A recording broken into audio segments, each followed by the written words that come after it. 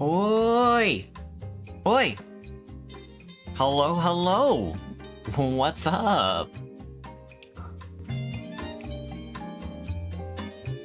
How we doing? How we doing? Everything cool? Everything cool? Nothing too crazy right now, I assume.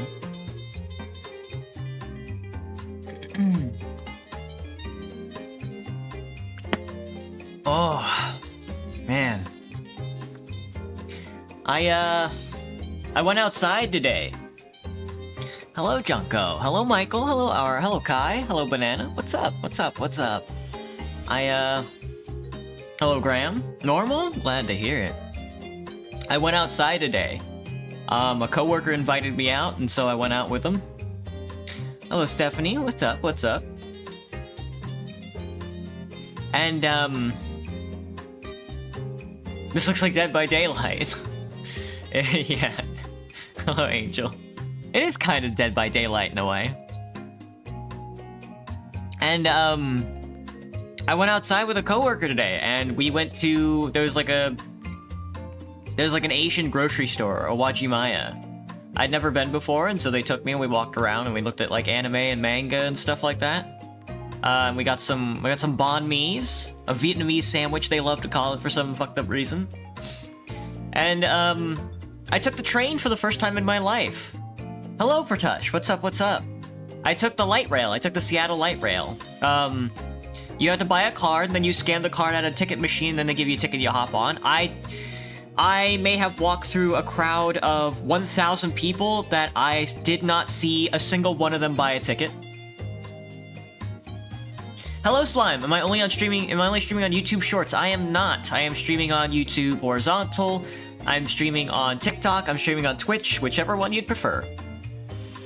Yeah, I went outside, and it was the first time I rode the light rail. It's really nice. I think I got lucky and I got a really nice car, and there weren't a lot of people, so we hopped on, sat down, and that thing is fast, let me tell you. Supercalifragilisticexpialidocious, that's a good one. I don't know what the volcanoconosis one is, but that one's also a really good one. But I went outside today, and we hopped on, and then we took I followed him around. We took a couple of stops to the south, to the Chinatown district, so they could take me to Owajimaya, so we could walk around and look for anime and manga and stuff like that. And so, the sage. When criminals don't pay, it makes us harder for those of us who do the right thing. Well, I mean, my instant thought was that they should probably just make the entire light rail system like a publicly owned utility at this point, because of... I mean, even the security guards weren't paying the fucking ticket. I watched cops hop on and off that damn train today, and I watched every kind of person hop on and off that damn train, and not a single one of them scanned for a ticket. It was really funny.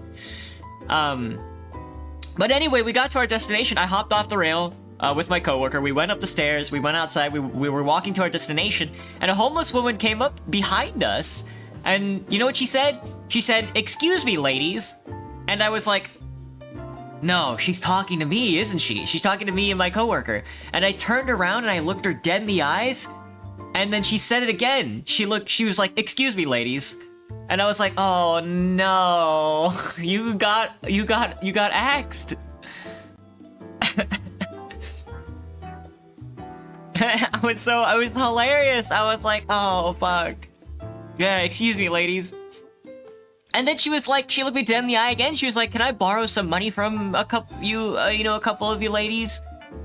I live in the forest outside of town, and I haven't eaten anything." And my coworker, the sucker that she is, was just like, "Okay, well, I don't have any money, but I can buy you some food." And the homeless woman was like, "Yeah, let's do that instead." And so I was just like, wow. It's been rolling around in my head since I got back home today.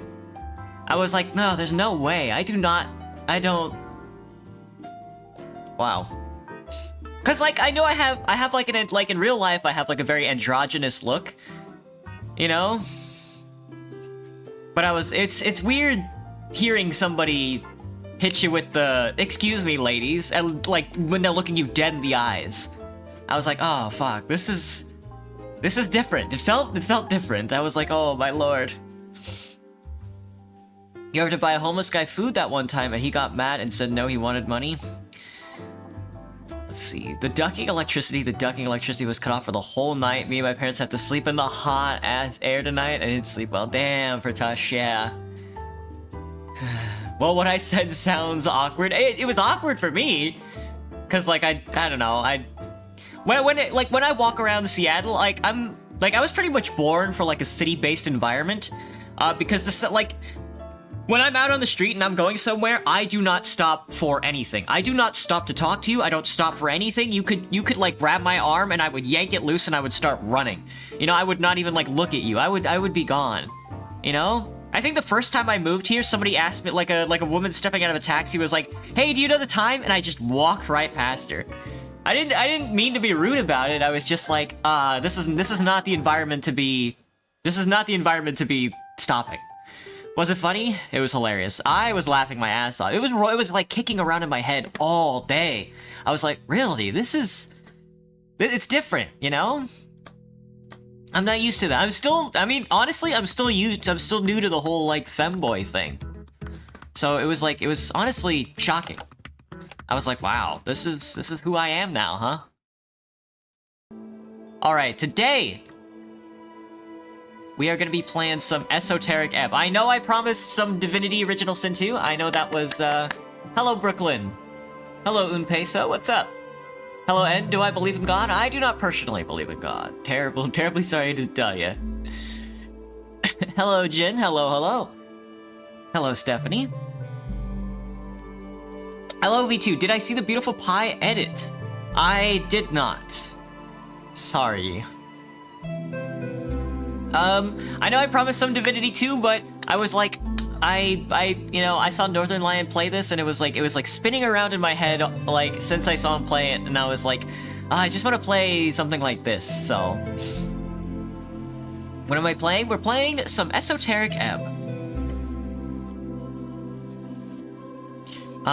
If you've ever played Disco Elysium, I guess it's kind of like that. Main question, do I feel insane? A little, yeah, I don't know. Going outside, well, usually when I get home from work, I'm like stuck in front of my computer, you know? I'm like staring at my computer like, oh, I gotta make a video or go live stream or write down some stuff, you know? But my coworker dragged me out of my apartment today so we could go walk around, and it was interesting. It was interesting, you know? I should do it a lot more so I have more stories to tell.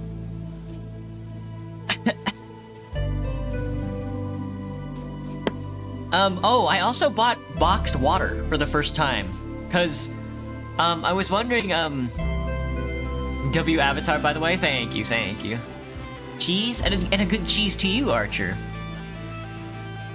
But after I went to a Wajimaya, I bought a banh mi, and, I was asking my coworker, oh, do they have water here? Cause they bought, like, a tea. And I was like, I'm not really one to buy drinks. So I was just like, do they have water? And they took me over to like the cabinet where they sell water, and I was like, no, I have to buy water? Awful. So, and the cheapest water on the shelf was a boxed water. And I had boxed water for the first time in my life, and it was awful. I do not like the taste. I do not like the taste of the box at all. Hello, Sodanari. Hello. Thank you. If I tap on your shoulder, you will run away like a freaking deer, Kai. I mean, I guess if you see me in real life and you say my name, I might stop, but I'm just the kind of person, when I'm on the street and I start walking, I try not to stop, you know? I live like deep downtown Seattle, and there's like a lot of homeless people near me, and like right around the corner is like one of the worst corners in Seattle. It's really bad, so I try to keep it moving as fast as possible. It's visible on your thingy V2? Gotcha, sorry. How's my day going? It's going pretty good. I stepped outside for the first time in a while, and I'm excited to play this. I was excited to play this like all day. I was like, we could play Divinity 2, you know, we finally got off the island. But I was just like, oh, I really want to play Esoteric Ebb. It looks so silly. So I'm really excited. It's disgusting boxed water. It's a weird flavor, you know? It's a really weird flavor. It's not something I've ever tasted before, and it's just, like, not for me. Okay, so, there's a pre-build button. Here are stats. It doesn't look like, but you can assign okay, so you have proficiencies and points at the top. And then there's a randomizer, there's pre-builds. Let's do it ourselves for the first go-around, I think. This is only the demo. Esoteric Ebb is not a full game yet, so if we beat this on stream, I have another game ready to go. It's another CRPG, because I just really like these kinds of games.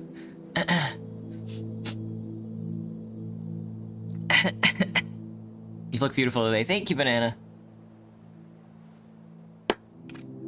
I've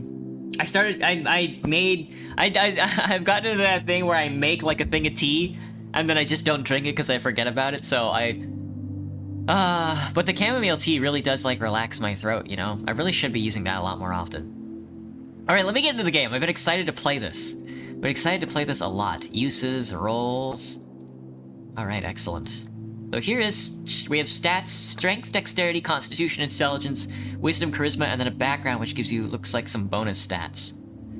Every shepherd knows the song. It bellows up the river, earth lives in that sliver of land. Torna's lament, folk prayer. The cleric's unique take on strength. Strength measures your natural bodily prowess alongside a testosterone-fueled mindset. As a man, it is only proper for you to hone your figure and its capabilities. But why? The struggle for meaning is as vital as the struggle towards competency. Luckily, you already know your cause. To protect the innocent, to lead the weak, to sacrifice until nothing but your bones hit the pavement, to literally die. Become a zealot, regain your honor, set out on your divine mission. Oh. My throat might adapt? Yeah, I think I'm starting to feel it, Graham. I haven't even started taking, I'm not even like a person who wants to take estrogen yet, and it feels very weird. When you're talking about Vietnamese, it reminded you of a Robloxia event? I don't know much about my Vietnamese heritage. My father was thoroughly Americanized when I met him, so...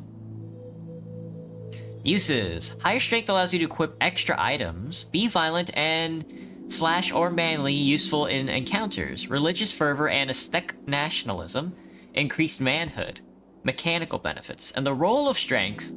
Votes for the party of Norvik. A high-strength cleric votes for the party of Norvik, prays to his dead god, uses brute force on puzzles, punches big bad evil guys in the face, wants to become a real human hero, loves quests, simple as. A low-strength cleric is a weak sniveling rat, bows down to anyone stronger, can't handle the banter, gives up when the going gets tough, is afraid of women, doesn't care about quests. Oh fuck, they got my ass. Hello, Armand, what's up? You could say I'm wholesome today? It's because I went outside, Graham. You know, it's because I went outside and got some sun on my skin. Well, as much as I could for a guy who covers up completely. You know, I wear a mask when I go outside. Not as like an antibacterial thing, but as like a fashion statement. And then I wear like a big hoodie and like a skirt and thigh highs. So like the only part of my skin that was exposed was like my skin, my hands, and like some of my neck that wasn't covered by my hair. But you know, going outside and getting some food once in a while is kind of nice. I'll give you a video thumbs up. Aw, thank you, Armand. Let me see. So that's strength, very masculine, very affirmative. Let's take a look at dexterity. It is imperative to simply explain to these people they have the right to choose. Belief in oneself is just, wealth is built from within. Dexterity measures natural reactivity, balance, and poise. The haste at which you express a witty remark or notice a nervous glance. And of course, your ability to gracefully avoid the consequences of your action. It's all about risk versus reward. It is that feeling of self-preservation when everything falls apart around you, to grab as much as you can while the grabbing's good. The progress towards a new future full of freedom, so those who look out for themselves can prosper and survive. I promise you, no one else will. The cleric's unique take on dexterity. The mechanical benefits of dexterity. With enough dexterity, you can steal anything. Sneak and pick locks and dodge traps. Roll initiative and react quickly as a dashing rogue. Become rich as a Republican revolutionary. Just run away, dummy. The role: votes for the Revolutionary Freestriders. Collects piles of shiny coins, acts first in every encounter. Avoids trouble before it brews, always has a witty reply, looks out for himself and takes big risks and wins every time.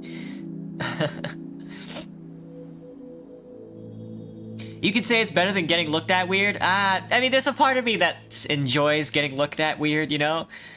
How much sleep then? Oh, maybe the usual amount, like 6 to 8 hours, I think. What's it called?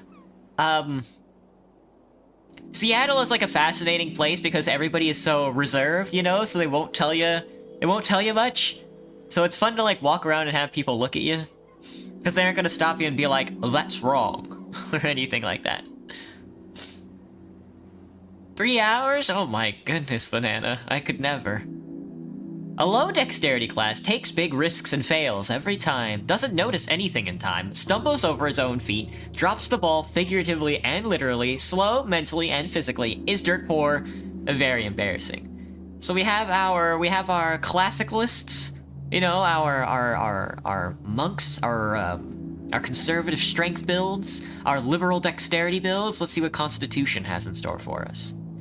Always listen to your hungry stomach. The Hedonists, a blind manifesto. The Cleric's unique take on Constitution. Hello, Gant. What's up? Constitution measures your natural stamina, both mental and physical. It's how much you can take before going down. The world is harsh and unforgiving. It will beat you to a pulp with words and sticks. Hello, X-Lover. Thank you. So listen to your gut. The instincts that kicks in when you're standing at the pit. It is the voice that speaks nothing but bodily truth. Every choice you make, every emotion you accumulate can be traced back to the lower half of that stomach of yours. Follow it. Retain the mortality of fleshy logic. Simple, easy, truthful. See, now this is funny because like I kind of want to like max like a Constitution build so I can build like a gluttonous demon, just start eating everything. Constitution is needed for hit points, control your body and its esoteric connection. Your potential party had 2% in the latest polls and you don't care. Pain is good for you. That's me, that's so me coded. Keeps forgetting the high Constitution cleric keeps forgetting there's an election in the first place. Focuses on the good things in life, is tougher than entropy. Keeps his neuroticism in check, talks with the spirits in the walls, listens to his gut, and is already dead. A body without organs, if you will. Hello, Eclipse, welcome back. The low Constitution cleric will die. Panics over everything, listens to his gut, and is wrong. Has no control over his bodily functions. Can't handle the pain and has no spectral connection with walls. Aw. So sad. The punching bag gives you constant. I wonder if you could. I was gonna say, can I just bottom out all my stats and then just go? That would be hilarious. So that's the Constitution. The intelligence is what I'm interested in. Looks like a stomach, yeah. Thank you for the cookie, Eclipse. Delicious. I could go for a cookie right now. I just ate the rest of like a little bit of ice cream. I'm not sure what I'll do for dinner. I was thinking about making biscuits because I have a little bacon and eggs left in my fridge, and I was like, let's do some biscuits, bacon, and eggs today. A glorious design! Let those who learn lead, through merit of ability and nothing else. The cleric's unique take on intelligence. Intelligence measures your ability to recall, store, and process information. It's your logical receptacle and calculator. It's only proper for you to hone this pulsating mass within your skull, but why? Simple, pure, unadulterated ego. Knowledge rules the world. So too shall you one day lead the weak. Bring your genius to the masses. If they do not bow, they do not deserve you. You know everything about the past, therefore it's only rational that you will truly know the future as well. Enlighten the ignorant masses. A full English breakfast, yeah. I'm hitting that full American. I'm gonna have biscuits, bacon, breakfast sausage, fucking, pancakes, eggs, toast. Higher intelligence allows you to prepare more spells. Think, plan, and execute an actual plan. Complete the magicratic return, vote for yourself. Be a genius without peers. And the roles. So the intelligence stat is going for, magocracy, which sounds fun, to be honest with you. Just pure intelligence build. Fun fact about me, I have no idea what is love. Gant, let me think. I guess any resistance to the norm, with any sort of like resistance you put up to the norm with other people. I guess anytime you're with another person is love. Sounds yummers? Oh, delicious, yeah.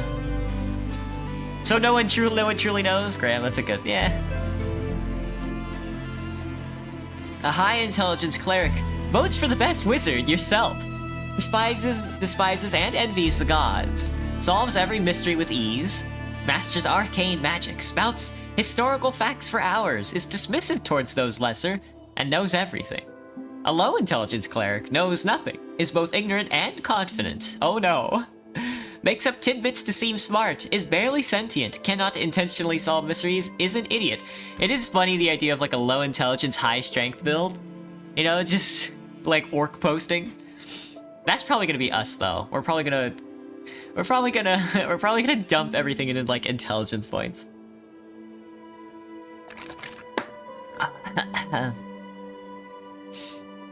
All right, time for some wisdom, and it is the glorious heart. The large crumble upon their heavy forms, the mystical falter at the crucial point, the small rise to the occasion. Ah, waxing. I got cookies. Oh, I want a cookie.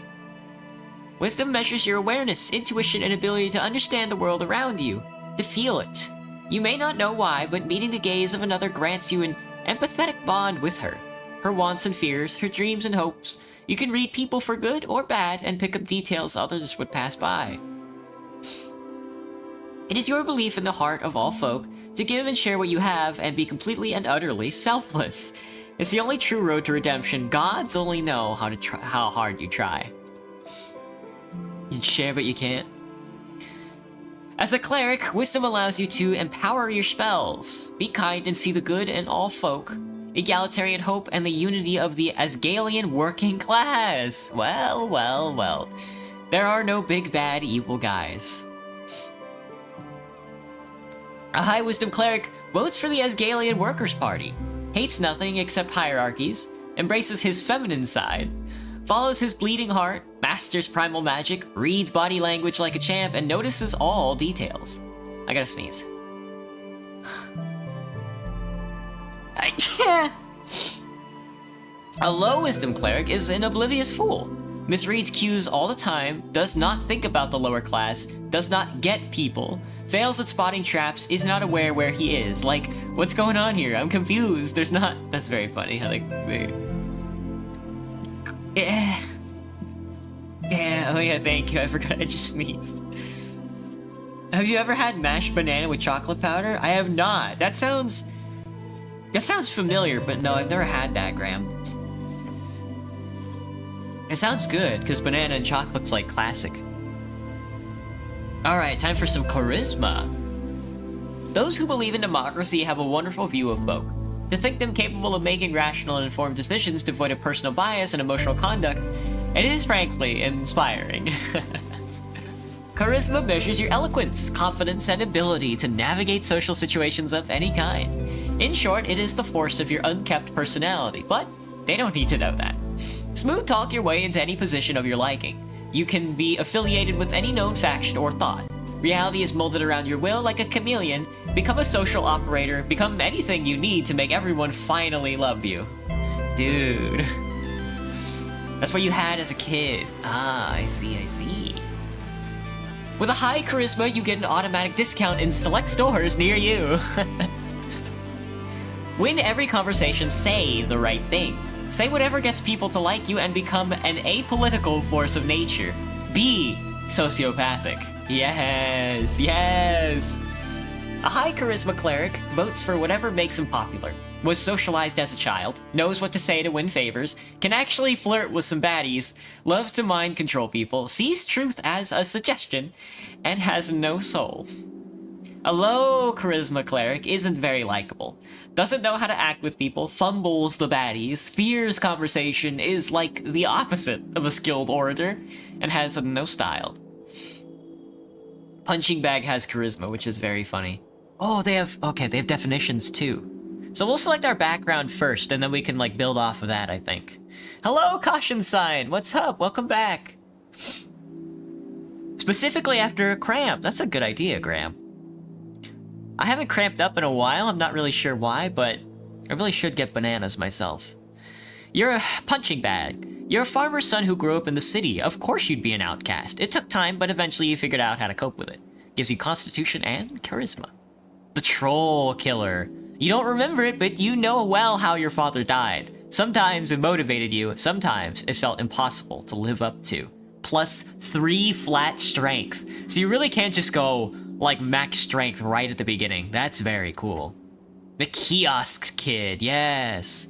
I like charisma, wisdom, intelligence, and dexterity. We'll probably put no points into strength, but we will probably put points into constitution. I want to see if I can charisma my way into, like, a magocracy. Maybe we'll avoid wisdom as well. Your mom wasn't around a lot, so to keep you out of trouble, she forced you to get a post-school job. You still despise the smell of newspapers. Yeah, I think dexterity and charisma... No, intelligence and charisma might be our proficiency, but we'll probably end up investing in dexterity and constitution. There is the Workers' Party of Wisdom, but I don't think I'm going to do that this run. The Lore Enthusiast. Spending time alone in the city, you often ended up at the Daroian Library. The strange history of Jor's realm was a constant companion to you. What a nerd. Nerd. But I think we do need some wisdom points to empower our spells. Background, crowd pleaser. Now we're talking. Inevitably, you ended up with the wrong crowd. You quickly picked up on the slang and radical terminology, doing anything to get real friends. So me-coded. A little weirdo? No way. You were novelty to them. The boy who would do or say anything for their attention, for their approval. After 2 or so years, you got quite good at it. We should just go hard into charisma. Oh, and as Gaeliest activist.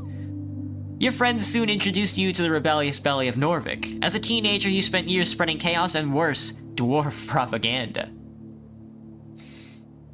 Guess who's back? Back again. You want baddies, banana? Earthguard recruit. After your arrest, there wasn't much arguing about it. 3 grueling years in training drilled on the city code and virtues, but you survived. Oh yeah, so you can really just lead into, like, the soldier side as well.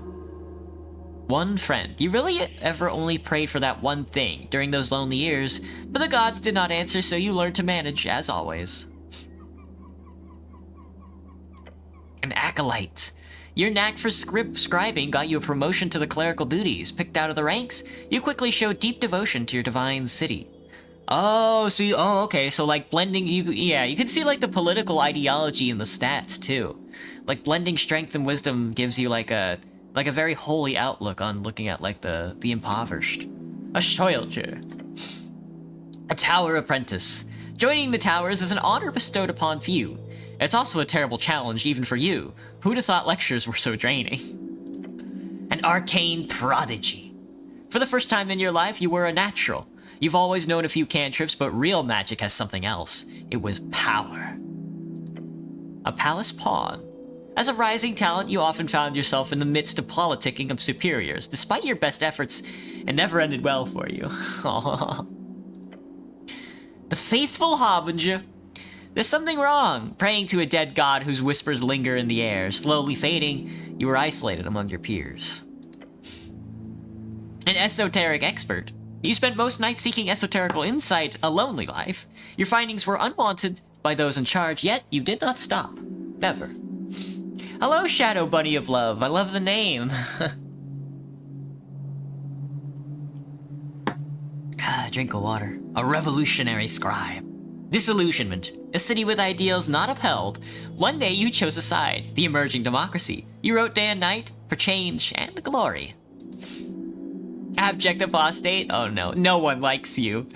When you were demoted for dereliction, no one spoke up against it, but it's fine. You'll be fine. After all, you're used to it. Just like no charisma points. A dead cleric. Growing up alone, getting into trouble, training with the Earth Guard, devoting your life and becoming a cleric. Was it always supposed to end in the river? And then punching back. So I think I do want not lore enthusiast, but crowd pleaser. We want proficiency in intelligence and charisma. And I think, I do want some dex constitution points. I want to go hard on intelligence and charisma. We do want a little bit of wisdom. Maybe a little bit of strength. Yeah, but we want to go hard into the dex, the constitution, the intelligence, the charisma for sure. Let's get dex and constitution to a solid 10. Let's see if we can't get, yeah, strength and wisdom to -1s, and then we can just dump the rest into intelligence and charisma. There we are. There's our build. We're gonna try to build out our own magical prowess, a magocracy, if you will. Let's take a look at the pre-builds. Primal cleric. What is the nature of man? And its strength and wisdom. Trickster cleric. Don't keep your fingers to yourself, which is dexterity and charisma, which is funny. Scholar cleric. A loner, a thinker, a man of ideas. Yeah, intelligence and wisdom. A beefy cleric is constitution and, oh, charisma proficiency, but more apples, apple boy. Unstable cleric. They should bow before your ego, which is dex and charisma. Oh, I like these stats, actually. I like these stats a lot. I do want a little constitution, though. Let me trade out my constitution for wisdom. Well, I kind of want to go with unstable cleric. Let's just go full force into it, you know? What is this game about? I don't know yet. I actually don't know. I think you start as, like, a guard who ends up in the bottom of, like, an apple pile. Let's go unstable cleric. Little weirdo. But I want to do crowd pleaser. And I don't want dex proficiency, I want intelligence proficiency instead. Like that. Okay, that looks good. Alright, finish. Let's do it. I guess we'll find out. Thank you for trying. We're playing the demo. Sorry. You know, character creators, they get me, you know? I'm one of those, I like to spend some time with the character creator. Get your clerics out of the streets of Norvik. And only 6 strength. Avoid all wrestling opportunities. I will try.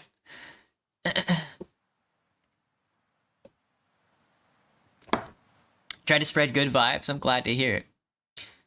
What is this? Speak with dead. Oh, it's a spell! 3rd level necromancy. You grant the semblance of life and intelligence to a corpse of your choice within range. Well, the games like this are usually about reading, and I like to read, so...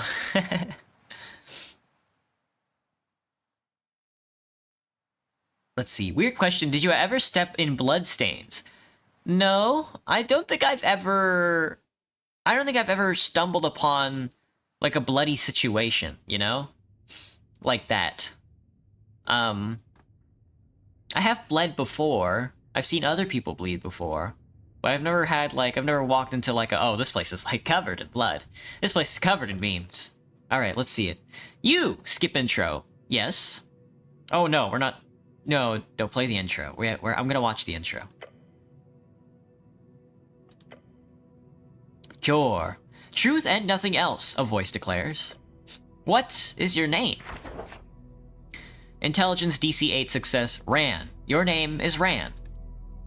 DC 14 success, and in your statement of citizenry, Ran Hemlin.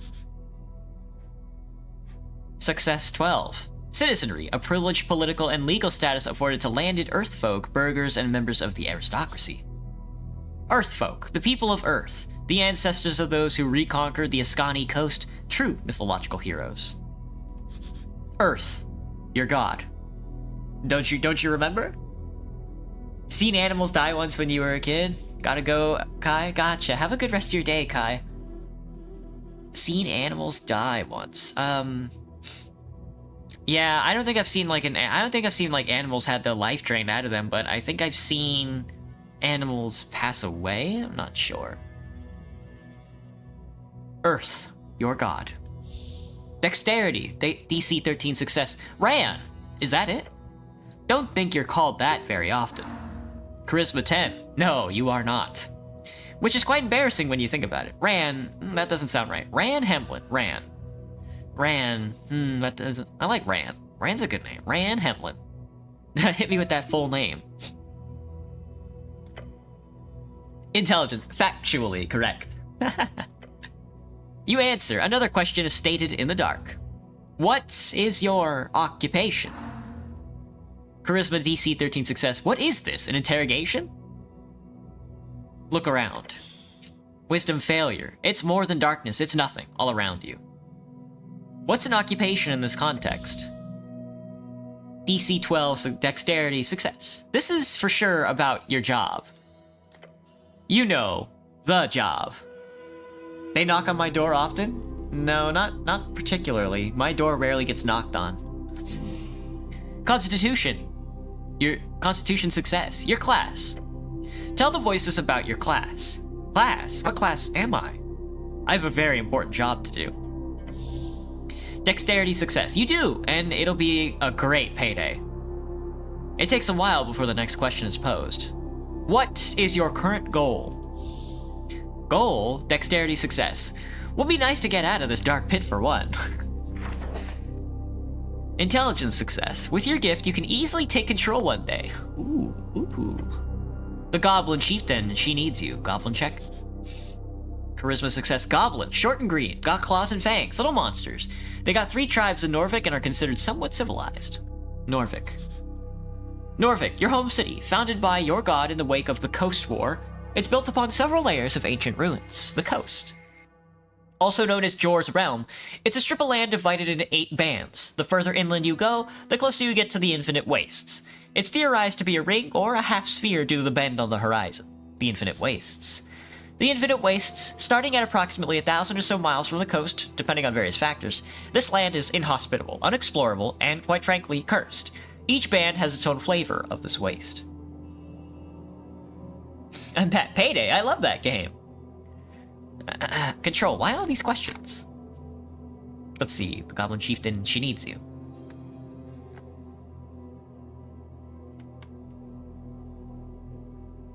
To rule the world. It is only right. No reply, no feedback. Jor. When the voice asks, what is your political affiliation? What do I think about Payday 2? I like it. It's fun, you know? I mean, they kept adding stuff to that game for, like, ever. The DLCs are a little expensive for me, you know? I need a medic bag. Let me get a drink of water, I'll be right back. But, I haven't played Payday 3 at all. I actually played the first Payday when it came out. It's unique. It's actually very different from the second one.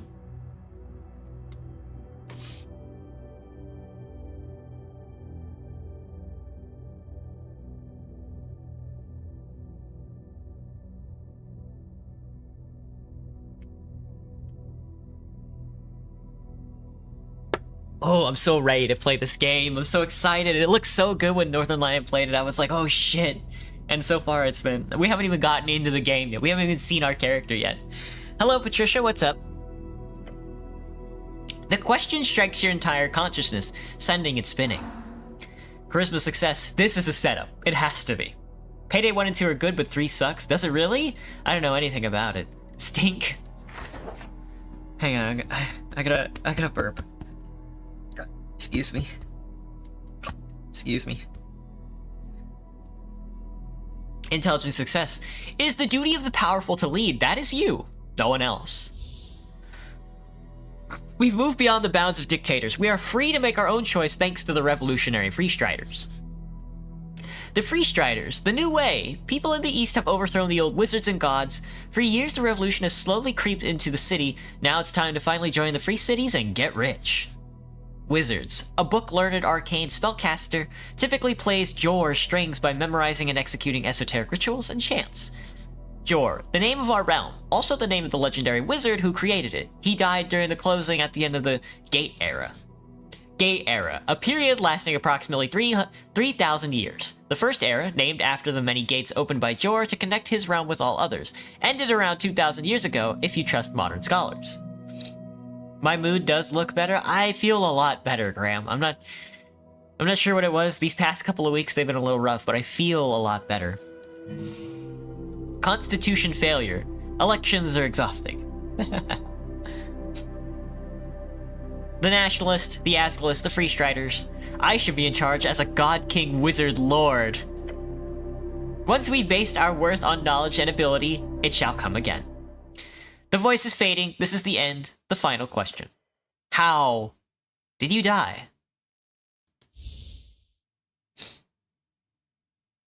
Hello, Epithus. What's up? Hello, Gabriels. Hello, hello. Thank you for the heart. Now's your chance. Break free. I fell into divinity. She took me whole. I died when he died. Stay silent till the darkness then. I am not dead. That's Jor. A game by Christopher Bodegard. That's us.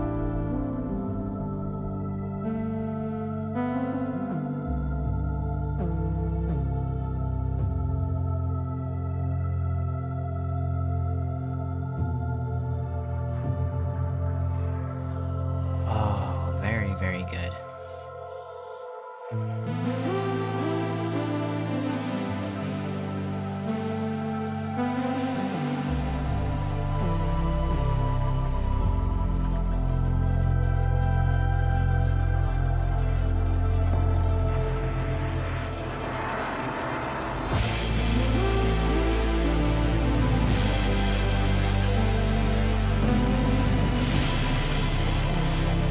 I needed that pocket watch. I should play Deep Woken? What is Deep Woken, Gabriels?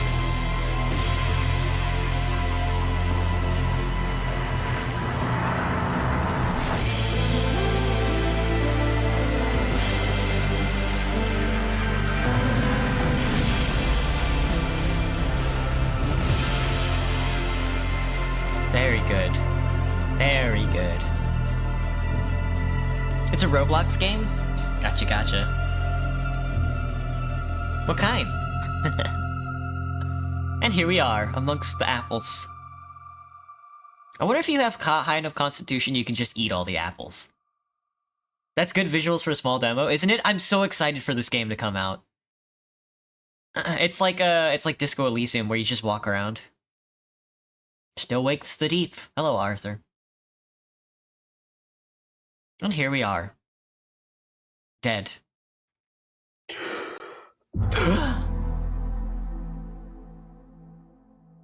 You. A fresh start. And you, when you know it, at the beginning and at the end of it all is your constitution. Time to get up. Your body aches. It's stiff as if you've slept for days. Don't sleep in the armor, dumbass. Thank you, dexterity. Ready for the quest to continue? Look around. A circular stone chamber, a storage for apples, and corpses. It's good to keep them together, I think. Do I know about Still Wakes the Deep?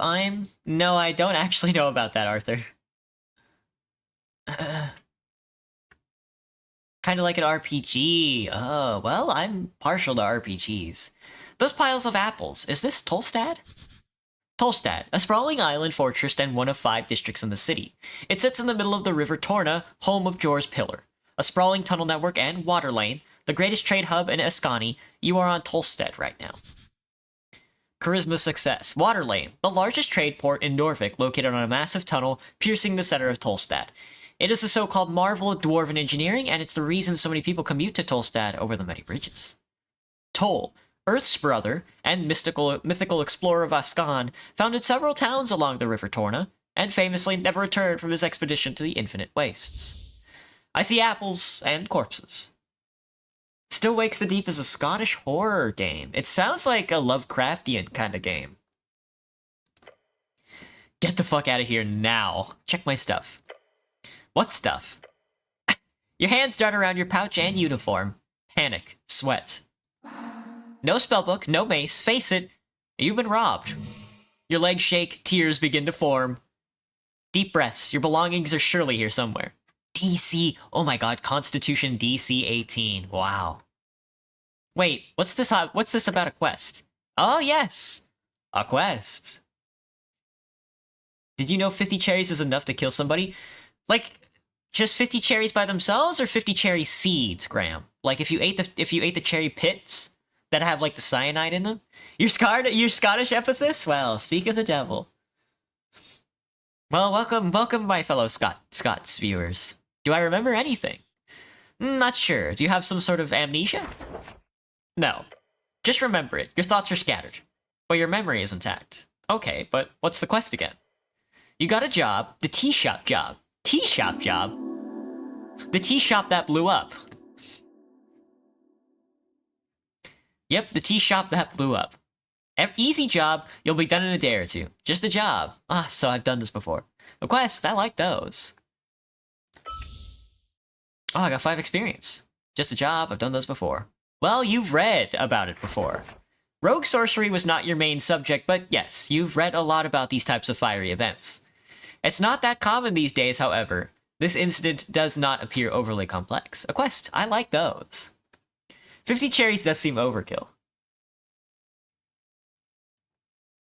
Some more countries to go, and you'll have the whole globe in my chat. Ah, you know, Graham, I was actually looking at my stats the other day, my viewer analytics, and US viewership only accounts for 50% of my viewership. It was really strange. A quest, I like those. They are dangerous, you might not make it. So to be clear, I need to figure out who blew up some random tea shop. More or less. Don't worry, there's bullshit politics involved there. You'll love it. Can I think about this first? Time is limited. It's just a lot to... Oh, minus 3 HP? You feel dizzy. The weight of the Earthguard uniform, a dull pain takes hold. You feel worn, like an old leather shoe. Go eat an apple, it'll help. I'm so confused. That's usually the case. Your mind is ungodly powerful. Get yourself together. Just go to work, you know? Get shit done. One step at a time.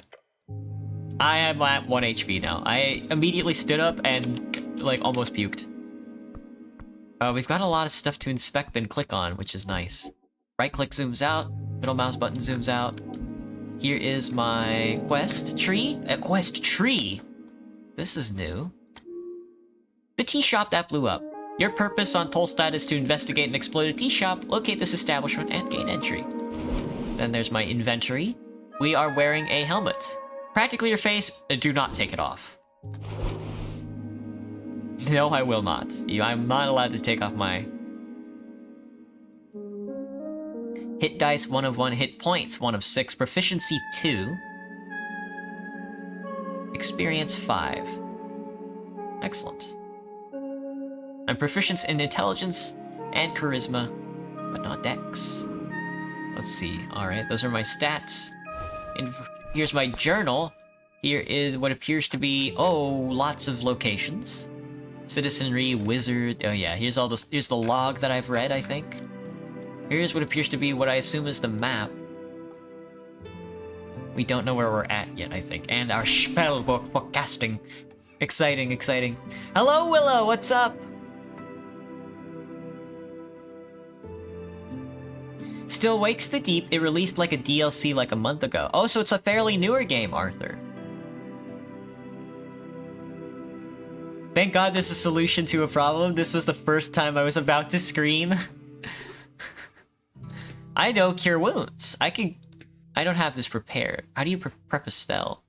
Spell difficulty 15. Currently I have prepared. You can prepare spells by visiting a shrine. The amount you prepare is 2 plus your class level plus your intelligence modifier.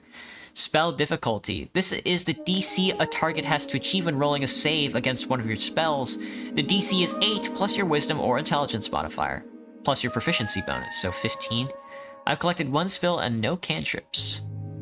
Cure Wounds, level 1 evocation. A creature you touch regains a number of hit points equal to 1d8 plus your wisdom ability modifier, this spell has no effect on undead or constructs. Excellent, let's get walking around. Let's examine some of the corpses. Behold, trifle, engage. Behold. It's a corpse under a blanket. Let's engage with it. You stare at a blue rag. It's draped over the outline of someone. The game released last year. That's kind of new in my eyes. The DLC was released a month ago. The based game released 1 year ago. I see. A male, over 30. Sir, you can't sleep down here. Ah, I see. It must be normal to take naps down here. Check under the rag. Underneath you find the cold corpse of a human. A human. Tall and beautiful, like yourself, known as the pest of the coast by those who are less inclined to reproduce like rabbits. Looking over him, you find, hair, pale skin. He's got a beard, too. And he was alive. Once. But now that I read your title, you probably don't need estrogen. Mid-40s factory worker, a scrawny blood. His complexion shows nearly no decay, most likely under the effect of a preserving spell. Yeah, this guy looks fresh, like he could just sit up and talk to you. The DC difficulty class of a dice choice is determined by how challenging that roll will be for you. If you select the dice choice, then you roll a 20-sided die. If you get the same or higher as the DC, then you succeed on that roll. I'm good with corpses, right? Intelligence 10 is easy for us. Examining him closer. Examine him. That's a perfect 20. A nat 20. There's something strange here. This is no regular gentle repose. A gentle repose, a second-level necromancy spell, keeps a corpse from decaying. Look close, but do not move the corpse. Lean in and look. Signs of being either a hard worker or a careless worker litter his skin. Cause of death appears to be not directly visible. No blunt trauma. Considering his age and the shape of his body, the man most likely died of a common disease or internal fatigue, internal failure. 75% chance someone just busted a nut to my avatar. Probably. I'm good as is. Still wakes the deep. Sounds like an average waking up. Yeah, that sounds like me when I'm waking up. Which one do I want to hear about? The Biera? The Biera D or Doc? Or the Doc? Hold up, my autocorrection made a mistake. That's a pretty broad and vague. Unless you're willing to start cutting, that's all you'll get. Except... what? There's also marking on the right leg, a circle with a cross inside it. You recall, that is the marking of PR, potential revivification. Oh, this guy can be revived. Seems so. He most likely died during care and was granted immediate gentle repose. However, he clearly did not have an RF, a revive fund, nor did he have a family member with enough ready cash. Or perhaps he was just an unlikable fellow. Who knows? Fair enough. You cover up the corpse once more. So I could cast Revivify on this guy. It's okay to loot him, right? So I could cast Revivify on this guy. Potentially, yes. Although the question is more akin to, why should you? A third-level spell slot is a valuable resource, why waste it on some blue-collar corpse? It's okay to loot him, right? Yeah, why not? In fact, loot everything. Not like the guy will complain, but don't go around talking about it too loud, okay? Grave robbing is frowned upon by some, even in these enlightened times. Either way, you will not get in any trouble. No one will know. Who was this guy? This is a dead working man, the type to spend his whole life toiling away for nothing. Why is he here? This is a morgue, a lich house, clearly. A lich house, a mortuary, a holding space for dead bodies. During times of undeath, they are known to be heavily guarded. A lich, an undead spellcaster of immense power, created and sustained by consuming the souls of mortals, they are capable of eternal life and terrifying esoteric magics. I'll explain the whole thing if you want me to. Sure, man, why not? Why did you just bring up that face, brother? Which one? Perfect mental dialogue. The apples makes it hard to believe, but yeah. Must have been one hell of a deal to put those two together. Alright, let's loot his ass. Trifle. He had an apple and crowns. A garden apple. Gives me 1 HP. An apple grown in Tolstad. The colors ripple across the surface. Consuming it will save your soul. I think that is correct. Let's behold the vase. Smells lovely. Don't tell me there's apples in here. Incense. Incense easily burns spices and herbs can be used to recover a first level spell slot. Well, I'm almost dead, so let me see if I can cure myself. This is a good time to... Oh no, I don't have this set, so I can't use it. 3 first level spell slots, I'm ready for anything. Indeed. Another apple? Looks better than the ones in the pile. 1 garden apple. Let's examine... This isn't yours, is it? What is it? A tattered cloak, +1 dex, -1 charisma. The cloak is sprawled upon the iron slab. As you grab it, you immediately feel the dampness spreading into your gloves. Oh! Please don't, that thing is disgusting. Weigh it in your hands, wring out the water. Wring out the water. The filthy liquid falls to the floor of the stony chamber. It is still quite wet. Weigh it in your hands. It is heavy. Should I wear this? No. Of course you should wear it. A hood is the perfect tool for any decent rogue and or ne'er-do-well. So what if it's a little damp? You have to wear it. But I'm not a rogue. Sorry, the word I'm not a rogue is not in your vocabulary actually. Please rephrase. Oh, well, I guess I am a rogue. That doesn't sound the kind of thing a good rogue would say. You reach for your fancy red pouch of holding. The cloak easily slips inside into the extra-dimensional space. I really love my pouch of holding. Gods, I can fit so many items in this thing! Yes, aren't you lucky? Still Wakes the Deep, not a game about waking up your friend, woke you up because your boss called you on the intercom. Epithets. You can watch the trailer for Still Wakes the Deep, but you might terrify your viewers. Oh, and maybe not. You're grinding on Castle Crashers, Banana? Sounds like a good time. This kind of magic item can go upwards of 10,000 crowns. Crowns. The Norvikian crown. The main coinage in Norvik. The Norvikian crown, the official currency of Norvik, suffered heavy inflation during the years after Earth's passing. A meal is somewhere between 5 to 20 crowns. Wow. A cheap month's rent is 100 crowns. A spellbook is 50 crowns. An average salary outside the city is up to 300. Average salary inside the city is up to 500. Wow. Earth's passing. The day your god died. Norvik used to celebrate this with fervor. When you were little, as many fanatics believed he would return if they hosted a truly legendary feast. I can explain everything that I can if you want me to. I'm really bored. Oh, go for it, Arthur. Sorry I'm boring you. Earth's passing, drink and feasting with family and friends, mostly used to ignore the darkness of winter outside. It's Christmas. It's not yours though, it's the city's. So you can't just use it for anything. Shut up, it's yours. You can do whatever you want with it. Now go put on your cloak and rob some people. Relocate some resources. Relocate some resources.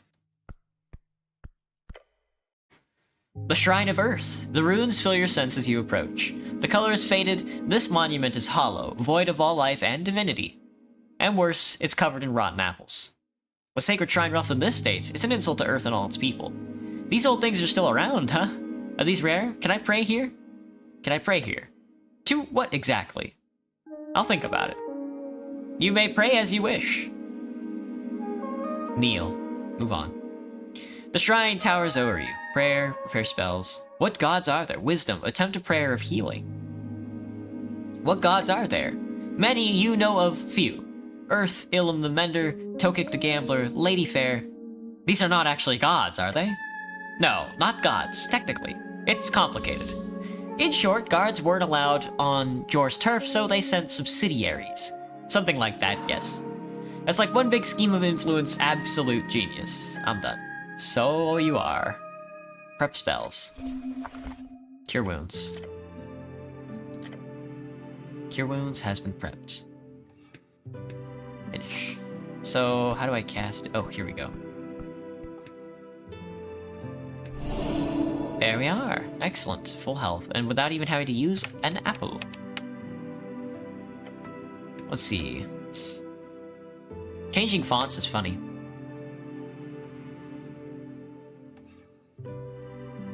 Sorry, let me get a drink. You have nothing else to change to except old PFPs. Still wakes the deep. Your friend woke you up because your boss called your intercom because you got in trouble with the police because you bashed some guy had named Billy Chamberlain. Dang. Welcome back, Graham. Your wife also gives you a note that if you run from the police, she'll divorce you. Good.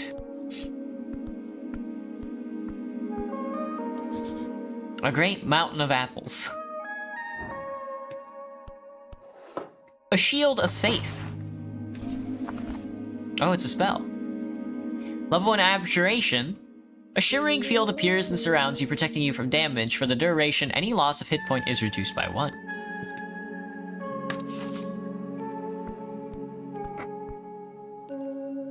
Oh, apple. This one looks good. I don't think I want to talk to that. I watched Northern Lion. I watched the little bit of Northern Lion. I don't think I want to go there first. A very important piece of paper. A voting card. -1 intelligence. Nice. I equipped that in like my book slot or whatever. A scuffed voting card made out to Ragnar Hemlin. This is mine. It's from a dwarven office for some reason, and someone has checked in all 5 parties on the list. You need to bring this to a polling place on election day if your voice is to be heard. You pick up the surprisingly thick piece of paper with a shaking hand. I hope I love cussing and Scottish slang. That's what's in half of the gameplay. Haven't you looked at this thing enough? The card is slightly torn and has clearly been drenched at some point. At the top it says, Rost Court in big bold lettering. Election week. Rost Court means voting card in fancy Ascani Dwarven. Election week added. 5 days remaining. Oh right, there's an election. Look at the list of parties. Nationalist Party of Norvik. The Inheritors of Earth's Will, a theocratic organization founded to uphold the old ways, headed by magistrates and 20-something noble families. I'm having a brain-dead aneurysm, oh no. Free Strider Revolutionary Party. Asgalius Workers Party. Asgalius, the workers who built this city want to rule it. Seems only just. Their vision is of a fair and even society where those who live underneath rise up to show their worth. After all, why can't we share? Agrarian Rule Party. Arcanist Party of Magic. The Party of Magic sounds like a hoot. And finally, the last box doesn't say anything. This is where you can input whatever you want or just leave it empty for a null vote. The box next to each party is filled in with a smudged check mark, including the last empty one. Smart move. No one can get mad if you vote for every party. Are these all parties? Great, I know what to vote for already. Of course you do. Alright, there's an election. It was nice not to think about it for once. You've prepared all your life for this. It's time for change, baby. Oh, the ending is sad. Would I rather have an aneurysm or brain damage? I would rather have an aneurysm, because brain damage... I would rather just die than have brain damage. Useless. We've never had one of those before, neat. We should just get a God King again. Worked great last time. That'd be for the best. Unfortunately, there's no good candidate available. How does this thing work? After you pick it up at the district office, you only need to check the box of one of the 5 parties. Then you deliver it on election day to a polling place. Although in your case, you'd need to write the name of the party you'd want in the corner along with a signature, since you filled out every box like an idiot. If you really believe in democracy, you should make sure not to lose it. Democracy, said to originate from early Arcane-era civilization in Old Adiminor, it is the rule of the majority. Those with suffrage may vote to enable their preferred government, a truly messy and ineffective process. The Arcane Era, 511 years of rapid magical and technological growth, as well as the birth of the death of the great human magocracies in Diminor, now reads, ended 27 years ago. Good to know. Good to know. Can I... will they let me examine other things? Just a lot of consumption. Not tuberculosis. Let's go upstairs. Well, yeah, let's go upstairs first and see if we can't grab some gear. A spiral staircase, ancient architecture. As soon as you beat the game, ask me the song the language is in because I might translate every single word or depending for a price that is. Dang.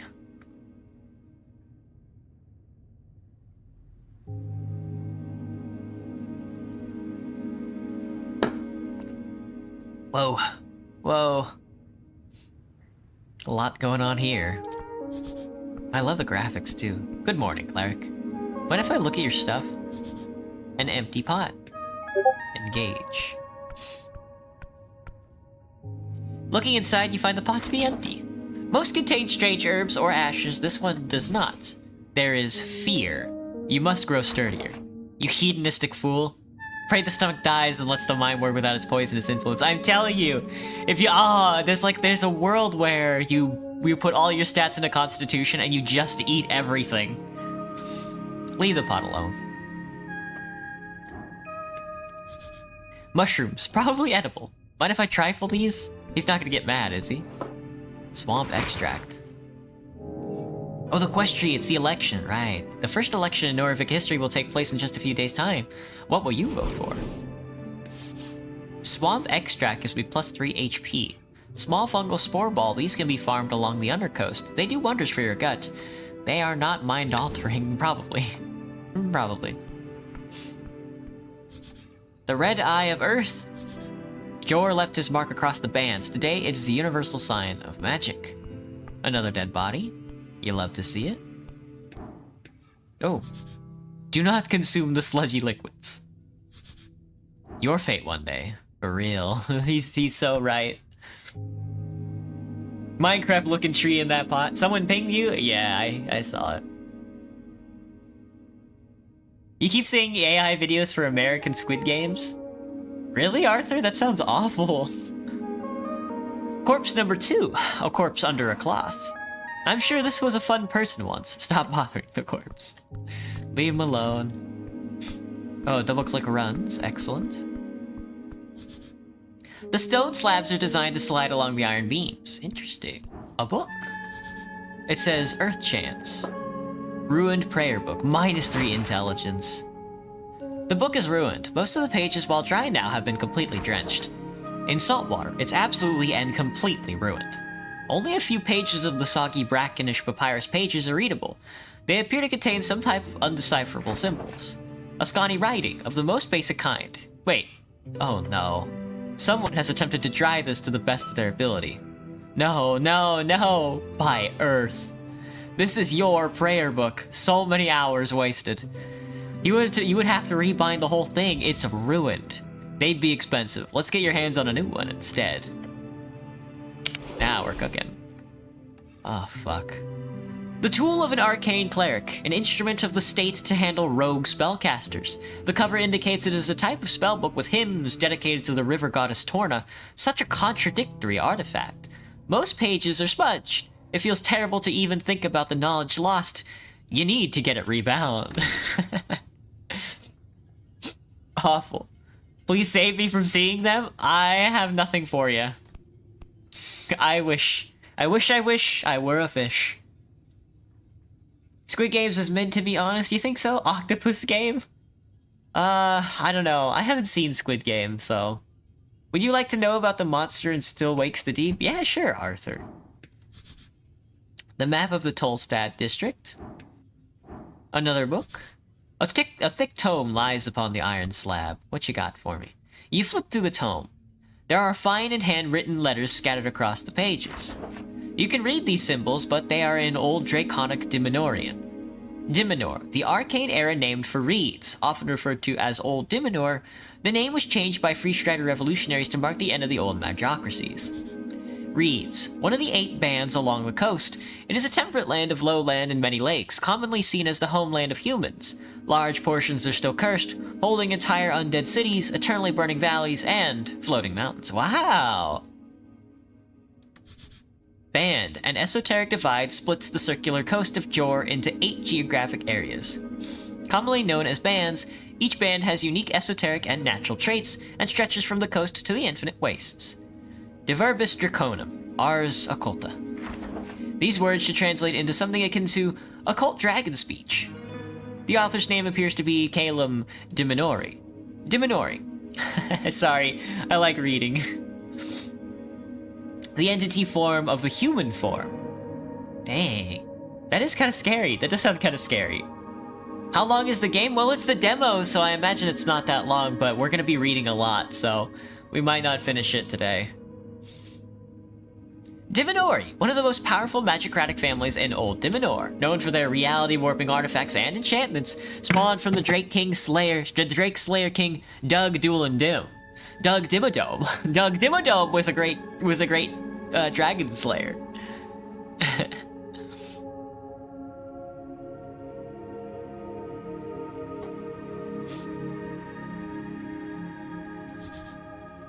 Old Diminor, a term for Diminor, often used to refer to the band before it was named Reeds. During the end of the Coast War capitulation agreements, some say it with sarcasm, some say it with pride, some say it with fear. The Coast War. The Coast War, a decade-spanning conflict between every great nation of the Arcane Era. Scholars estimate that it claimed more than half of the entire human population. Era? Modern scholars divide history on Jor into 5 eras. They use canonically important events as starting points for these eras, although this was easier when the Arcanists of Old Diminor still had a common consensus. Not everyone agrees to the so-called post-war era has even begun, let alone what it should be called. The post-war era. The current era has lasted 27 years. The name was chosen in Reeds. The name is subject to change. Could I translate this? No. Not without many weeks of study, you were not trained in Draconic at the Towers. The Towers, the home base of the Order of Arcane Clerics of Norvik, also known as Oaken. Oaken. Nobody calls it that, nerd. You skip those classes. Why learn languages when you can just use magic? Right, I need to get my hands on comprehended languages. You do. It's highly annoying that you seem to have lost your memorization. Find a spell scroll, maybe you could buy it somewhere. It's fairly common. Old Draconic. Yes, the tongue of the Dragon Masters of Old Diminor. Humans served them faithfully for centuries before the Arcanists rose up against them. The Magicrats who ruled pre-Coast War human civilizations in Old Diminor, also a very minor political party in Norvik. Very good, very good. We're learning, we're learning. How sleepy am I? Not too bad. The base or the DLC? Up to you, Arthur. Oh, I guess both. You guys sleep? Yeah, for real. Let's examine. A tray of old incense, some still usable. We're really picking up the incense today, huh? Let's see, we definitely want to be looking at the books for sure. We're a big fucking nerd, man. We're a nerd this game. No, too much reading. We're nerd, but we're charismatic. So many books, basic manuals, Arcanist histories, novels. Some of them stand out to you as classics. It could be useful to refresh your mind. The books taunt you bookishly. We're gonna read them. It's time to read. Autobiography Prax by Lord Phileas Prax. Folk Tales by the Trill Sisters. Collected Chants by Norvik by Patriarch Philly. Lord Prax? A classic. You kept this book on your bedside table for years during your scribbling years. Your scribing years. You take the book to the first page. Oh, bear with me, guys. Oh, I love to read those, so... It's both are 5 hours. Even the DLC is 5 hours. Wow. In these pages, I shall endeavor to recount the journey of a mind born to greatness, a will tempered by the crucible of ambition and the spirit bound by the relentless pursuit of the arcane. My name is Phileas Prax. Phileas Prax, a magicrat and arcanist of the highest order, led one of the longest-lasting autocratic empires in Old Diminor, founded House Prax, most infamous for creating the Cursed Lands. The Cursed Lands, 50,000 square miles cursed to forever stand as an esoteric gateway to a pure negative energy plane. For scale, that's about the size of the eternity of the land today held by the Norvikian city-state. It goes on to make grandiose statements on his personal abilities of magic. Know this! I write not for the masses, but for the few who possess the clarity of vision to see beyond the veil of mediocrity. To them, I offer my life as a lesson and a legacy that they might learn from my triumphs and avoid the pitfalls that lie in wait for the unwary.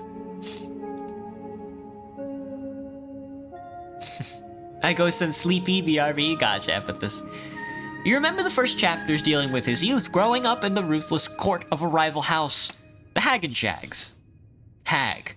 A spellcaster focused on communing with powerful primal and esoteric forces, always feminine, often employed as freelancers. They're very common around the coast ever since the MHR initiative during the Coast War. How he struggles against relentless opposition and bullying. Power is not born of blood, nor inherited by the fortune of birthright. It's cultivated in the crucible of the mind, refined by the fires of discipline and sharpened by the relentless pursuit of knowledge. Let those who seek to rule first learn to kneel before the altar of wisdom, for it is there the true strength is forged. A glorious design, let those who learn lead, through merit of ability and nothing else. I really dig this idea. Of course you do, you're a wizard after all. The world would be better if I ruled it, like Prax did. Yes, it would. Flip through the pages. In the second half, Prax begins to talk about his early political career, the intricacies of magicratic bureaucracy, how he learned to play the game well enough for himself to reach a dictatorship as the youngest magicratic ruler ever. It's always hard to read a person through pages, but this dude is clearly dancing around his massive ego. Not that there's anything wrong with that. Impressive, even. I beg of you, if you play Still Wakes the Deep, please don't make fun of their accents. Oh. Sorry, Arthur. The rest is mostly a collection of meditations surrounding magic and power. The esoteric, in its purest form, is neither good nor evil. It is a tool, a force to be wielded by those with the intellect to do so. Yet, let us not be so naive as to think that power alone grants one the right to rule. The Arcanist must also be a statesman, for the whims of unchecked magic can lead even the wisest astray. Govern with an iron hand, but let that hand be guided by the principles of reason and justice. Thus shall the state prosper, and thus shall the legacy of the magocracy endure.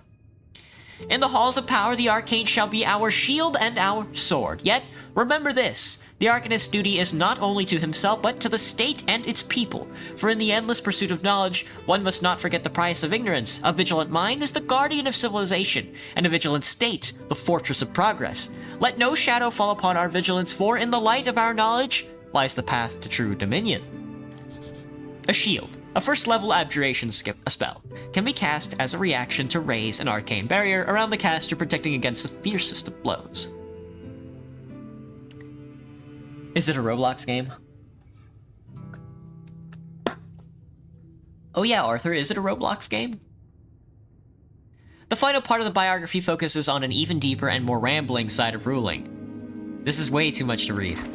Why would you open the book then? Shut the book. You shut the book, looking upon the title once more. Autobiography Prax. Put the book down.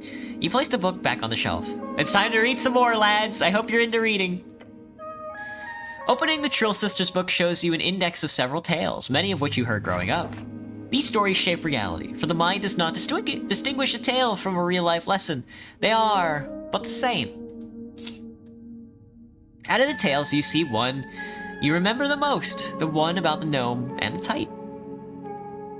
Hello, Rowena. You might not be here tomorrow. That's okay.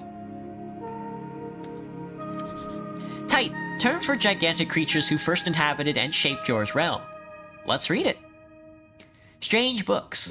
In the old days, when dragons ruled, the skies and titans wandered the earth, there lived a gnome named Abacus, known far and wide as a half-wit. Whether by fate or folly, he often found himself in the oddest of places, and so it was that he stumbled into the deep valley of Ascan. The valley was home to Kayamor, the Mist Titan, a colossal being with fur as thick as the ancient forests and limbs that clutched the very mountains. His upper body was hidden in, or perhaps made of, the swirling mists that filled the valley. But on this day, the valley was not the serene refuge it had once been. The air was thick with ash, the rivers ran black, and the trees stood as charred husks. As soothed the ancient red dragon and set the forests aflame, hoping to drive Kayamor from his dominion and claim the fertile valley for himself. Might be the best femboy VTuber. Thank you, Ratboy. Might buy it. Need a new horror game. Oh, you guys. I ain't reading all that. Yeah. Yim, one of the 8 bands along the coast, great homeland of the elusive and isolationist High Elves. The High Elves. A land of artificial forests, crags covered in eternal darkness, and roots burrowed into the very coast itself. The Yim have fought a losing battle against the devils and celestials for a millennia, but their authoritarian societies still live within those great walls. Kayamor was furious, his great form trembling with rage as he searched for the source of the destruction. His eyes fell upon Abacus, who was wandering aimlessly, this tiny mind more puzzled by sudden darkness than anything else. The adrenaline? That's too scary, guys. It's too scary. To think that the coast was filled with this beast of Jor at one point. They reigned harshly and wildly. but it's not hard to see why some prefer their chaotic dominance to the tyranny of dragons. Continue on. Tarek Lumchum, who dares bring fire to where none should come? Ashes taint my sacred mist. Speak, small one, lest you be missed. Abacus looked up, squinting through the fog, and scratched his head. Fire? No, I've no fire to share. No flame do I bring, nor ash to bear. For in the dark I see clear as day. 'Tis those who can't that need the flame, they say. Derek Lumchum, what nonsense from your tongue does come? Who is it that needs this blaze, that blackens my mist and dims my days? Well, question thee, who needs a flame to light their path and stroke their claim? Perhaps it is Asuth the king, whose fires to your valley bring. Asuth, the red dragon of Ascon. His rise to power through trickery and betrayal is legendary, as is his fall to Abacus the half-wit and the Mist Titan. Rumors say his spirit still haunts the everlit Burned Coast to this day. The Burned Coast, a vast piece of coastline just east of Norvik. It's a charred-filled area filled with volcanic activity and kobolds. It's one of the many eternally cursed lands on the coast. It's nearly impossible to travel to the Reeds via land because of this area. Derek Lumchum, the dragon's days are surely done. Guide me, gnome, and where he lies. Together we shall dim his skies. The story goes on to wax about the friendship sparked between this eldritch titan and the silly little gnome as they sought out Asuth on his throne. The ancient red dragon then falls to the titan's might after Abacus accidentally guides him to the correct location. One of those classic stories every child in Ascon is told growing up. It's important to remember that this is an oral tale passed down over generations. This is simply the shape into which it was written down. Who knows how exactly it functioned in its original state? You shut it, looking upon the title once more. Folktales. Return the book. One more, lads, one more. Step 1, cover them in oil. Step 2, 3rd degree burn. Yes! Read The Collected Chants of Norvik by Patriot Pilly. This is a printed edition of Pilly's work, but still old, probably came from the earliest Norvikian printers. On the first page, a short message is hand-scribbled in the corner. My belief lay in the collected humanity of Norvik. May you remember that from this collection with honor and grace. Pilly D! Is this a handwritten message from the second patriarch himself? You feel faint. Are you even able to hold such an artifact? Fascinating to think that the pale man held such a treasure on his shelf. Read the foreword. A Dream of Unity Under Earth. The book begins with a lengthy essay about the foundation of Norvikian cultural values. It's really like a guide, if anything. On what a Norvikian person is, how their values came from various tribes in the old country, and how together they have formed something greater under Earth. The text directly explains how a new Norvikian culture will help the city grow and fight against inequity and injustice through unity. Mainly by being generous and not hoarding wealth, among other things. A naive thought. Then finally, it does touch upon the connection with dwarves as well, and how the Norvikian spirit is not contained within humans only. It's not just blood, it is sweat and tears alike. Those folk who unite with us will not be seen as another. No, they too are Earth folk. They too are Earth's guard. That's a long-ass forward, a lovely sentiment. I don't agree with any of this. It's bullshit, yeah. Lots of old guys in the previous generation spouted fascist rhetoric like this. Oh, look at Dex, old Dex here saying some interesting things. Torna's Lament. I went with you to foreign shores, my lord, my guard. I pray you keep from harm, the beasts each shard, a proof of your devotion. Thus I give myself to your folk. I give my life for a home at the river, in the sliver of land. To vanquish the beasts who roam, the evil who lair, the fires that burn, to build a life along the river. Every shepherd knows the song, it bellows up the river, earth lives in that sliver of land. It's your favorite. Close the book. You shut it, looking upon the title once more. Collected Chants of Norvik. Place the book back. This is a really great book. It is. Place the book back on the shelf. You do so, it fits nicely back into the slot. This book does not deserve you. If you were stronger, more capable, then perhaps you could have carried that weight. Huh? You really want that book. One day, it could be yours. This is very confusing. There's some issues that stealing going on here, just ignore it. Let's forget this for now. Oh, I see. A little theft, a little strength to steal. Let's behold an unlocked chest full of strange rocks. Human no cause trouble. Oh, shards of Jor. What's going on with these? A bright rock, it fits your hand nicely. These can be found all over Norfolk, and some speculate they are shards of Jor's pillar. To untrained hands, they have no inherent value, but you might use these to alter fate itself. Spend in dialogues to unlock dice checks. I see. Very important, I would say. Well, let's talk to some of these characters.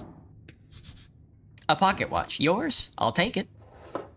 +1 intelligence. Advantage in esoteric events. Now this is something I want to equip. This silver-lined timepiece never shows the correct time of day. It is always at least 10 hours out of alignment, no matter how anyone tries to correct it. At a touch, you can feel the faint magic pulsating within. The wielder gains a greater perception of esoteric happenings and occurrences within 200 feet. Very good.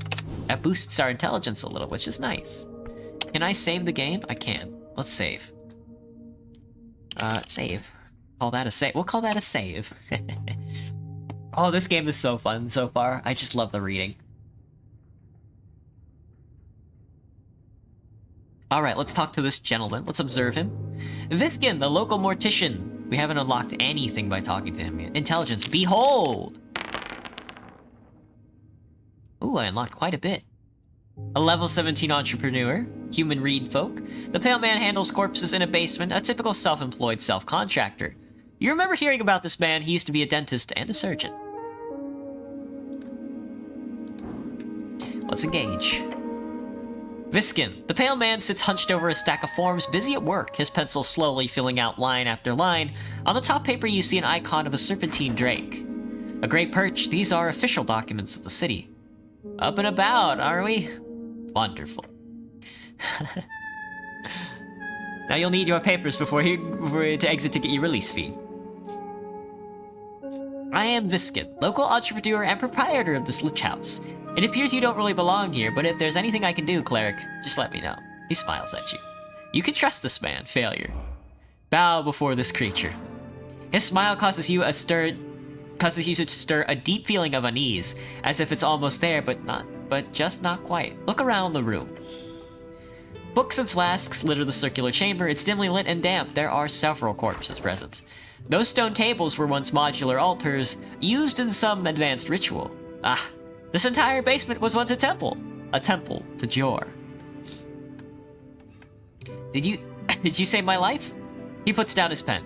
Your life is your own. You owe me nothing. However, I'm afraid to say you've been through quite the turmoil, cleric. Tell me everything. Of course, it must be confusing. To tell you the truth, some fishermen brought you here last night. They'd caught you in their net, took you for a corpse. Not that I blame them, you weren't exactly in prime condition. Prime condition? You're always in your prime condition. You quite literally live in this filthy uniform, no wonder they thought you were dead. Wait, how did you end up in the river? How did I end up in the river? I'm afraid I don't have much to tell. Perhaps you fell off one of those bridges to Tolstad. There are 7 bridges over River Torna connecting Tolstad to the rest of the city. Sounds like the start of a great drinking story, the I woke up in a lich house tale.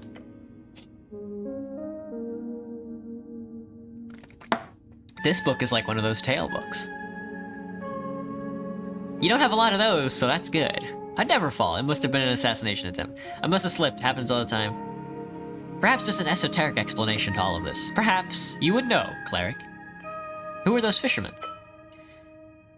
River Guilders, I believe. They did not look like poachers, so my guess would be that. River Guilders, a company focused on fishing and faring on the river. Where can I find these fishermen? He ponders your question. I did not ask for names, sorry to say. But perhaps Water Lane? That's just a guess. Good guess. Lots of boaters hang out there.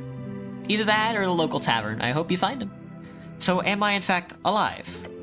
The pale man stops for a moment. He looks you up and down. Yes, I believe you are. I have some other questions. Did you now? A DC 30? Figure out what's weird about this guy. Wow. 1d20 minus 2. I can't. That's a godlike roll. I require assistance with some things. Of course, cleric. Anything for the city. I don't know where to go. What do you know about spellcasting? Quite a bit. If he knows more than you, then it would be useful to listen. Can you teach me magic? A slight smirk creeps onto his face. I sadly don't have time for a proper lecture at this moment. After the election, I would make time if you're interested. Great knowledge awaits. Until then, you are free to browse my collection, he says, glancing at the many books on the western wall. And of course, here, Charm Person. Charm Person, a first-level enchantment spell. If the target fails a wisdom check, you'll be their favorite person for a little while. Of course, after that, they will surely hate you, but who cares about that? A cop of Charm Person will surely be useful. Cop. A slang for law enforcement in Reeds originates from the copper plates that early Free Striders guardsmen wore around their necks. A truly diabolical spell. The towers teach it only to higher tier spellcasters, usually despite its first level. There's a great shortcut for charming people, although you gotta be careful with the fallout. Fallout, an inevitable poisonous energy emerging of certain esoteric weapons crafted during the Coast War. Fallout, slang for negative consequences. Memory loss at its finest. My prayer book is ruined! Yes, I noticed. You should speak with Crowland, down at Waterlane View, a bookbinder. It'll cost you, but he could fix it right up. As a cleric, you obviously only need your faith to cast spells, but I'm sure a spell book won't hurt in the long run. He's right. Crowland down on Waterlane View. Could you explain the basics of spellcasting? Oh, I mean, of course. Embarrassing. As a wizard, you memorize your spells before casting them. As an arcane cleric, you must memorize your spells during prayer at a shrine. There's one downstairs by the apples. Where can I find more shrines? Sure, this guy's my tutorial. Charmer build again? Of course, Graham, of course. We are very charming myself, so... There's the Temple of Earth, of course. It's just up the stairs past the pillar. You've heard of Tolstad Temple will act as polling place for the district on election day. There's also one in the Waterlane View, I believe, past the trade post. You'll find more hidden around every corner, I can promise you that. How do I get more spells? 2 ways. You could spend time learning them, drafting pages out of the palace archives. The palace, an unofficial nickname for the current ruler of Norvik. Named after the palace district in which most central authority resides. The Palace District. One of the 5 districts in Norvik, home of the aristocrats, bureaucrats, and the remnants of Earth's court. Or the Great Library in the towers, since you obviously would have some access to that. However, I don't believe you have time for either of those options. So I would suggest the other route. What's that? Spell scrolls. Right, scrolls with spells on them. Indeed. Now, Tolstad is filled with all kinds of strange caches, so you'll probably encounter more by just looking around. If you get your hands on a scroll, then just memorize it. Cantrips or spells, doesn't matter. I'm sure you're talented enough to memorize them on the spot. I am sure, thanks. We'll see about that. He nods to you and goes back to his writing. That's all I have to ask about spellcasting. Very well. If you want to practice, feel free to cast anything non-lethal on my servant Ost. Sounds like good practice. Maybe I will. He nods slowly. I don't know where to go. I don't mean to tell you what to do, cleric, but there's a certain rumor that our local goblin chieftain is waiting for you. Goblin chieftain? The Lady Miska Sageleaf is her name. She's down in the Goblin Garden. Goblin Garden, a dwarven-built citadel sitting on the southernmost tip of Tolstad. It's now a goblin sanctuary and greenhouse. Of course, you've already heard of her. Lady Sageleaf is quite famous. She leads one of the 3 goblin tribes exonerated by Earth after the conquest. Yeah, you don't want to fuck with that one. They call her the Dragon of Tolstad. She sounds scary. She is. Treat her with respect, cleric. Lady Sageleaf is a powerful ally. I would even go so far as to call her the de facto lawkeeper here on this island fortress. Wait, this is part of the job? Talking with some petty goblin queen?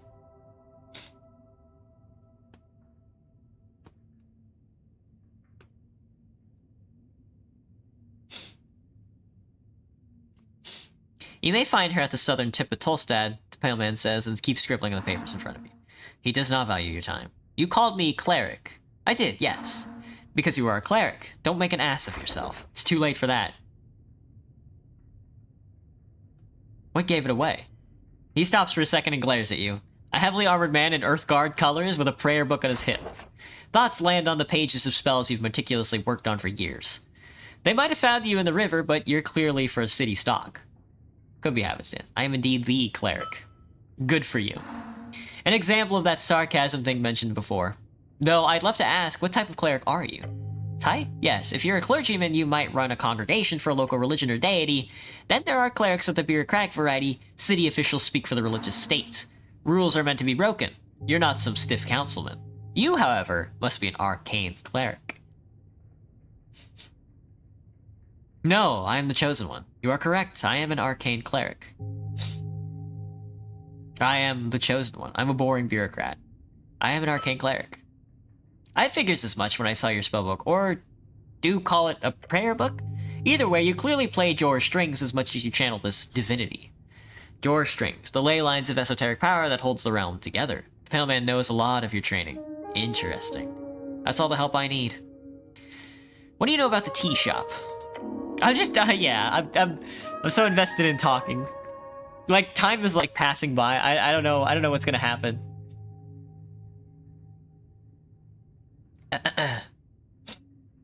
What's there to say? I know about as much as your average Norvikian. He does a humble shrug.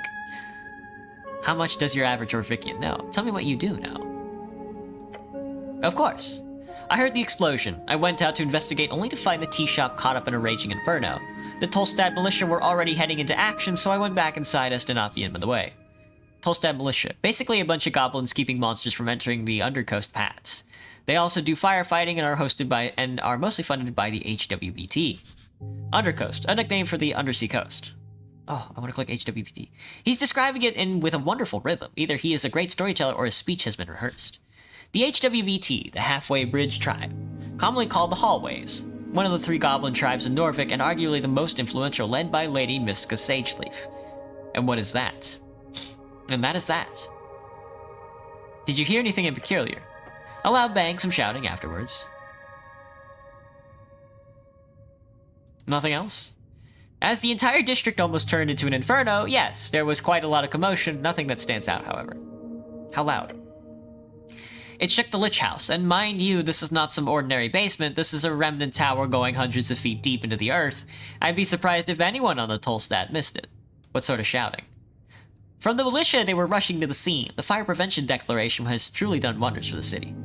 The Fire Prevention Declaration. Signed into action a few years ago, the Fire Prevention Declaration is a governmental attempt to curb the spreading of fires by employing always-ready folk in every district. The response times have been pushed down to less than 10 minutes. Wow, not too bad.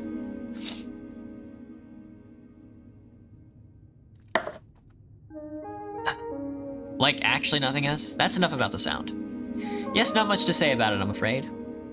What were you doing when the explosion occurred? Working. He motions towards the stack of papers. The explosion occurred at noon, but the day it happened was an official city holiday. Why would he be working on Toll's leaving? You were working on a city holiday? Yes. You see his eyes fixating on you a bit too hard. He's searching for an answer just for a split second. I was behind. You know how it is. Sure, anyway. Done asking questions about the incident. I have some personal questions. Stop, you're already wasting enough time, just leave. The Pale Man shifts in his seat. Very well. Now, come up with a ton of random questions. What the hell should I ask about? Ask what you can do for him. Be his servant. Absolutely not. Oh gods, get out of here. The Pale Man clears his throat. Who are you voting for in the upcoming election? Interesting questions. A bit invasive, but I'll oblige. I'll be voting for the Party of Norvik, Numanism. While crude and outdated in certain aspects, have proven both its stability and economic assurance for business owners such as myself. The People's Next, self-proclaimed protectors of Earth's legacy, the Party of Norvik wants to uphold the divine right of a dead divine dictator. They have my vote. Not unusual for well-off human men to vote for the Earthfolk Party, although this fellow doesn't strike me as the religious kind.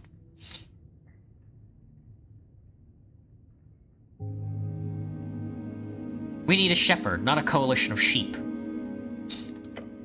How do you mean? I should be the God King. We should be ruled by the strongest. I should be the God King. A grin spreads across the Pale Man's face. With you in charge, order would be returned to civilization. You can be damn sure about that. Truth and justice, simple as. Perhaps next election. I'm looking forward to seeing you on the ballot. He's so funny, dude. This guy's so good. Oh, that would be nice.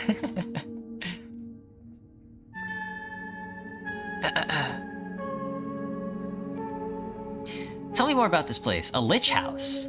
This is my establishment. We handle dead bodies for the city these days. Not terribly lucrative, but it is good work. Is it profitable? I don't care. Why are there a lot of, and I mean a lot of apples downstairs? Ah, yes. A deal between me and Lady Sageleaf. A deal. Shared storage. It got quite heated here a few years ago during certain crisis. Heat, an obscure novella about a Rhodesian revolutionary falling for her servant Steve. So now, during the less heated moments, they store a lot of produce there. A win-win. Really is highly impressive. Alright, well done. Thank you, Cleric. I've run out of personal questions. Yeah, sorry. Good to hear. I'm not gonna roll this wisdom dice. I'll die. I'm gonna get going now. Before you do, make sure to collect all of your belongings. He gives you a quick inspection with his dead eyes. Too quick. Like he's trying not to show interest. Weird. At least he's not hitting on you. Oh, that would be an improvement. What belongings? Quite a lot. Your uniform, your cloak, and also a voting card. A peculiar voting card. Every party appears to be marked on it. I'm assuming it's yours. Not sure if it's mine. Maybe? Yeah, sorry, I'm indecisive. The pale man ignores your comments. I asked Oz to lay the surviving pages of your spellbook to dry. Over there, he says, and points across the chamber.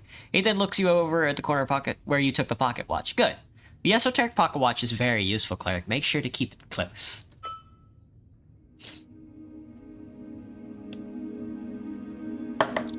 Did I have any weapons on me? None, I'm afraid. They must be at the bottom of the River Torna. Got it.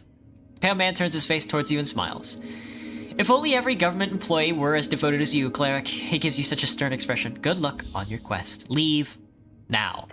It's time to go. We'll talk to the kobold in a second. I do have Charm Person loaded up, ready to go now. You attempt to charm a humanoid you can see within range. It must make a wisdom saving throw. And does so with advantage. If you or your companion are fighting it, if it fails the saving throw, it is charmed by you until the spell ends or until you or your companions do anything harmful to it. The charmed creature regards you with a friendly acquaintance. When the spell ends, the creature knows it was charmed by you. Situational. Interesting. We might equip that spell instead. Let's talk to the kobold first. Chief of Security. It's a dexterity beholden, which should be good for us. 6, 8, never mind. This one is quite hostile. Stay on your feet. And it's a kobold.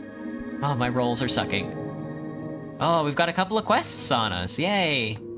The Dragon of Tolstad, that's where I need to go to investigate the tea shop that blew up. And the River Takey, that's where I fell into the river. And election week is this week. Ost, Chief of Security. Wiggling his little clawed feet, the kobold follows your every move with a cold and flinching yellow eyes. Master say you behave. You're adorable. The kobold glares at you. A battle of wits. Do not give in. Do not give in. Glare back. Your eyes meet each other still, ever vigilant. Keep glaring. The kobold does not move. Glare some more. Yep, you're staring at each other. You're doing it. Glare. Your eyes meet eyes. Glare. Glare. You are looking at kobold's yellow eyes. Stare in an angry or fierce way. Stare in an angry or fierce way. Looking harder. Leaning close to the kobold's stern face. You should probably stop this. The kobold meets your glaze and keeps meeting. Keep staring. You keep looking at the kobold. Avert your pathetic human gaze. Determined, confident. I have some questions for you. Short question, go. Can I borrow your crossbow? Human is kidding, not funny. You can make greater use of it than this puny creature, just take it. The kobold snorts, go away. Try to convince the kobold. The kobold stares at you. Oh, a charisma check, a DC 15. I'm rolling a D20 plus 5. Let's do it. Find a reasonable argument, probably with a lie. Yes! 23 roll success. Oh, you know exactly what to say. There's only one thing that could possibly convince this kobold that you should get the crossbow. And of course that is, Viskin asked me to get your crossbow. Master did? The kobold glanced over. Yeah, he said I needed it more than you. What? Why? Why don't you ask Viskin?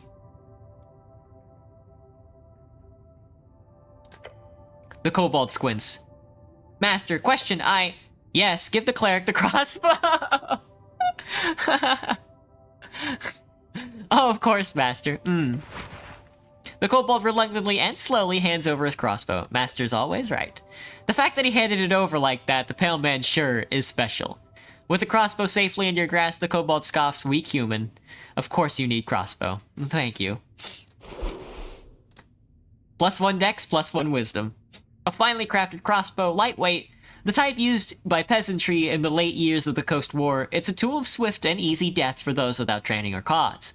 The mechanism appears to be jammed, however, so you can't fire it, but it surely looks intimidating. Well, look at us. Alright, let's go fuck with that zombie downstairs. And let's go re-equip spells.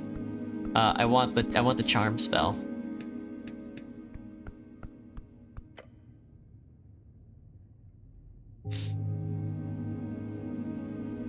Wait, can I heal here through divine assurance or something? Do you think they care? If you want healing, you'll have to do it yourself. D16. Yeah.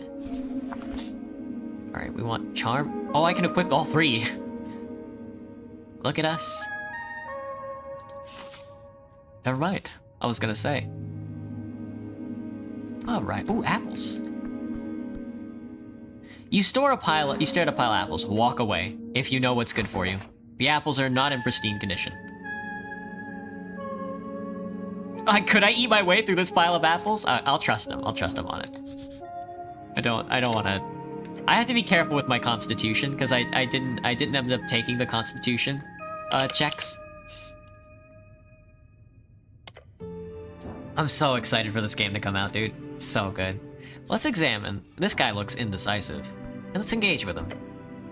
You approach a shambling man by an apple pile. He does not nod. Greetings, citizen. Glancing under his hood, you catch a blank expression spread upon a dried face. This is a dead guy. Damn. What's your name, sir? He does not even turn to look at you. Why is this man not listening to me? This is a reanimated corpse. Hello, Arthur. Welcome back. Probably a work zombie, although it has been illegal to employ undead since the Bone Purge of 11. Bone Purge, a citywide effort in 11 PE to stop necromancers from out-competing mortal stat factories. Sir, are you a member of the undead? What's he doing? Seems to be fussing over the apples or something. Hard-working. Respect. Sir, are you a member of the undead? He does not respond. Not even a groan? How disappointing. Should I defeat the zombie? That'd be pretty scary. You should probably speak with the owner first. Guy's not harming anyone, honestly. He's probably a more productive member of society than you, no offense. Can I squeeze by him? This guy, he just won't move. There's a pile of apples and a crate. I do kind of want to get back there. Can I trifle? A wisdom tooth. +1 wisdom, pickpocket item, DC 15 check. 2 + 5. With your fingers fumbling about in his mouth, your grip over the fancy magical tooth slips and he bites down. Ouch. You instinctively move your hands away, but he still gets a quick nibble in. You're in his mouth? I found this voting card over there. Is it yours? He just keeps working slowly. You grip the voting card firmly in your gloved hand. It is indeed yours. Keep it safe.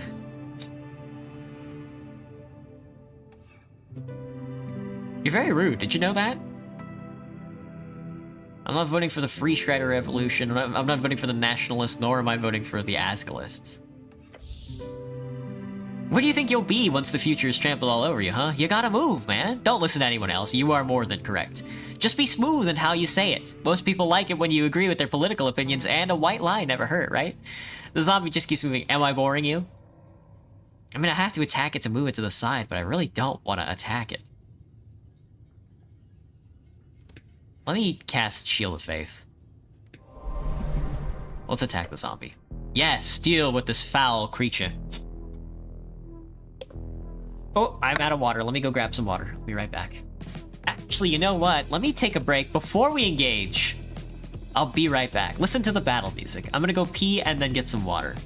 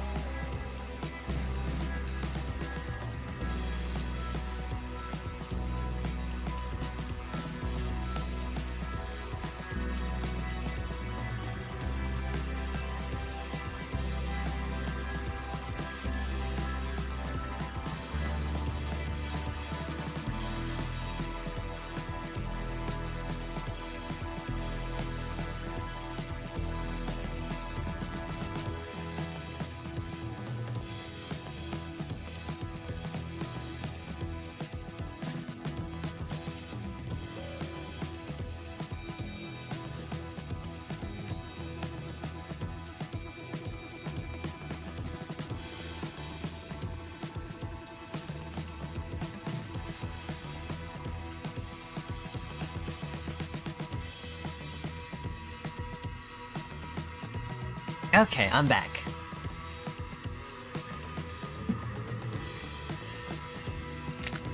Alright, let's fight this zombie.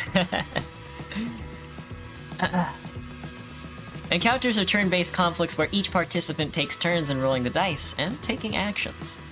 Dexterity check, roll initiative. We have a pretty high dex. Let's see how it goes. Oh, unless we roll 2. +3.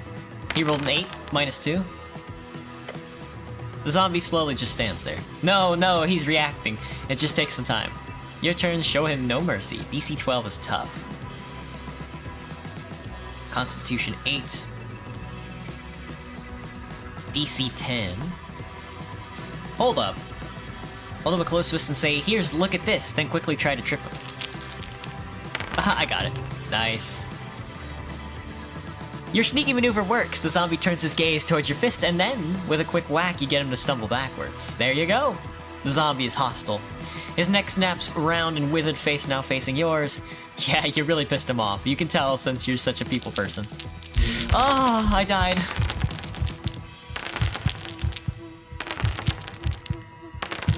Oh my god, I'm dead. I died. I died!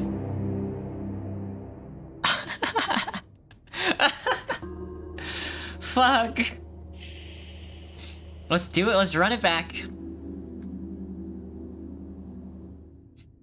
I don't think we're gonna beat him. There's some stuff on the other side there, but we're gonna have to come back when we're a little stronger, I think. Or if he moves. A lot of dice on the table. That zombie killed our ass, dude. We're not really a fighter, you know? This bowstring, this crossbow here is mostly just for looks. The smell of salt. Let's get out of here, man. Voices upstairs and the smell of salt.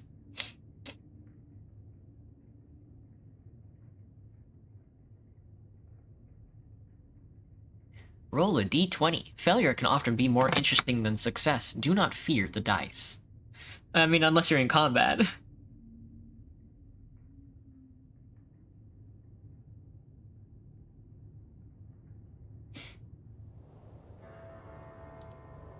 Okay, here we are in Tolstad, central Norvik. WASD walks around, which is nice. Don't go in there. Let's read this sign. It says Visken Lich House, but then the and dentistry is scratched out. There's some dwarves. Do I have a map? Here's the journal, but it doesn't show us where we are. We might be either in this spiral, or right here, maybe? Oh, we're right here for sure. We're definitely right here. Oh, there's a lot to explore.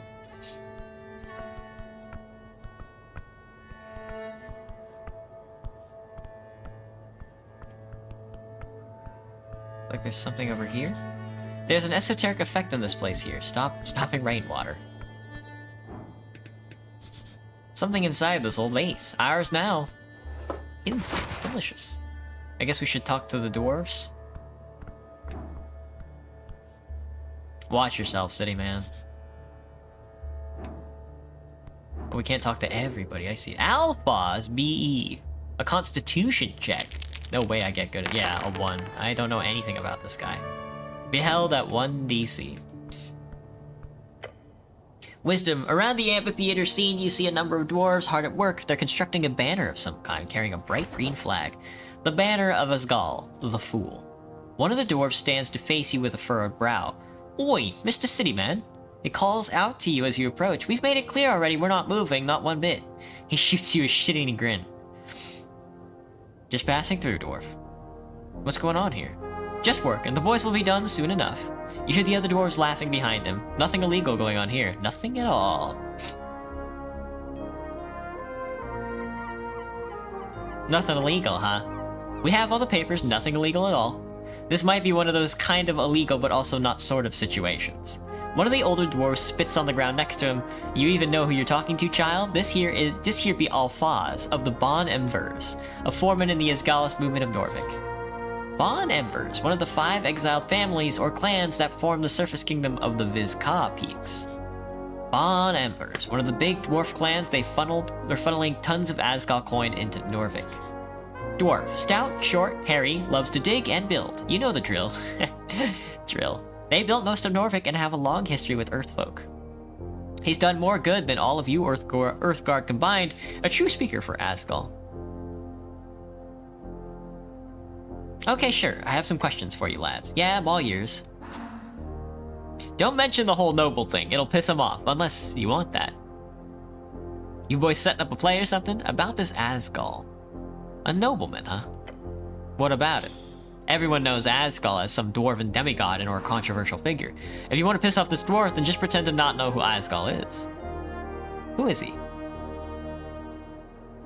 I like him. He seems cool. Like? He's Asgol the Great, the kind, our liberation. I apologize, then he is cool. Yeah, very. Never mind. Alphaz nods. You boys setting up a play or something?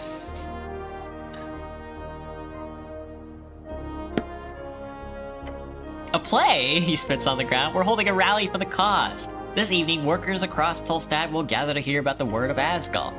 He turns towards the orc. And no one's going to stop it. Orc, a big brute.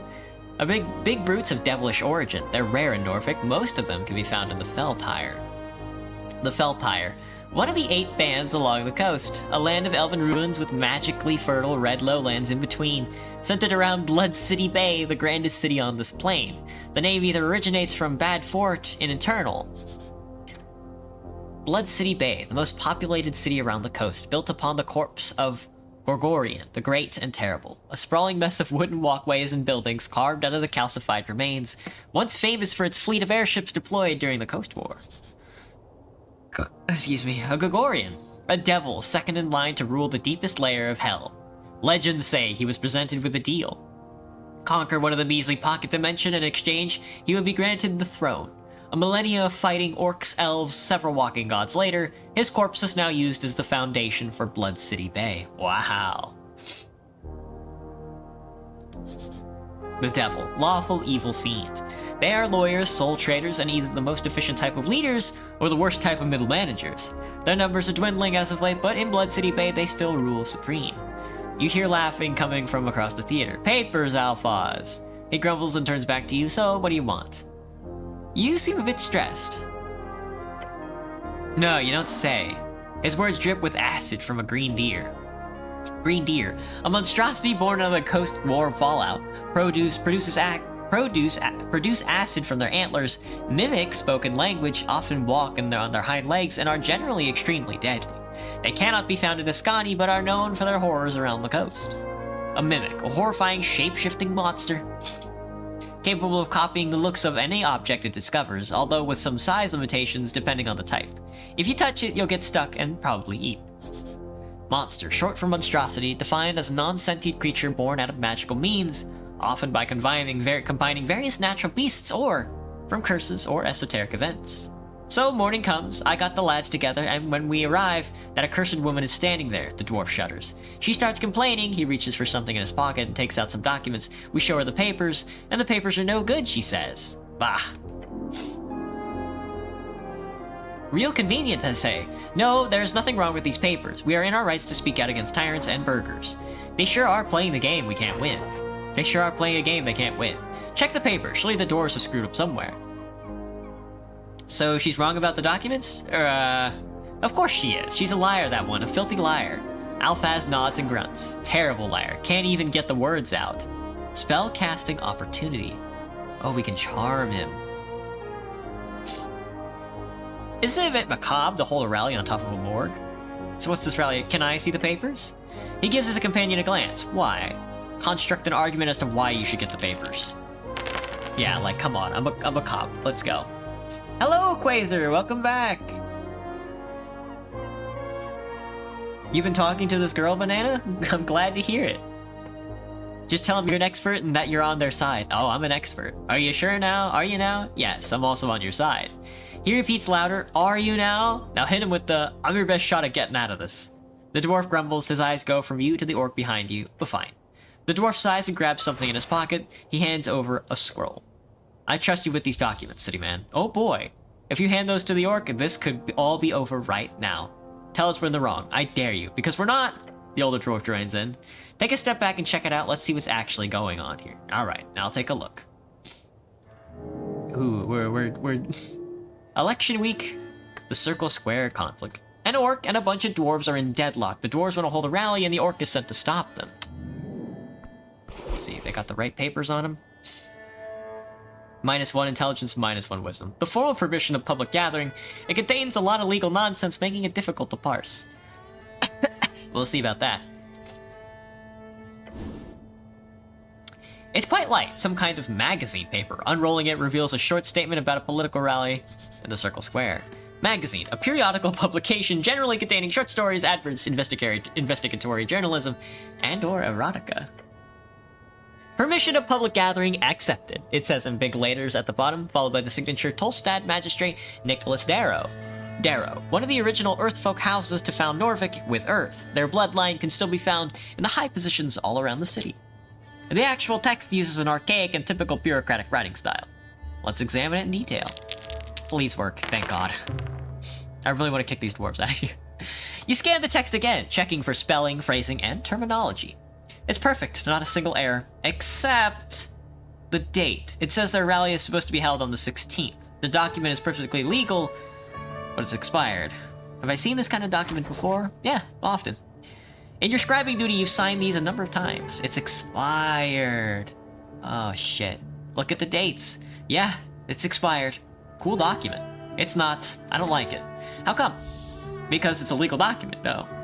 Seems off. Fascinating. Stop looking. Oh, fuck.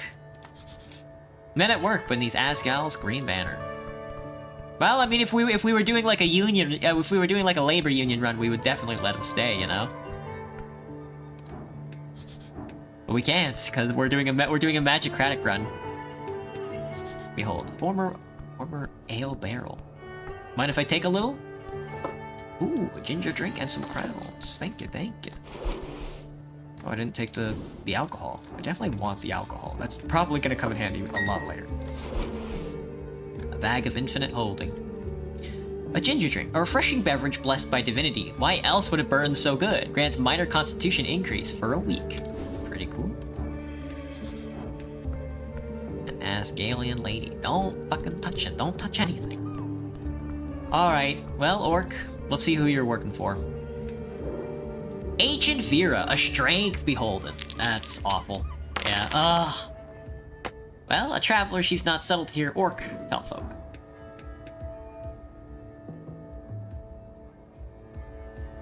Expired milk or bread? Which do I choose? Expired bread, Graham. Expired milk is gross. On the edge, well, expired, you know, curdled milk isn't so bad. Expired bread might have mold. On the edge of the ruinous amphitheater, you see an orc sitting on one of the many loosened stone blocks. It looks like she's waiting for something, or someone. Agent Vera. Exuding an air of authority around her, the large woman gives you a wary smile, a wry smile, her tusks gleaming. Not just physically imposing, this orc knows how to exert power in other ways as well. What's this? Not often we get Earthguard around here. You sure walk around like a damn advertisement with a drab uniform. She presents her palm to you. Vera is my name. I am second-in-command guild agent of Tolstad. Nice to meet you. Be nice to her. She's a free strider. The showing of the palm is a casual cultural greeting and reads, do not grab her hand. This is not what it is. That's not what that is. I'm the cleric, actually. I'm Ran. Hello, Ran. She shoots you another smile, waiting patiently for you to say anything. What's the deal with the dwarves? Oh, them? Complicated as anything. I wouldn't be sitting here wasting my precious day if it wasn't for them. But in short, they're holding an unlawful assembly, and they won't let me take a look at that document proving it. Not frustrating at all, she says and winks at you. She telegraphs her sarcasm heavily. This is useful for when communicating with slower individuals.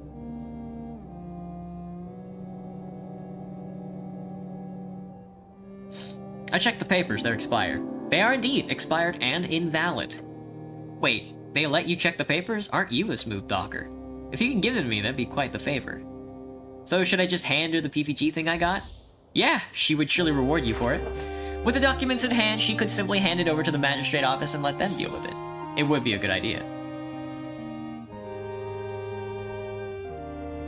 Here you go. What? I'll be damned, how'd you get your hands on these? Intrigue. Just my style. She stands up, her figure towering over you. Then she gives you a nod before walking over to the dwarves. Alphaz!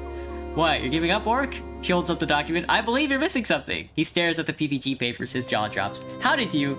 The dwarf glares over to you, his face is red. You've just made an enemy for life. This crack. Dwarven words for low beasts or critter, often used as demeaning term for humans. Are you really gonna waltz into a jail sentence, Alphaz? Wouldn't you rather just walk away? The dwarf glares with Vera's smug expression. Fun. The dwarf roars and looks like he's about to charge at the orc. Foreman, the older dwarf mutters. Bah, boys, let's pack it up. We're breaking up union meetings. With Vera standing by, a grin on her face, the dwarves quickly scurry off with their stuff. As the circle square grows quiet, she turns to face you. You've made a friend today, human. She pats your shoulder and tells you, when you have the time, come visit the trade post down at Waterlane View. We'll see if there's anything the Ascani Reed's Trade Company can do for you. Finally, it's just you here. Well done! Having the Free Striders on your side will be highly beneficial. That's what I like to see. Mind if I take your hammer, buddy boy? Alright, well that's solved. Take root. A dozen dwarves and an orc walk into a tavern. The orc turns to the tavern keeper and says, hey, give me a large one. The tavern keeper says, don't turn this into a joke. These are real people you're talking about. What's going on? Let me continue. So, the dwarves go, the dwarves have struggled as a minority for decades. They deserve respect, nothing less. Oh, come on, a joke never hurt anybody. The political struggle is never a joke. A joke never hurt anybody. Words are sharp, carelessly aimed, they can easily cut the cord of any man. Whatever. Look, the gist of the story is the orc is hard at work improving this shitty little city, the dwarves are annoying and stupid. Got it? You believe for a second the orc wants this city to improve? No, you've seen too much to ever believe such a lie. The orc is with the Free Striders, right? So she's with the good guys. The dwarves are Asgalists, that means they like poor people, thus making them the good guys. Today I'm your therapist. Of course we're siding with the Free Striders over the. Yeah, I mean, if we're striding with the Unionists over the capitalists, if we're gonna be like a mage, we definitely want all the allies we can get. So we're gonna go capitalist. We're gonna go capitalist magocracy. Oh yes, for sure, absolutely. The revolutionary Free Strider will bring freedom, democracy, and riches to Norfolk. Last part being the most poignant. Let us focus on each of these points one at a time. Oh, come on. Freedom. Free Striders would only focus on helping the rich and so on. Democracy. They do like that, but they're really corrupt. Also, ridiculous. Riches. They might bring a lot of money into the city, but it's always going to the factory owners and already rich folks. Yeah, because they actually work. This is silly. Without the Free Striders, you'd probably be a farmer. Who the fuck wants to be a farmer? Farming's good. Healthy work. Don't change the subject. I feel like I should make a decision here. After completing a quest branch, you can allow it to take root in your mind. When doing this, you can make a choice between available feats. Yes, you must retain the spirit of the Asgalian Revolution. Take a deep breath and stand up against the ever-growing wave of capitalism. You should choose the Asgalian spirit. With this feat, you restore 1 hit point for every hour that passes. Nah, green ain't so bad. To be able to unlock a better life for yourself? Who wouldn't want that? You should choose Money Talks. With this feat, you gain 50% more crowns on pickup. Now that's what I'm talking about. Money really does talk. Smart choice. Now keep an eye out for any opportunity. There are crowns to be made in every corner of this stinking place. Oh, I really want to go revolutionary dwarf now. When the game actually comes out, I'm definitely doing like revolutionary, I'm definitely doing like labor revolution. The most corrupt like labor revolutionary unionist you can imagine. That's gonna be me, bro. So good. Money Talks it is.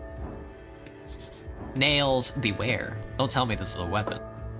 A simple hammer, +1 constitution. Advantages in situations where you might need a hammer. That's not a weapon, is it? That is definitely a weapon. Hilarious. Oh, they let me keep the papers. Why?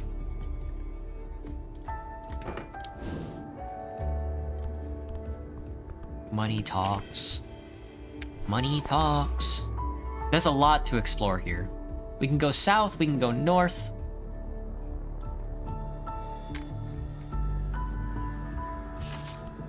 We can go west. We are here right now. I'm thinking about going south.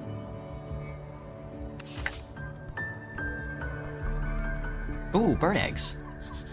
Tucked away bird's nest, Ascani goals, perhaps.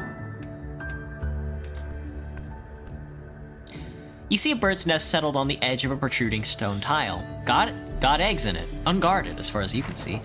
Must be a ghoul's nest. Scary beasts, those gulls, but whoever made this nest isn't around, so... Could you imagine the goodies? Could be worth the climb out. With the cantrip Mage Hand, you could easily grab the content of this nest from the comfortable distance. Mage Hand. A common arcane cantrip can be useful grabbing things from afar. Very useful. I'd really like to climb out there and give it a shot. That would be bad, because I have 0 constitution and strength, but I do have dex. No. That's fair. If my constitution is telling me not to, then I will definitely listen to my stomach on this one. The Goblin Wall Art.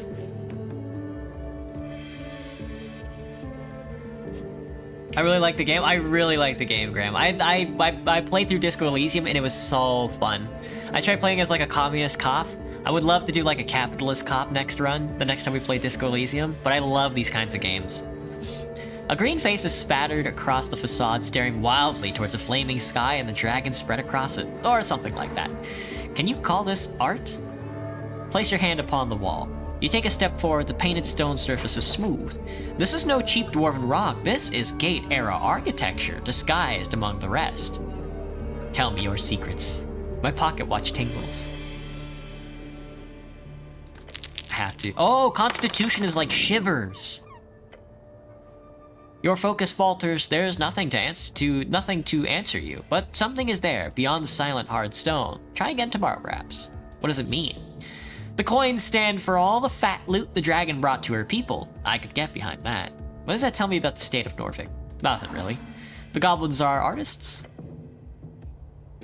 Who knows? Ooh, look at this little imp. Look at this little demon imp. Hang on, there's something in the wall here. Tree rising far above. Show nature's true force. You look up at the branches of a bracken tree. Stands in the garden, towering above you. A bracken tree? Bracken, an Ascani tree known for its impervious nature, sometimes called ironwood, the Ilum forest holds the largest collection of bracken in the world. Ilum, an ancient elven empire, now a shell of its former self. Once ruled by Ilum the Mender, a walking god who signed a treaty with Earth, their great woodslands but stands at the border between Ascan and Reeds. Ilum Forest, the great woods covering most of the border between Ascan and the Reeds, it's the domain of the Ilum Elves. Ironwood, common nickname of Brackenwood. This close to crashing like how Palpatine did? Oh, where he fell over that chair after Yoda force pushed him? Touch the tree. Your hand lands firmly on the bark. I don't see a purpose to this. Look at the branches above. The wind causes the leaves to dance. You get a feeling you're missing something. Nothing, probably. Okay, yeah, it's nothing. Yeah, good. Okay, I got it. Good. It's good that you're not missing anything. Yeah, am I missing something? Probably not, but who knows? Oh, you're for sure missing something. No idea what, though. These leaves are quite big. What's a bracken tree again? Don't put the leaves in a salad. That would be unwise. You could probably sell a bracken salad. The bracken tree originates from Ilum Forest and is today a major export resource in Ascani. It is quick to grow and flexible in its usage. Goodbye, tree. I hardly knew ya. Look at this demon fucker.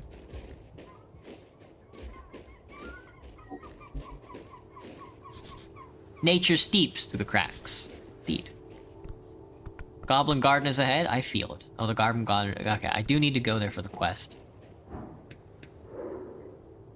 Braxo Pencilwing, a charismatic behold. Let's see it.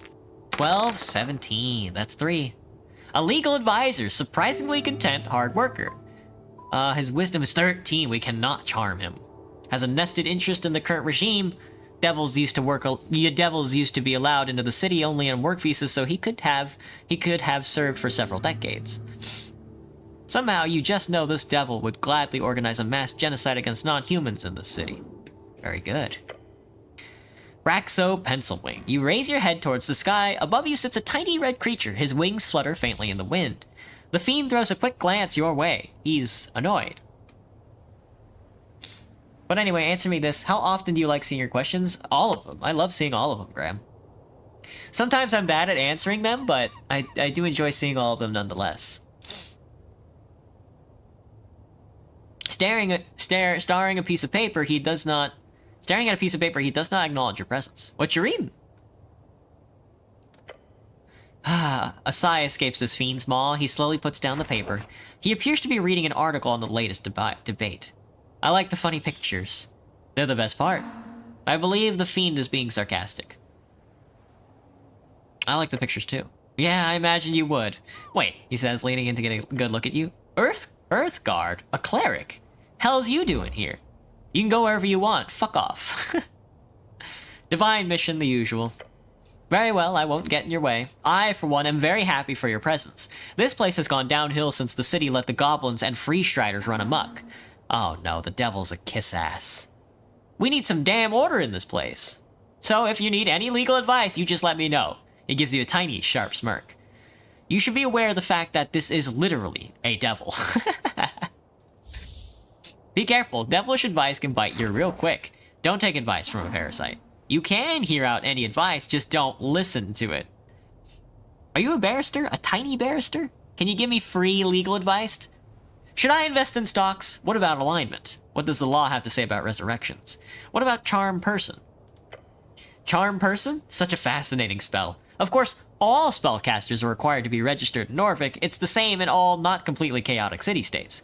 There are certain spells that just are not allowed at all, like Fireball. Fireball. A third-level evocation spell causes fire to emerge at a given point, spreading within a 20-foot radius, filling up available space. But Charm Person is, despite its devilish mind control, legal. If it is cast by a registered cleric or city-hired interrogating mage. Private entities are not allowed to learn or cast it, although I can promise you, many still do. Can I cast it on you?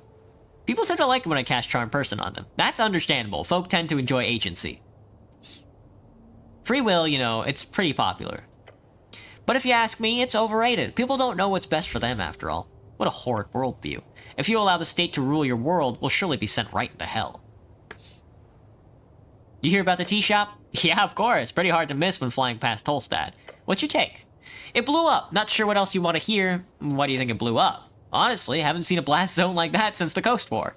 And you didn't hear this from me, but the little fellow trusts you. He is your friend. The scorch marks look like a fireball, but not the kind you get from a pit fiend. We're talking high-level wizardry stuff. Pit fiends are known to cast third-level fireballs at will. Be careful, cleric. Powerful forces are at work here. Thinking about it for a few seconds makes it clear to me that it's all a big cover-up. Wouldn't be the first time a city-trained spellcaster goes a little off his hinge. Slander. The city does not train people to explode. Other than that, not to be self-incriminating or anything, but could be a fiend or an elemental, I mean. Waterlane has shipments from Kargamesh every other month. Maybe a fire elemental slipped through. Kargamesh. One of the 8 bands along the coast, a land of vast xeric shrublands and deserts, famous for its underground cities and oases kingdoms, home of elementals, halflings, and many planes touched in between. Who knows? It can't be a cover-up. The city is honorable. I think it's a rogue spellcaster. A fiend, huh? Don't look at me like that. Worst thing I can do is turn into a bat. An abnormally handsome bat, of course. Ruffled feathers added. But I'd suggest having a chat with the owner of the tea shop who knows what feathers were ruffled. Eh? He gives you an ominous chuckle. Are you a barrister? A tiny barrister? No, I have no legal position within the city. I'm just fairly knowledgeable in the magistrate's code. So he works with city law, asking for details. He shows you a foul grin. What type of work do you do? If you love what you do, you will never work a day in your life, he says with a smirk. Agreed. I love being a cleric of Norvik, so what do you do? Me? I do scribe in most days, got some connections within the palace, and believe me, that's gotten me through some tough times. Where's an exorcist when you need one, for real?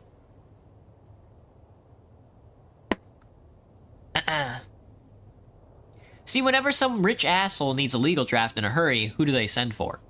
The guy with the wings, that's who. He does paperwork, then he must be highly knowledgeable in law. Work is work, although you prefer something more exciting. That sounds profitable. Sure is, although there's a lot of time spent waiting around too, so I picked up some hobbies. What do you do in your spare time? Calligraphy! The art of writing and lettering, something you're quite familiar with as well. A hobby for women and weak men. Oh, and I do love me some reading. Gaining access to the Darrowian library changed my life. What's it like being a little red guy? Who you voting for in the upcoming election? What am I voting for? Same as you, the little devil says with a laugh. The good guys. And that means the city, duh. The elites are quite literally feeding my trove at this point. You'd think I'd vote for someone to topple them. Wise choice. Interesting. I don't have a political opinion myself. You know, I'd make a joke or something, but having city clerics be apolitical ain't the worst. Could probably make life a lot easier. Anyway, you wanted something else? Nah. He throws up his arms into the air. It's over, by the gods! So dramatic. I love the little guy. So can you give me some free legal advice? Oh yes, I'll gladly assist a member of the Earth Guard any day. Actually free? Well, in that case, just ask. Well, should I invest in stocks? Oh, I do not give nor have ever given investment advice. But, here we go. Yes? He looks you up and down. I should ask, have you ever bought shares before, cleric? I don't think so. Okay, some basics then. Popularized by late Divine Era human adventure companies, a share is essentially a percentage of ownership of a certain venture. Divine Era, a period lasting 379 years, named for the birth of many walking gods around the coast, ended 538 years ago. Could be a guild, could be a company, or a specific adventure, something that is supposed to grow over time so you can increase the value of your securities in that venture. It's a risky way to increase your capital without actually doing any real work. Gods, this devil is good. Learn from him. Yeah, ain't he just? Ain't he just? Why is it risky? Sounds like free money. Good question. Imagine you invest in an adventuring party. They head into the Verdun Hills to dive into some Gate-era tomb or an esoteric area filled with talking cats. Something weird and dangerous, but with potential for a lot of cool treasure to be found and brought back. There's a major chance that those adventurers die out on their journey. If they do, you lose all your money that you invested. They could make it back, in which case you'd get a percentage of the treasure based on your share, but how often do adventurers come back with a bunch of treasure these days? So should I buy stocks? Look, there are rules in place. Norvik has laws governing what one can and cannot suggest when it comes to financial agency. Your god made those laws to protect people of lower than average intelligence from being tricked by those with ill intent. Where can I buy stocks? You can buy shares directly from a venture trader, basically someone who can tell you a piece of paper that says, I owe you with some legal information on it. Or you can go to a trade hub. I don't think the Tolstat exchange is open until after the election, though. You ever bought stocks? Sure, I spend about 40% of my income in risky ventures. Sometimes I even get paid in securities, which is nice since I won't have to pay any middlemen. Could people buy stocks in me? The little red devil stares at you. If you were to set yourself up as a venture, then maybe? I mean, if you could convince someone to invest in you, without breaking any laws regarding investment advice, I'd be impressed, so why not? That's all I have to ask about stocks. Hope you learned something, cleric. Oh, you better believe I did.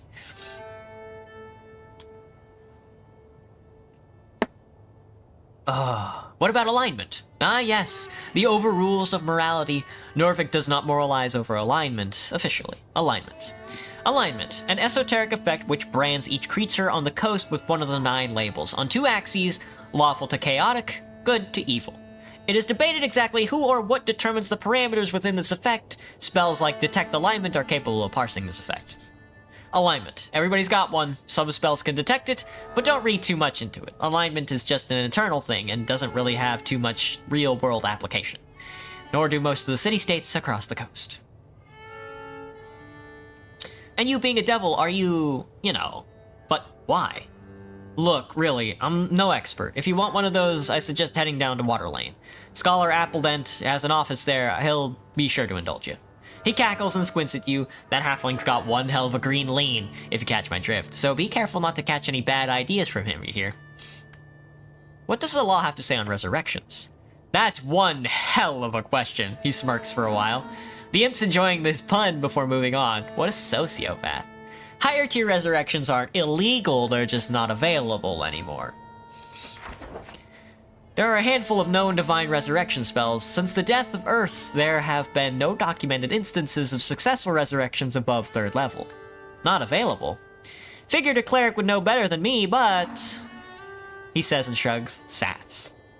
Spells over 4th or 5th are rarely seen these days. If you want to know why, go pray. After Earth died, it's been a bit hard for even the top-ranking clerics to manage higher-tier magic. At least if you believe the rumors at the towers, which you should. What about low-level resurrection? That's Revivify. That's it. Revivify, a 3rd level necromancy spell. If used within 60 seconds of death and the body isn't too ruined, the target is brought back to life. Does a murder still count if the victim is resurrected? He thinks about the question for a bit. There's been cases heard of a man stabbed in a bar fight, bled out just in time for a drunk cleric to arrive, cast Revivify, and the bloke lived. The stabber ended up being charged with a major transgression of personal well-being, and that's not murder per se, but I'd argue it had more to do with the fellow's barrister making it clear to the judiciaries there was no killing intent. So not an accident, but not a murder, just a brawl gone too far, but that'd be hard to sell if the victim wasn't breathing. This is very complicated. Gods be good if ever came across something like it. But in most cases, I'd say yes, so don't go around murdering folk and revivifying them, cleric. It would be a waste of a spell slot, yes. Would be kind of funny, but, you know, no. He's right, it would be kind of funny. Are you legally considered alive after resurrection? Yes, for all intents and purposes, you are alive. Undeath, on the other hand, would be a very different affliction. Necromancy is not just undeath, but all undeath is necromancy. How is that defined? As long as the necromancy is considered of divine origin and the soul is returned to a healthy body, then it is considered as a normal resurrection. If the origin is more black magic shit, as they say, or some kind of corpse animation, then it would be considered a bodily sacrilege. Guts and black powder. It's gotta be Christmas by now, right? Yeah, probably. I've been standing around so long, Luffy. And that's a top-tier criminal offense. And so it is. How top is it? Oh, it's up there. Does death absolve your crimes? Now you're asking the real questions. But no, it does not. There's been actual laws signed in old kingdoms over this shit. He leans in, looking excited. You got the devil going. That's a good thing. Oh, he's dancing for you. Keep it up, he'll love you to death. So, classic story. All right. Let me get a drink. This should be good. A real bad guy is caught murdering his neighbor. Real sick shit. He's executed after a quick trial, justice wins again, everyone's happy. But surprise, some holy man raises him up a couple of months later. In this situation, the bad guy did technically pay for his crimes. His life was taken by the state. Just because somebody gave it back to him doesn't change that fact, right? Well, people weren't too happy with that, as you can imagine. Thus, the common legal term these days for capital punishment is DIP. Stands for death in perpetuity. Kind of funny when you think about it. Makes total sense. It does. The city of Norfolk might be a bit of a bureaucratic mess at times, but believe me, the lawkeepers know their shit. So, to keep criminals dipped, most states tend to hide, lock up, or simply burn corpses and spread the ashes using non-resurrectable methods. So, a properly dipped dead guy shouldn't be able to return without the use of some miraculous 9th level spell, which obviously these days, it's not too likely. That's all I wanted to ask about resurrection. Anything else? Questions about the PPG. A permission of public gathering. Yeah, I think I know what you're getting at. He throws a look over his shoulder.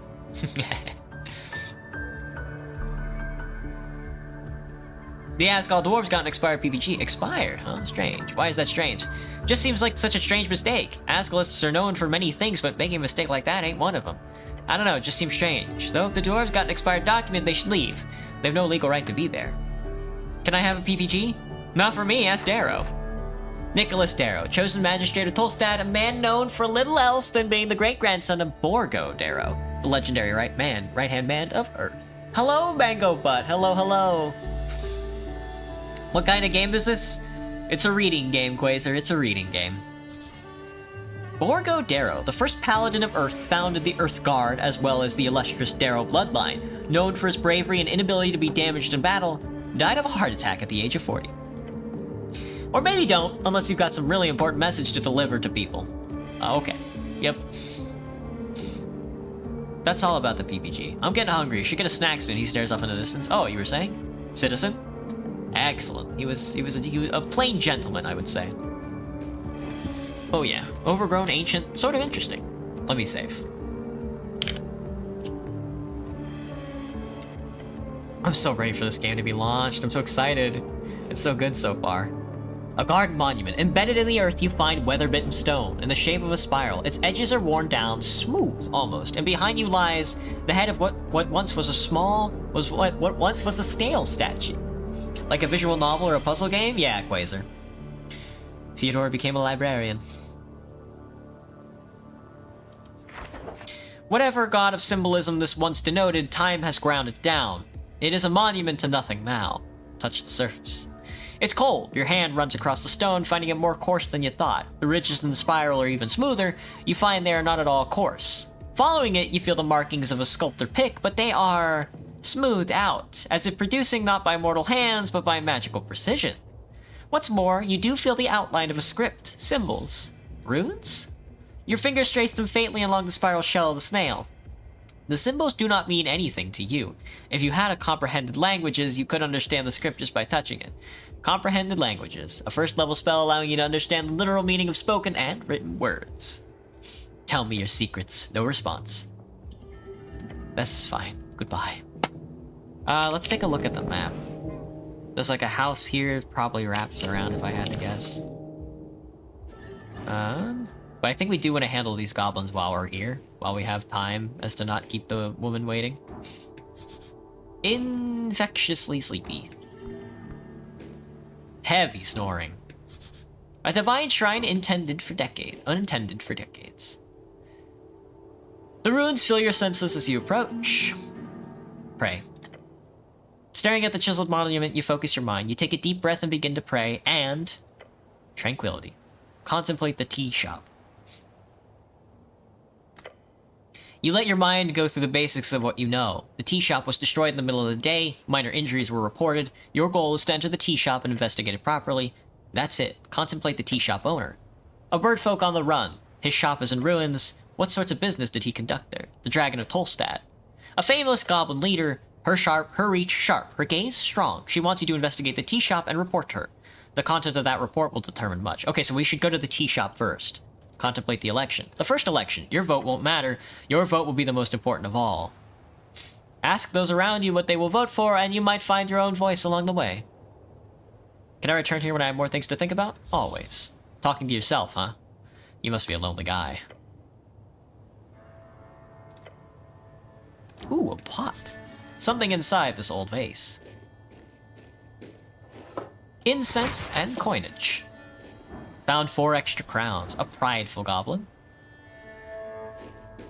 It looks like we need to go down here to talk to the gobbos. A goblin watcher. Keep walking, Eamon. A sneaky goblin. Another goblin trying to be persuasive. A sneaky goblin. Ooh, Snell. Hello, Snell. It looks like he's in the way. Yeah. It looks like we'll have to get through him before we can keep going. So let's go up the stairs. Guess it's just us. See ya, Epithus. Have a good one. Oh, a barrel. An empty barrel. I'm gonna trifle with the barrel. 8 crowns? Not that empty. What are you talking about? Money talks indeed. A rough letter spelling out Old Lady Apartments. Her eyes follow you as you walk past. A fancy goblin. Fuck off. A black cat. A glorious creature.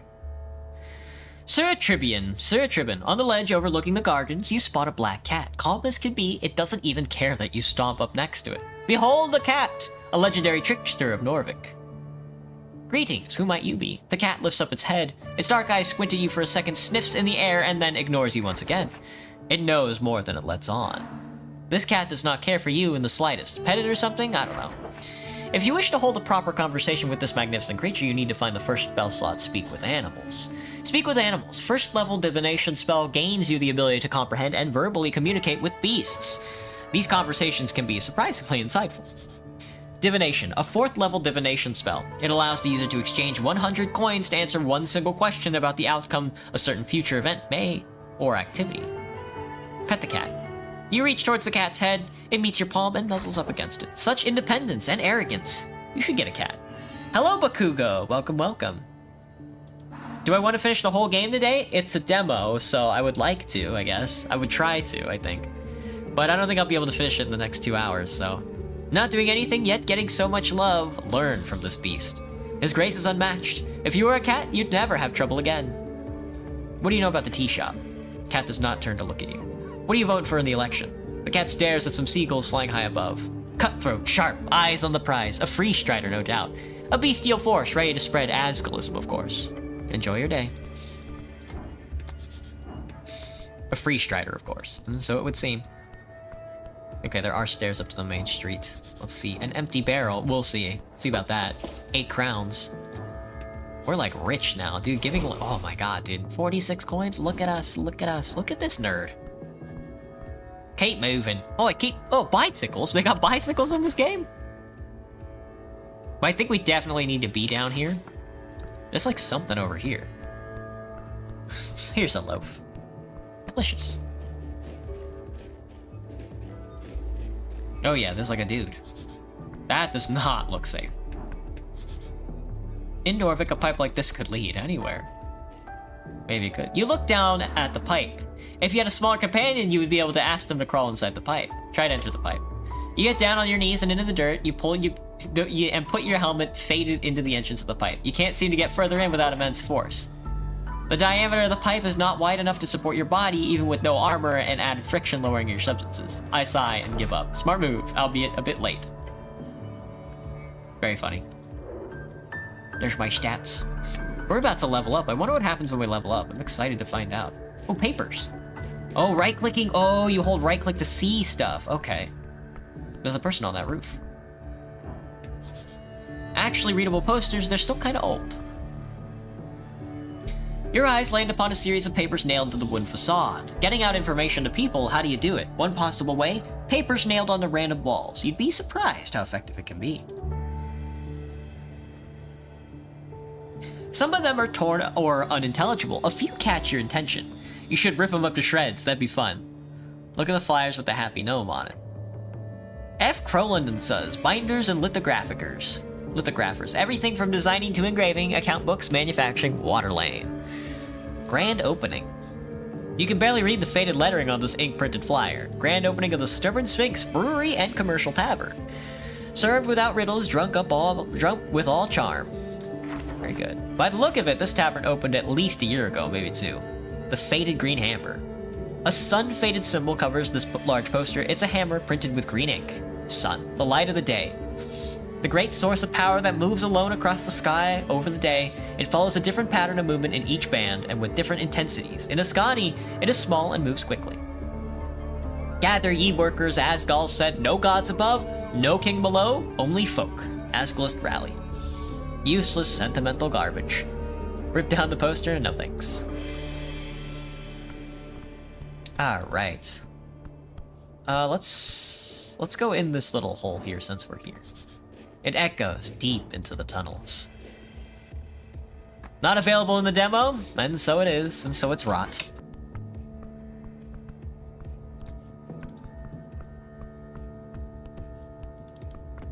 Look at this nerd.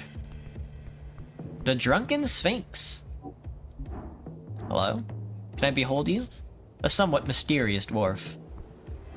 The coast calls to me, he strikes a dramatic pose. I told you they don't open until late. Okay, so the bar, I think the bar opens at 1800. I see, we're using a 24-hour clock, Krungo. All right, out onto the main street, the main drag. We are indeed on a bridge, impressive. What's with this guy? A trash receptacle. Mind if I take your cardamom treat? You reach into the bin and pull out a somewhat intact cardamom treat. Please. You did not just, let me get this clear. You find yourself out on Pillar Road, you see cardamom treat in a bin. It's been out there for God knows how long, and you think to yourself, what the hell, I'll just eat some trash. Calm down, it's not trash. Was it in the trash? Yes? Well, there you go. You're officially a trash eater. Great.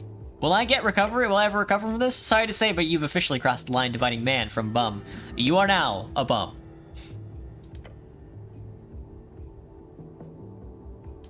Let's see. Hello, good sir. Arn Kiosk Kid. What you got for me? A one roll, a nat 1? A dexterity nat 1?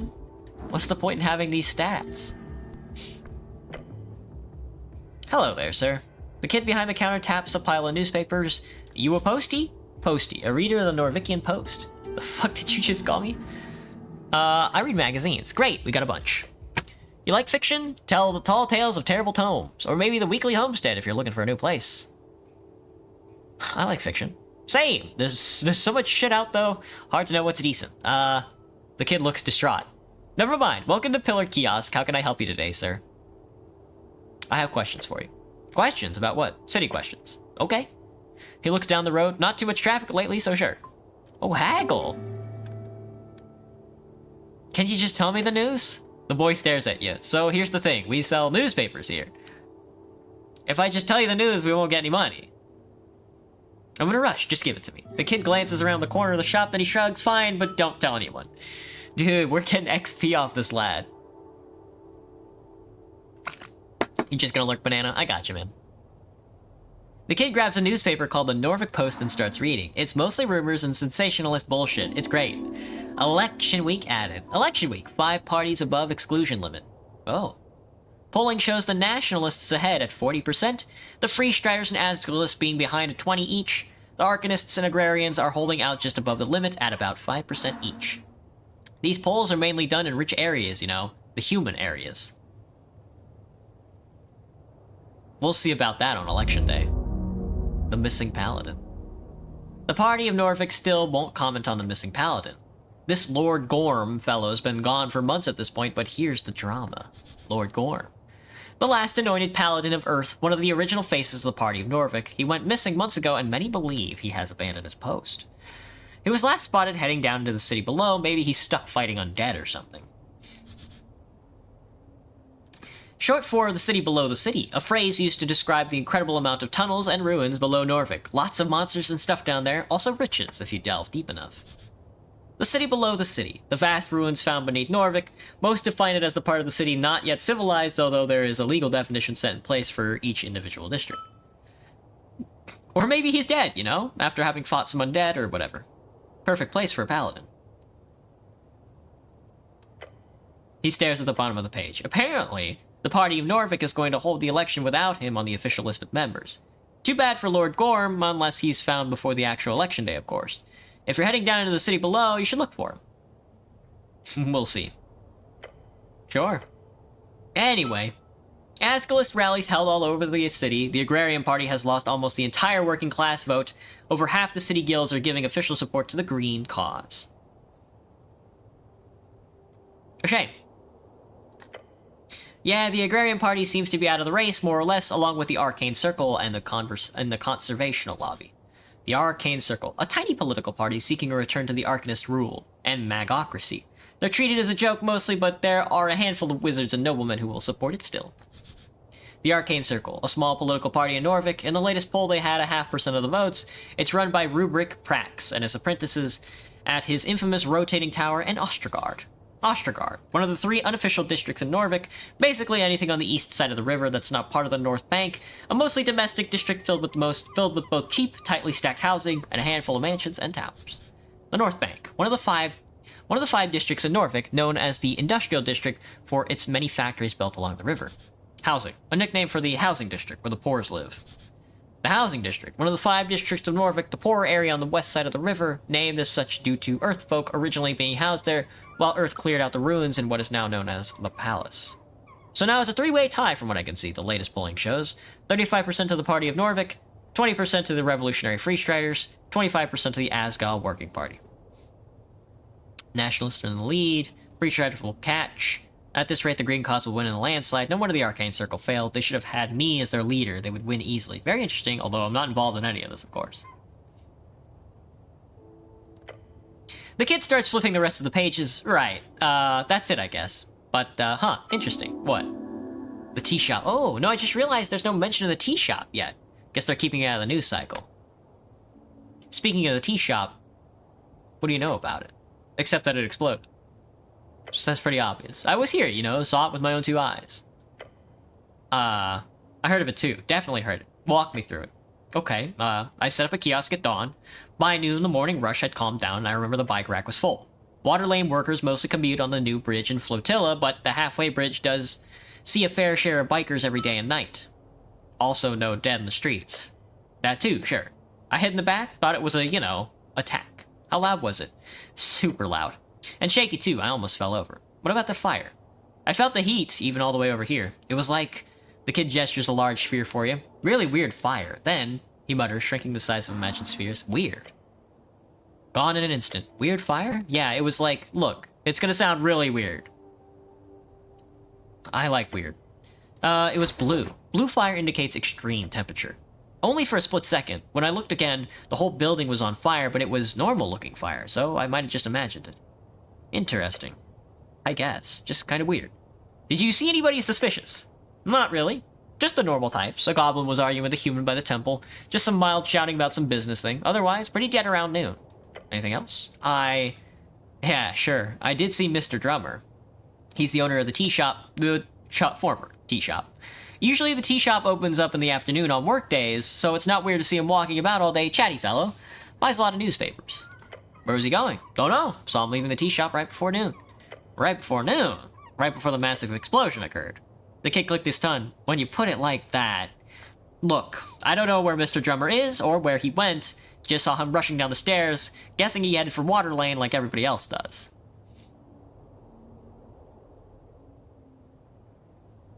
People feel pretty bad for the Spawn guy, needs a hug. Does anyone else enter or leave the tea shop? Nope, just Mr. Drummer. It was just a boring day, so I pretty much just... people watched all morning. Mr. Drummer was the only one I saw, leaving the tea shop all day, well... until the explosion. She'd go in? He stops and thinks, actually, no. I never saw him enter that morning, so I guess he must have slept there, or entered before dawn. And no one else entered. Not a soul. Usually too many people there in the forenoon. Did Drummer act strange when he left? Just in a hurry, maybe? Saw him shuffle towards the stairs to Circle Square, probably heading down the Water Lane. Water Lane? It's the only place to go. Either that, or the Goblin Garden, or the city below. I don't think Mr. Drummer is a city below type of bird. You sure about that? Absolutely, no doubt. He trails off, muttering to himself. He went downstairs to Pillar Crossing, that's all I saw. I've been going over it in my head. Pretty shocking stuff. Except that it exploded. What can you tell me about the owner of the tea shop? Mr. Drummer's a customer. Seems nice enough for a bird folk. I've heard he hangs out at the Sphinx a lot and that he got connection with all sorts of folk. All sorts of folk? Oh, politically. Asgals use the tea shop a lot. I got some buddies involved in that scene. Oh. Alright. What do you know about the tea shop? Except that it exploded?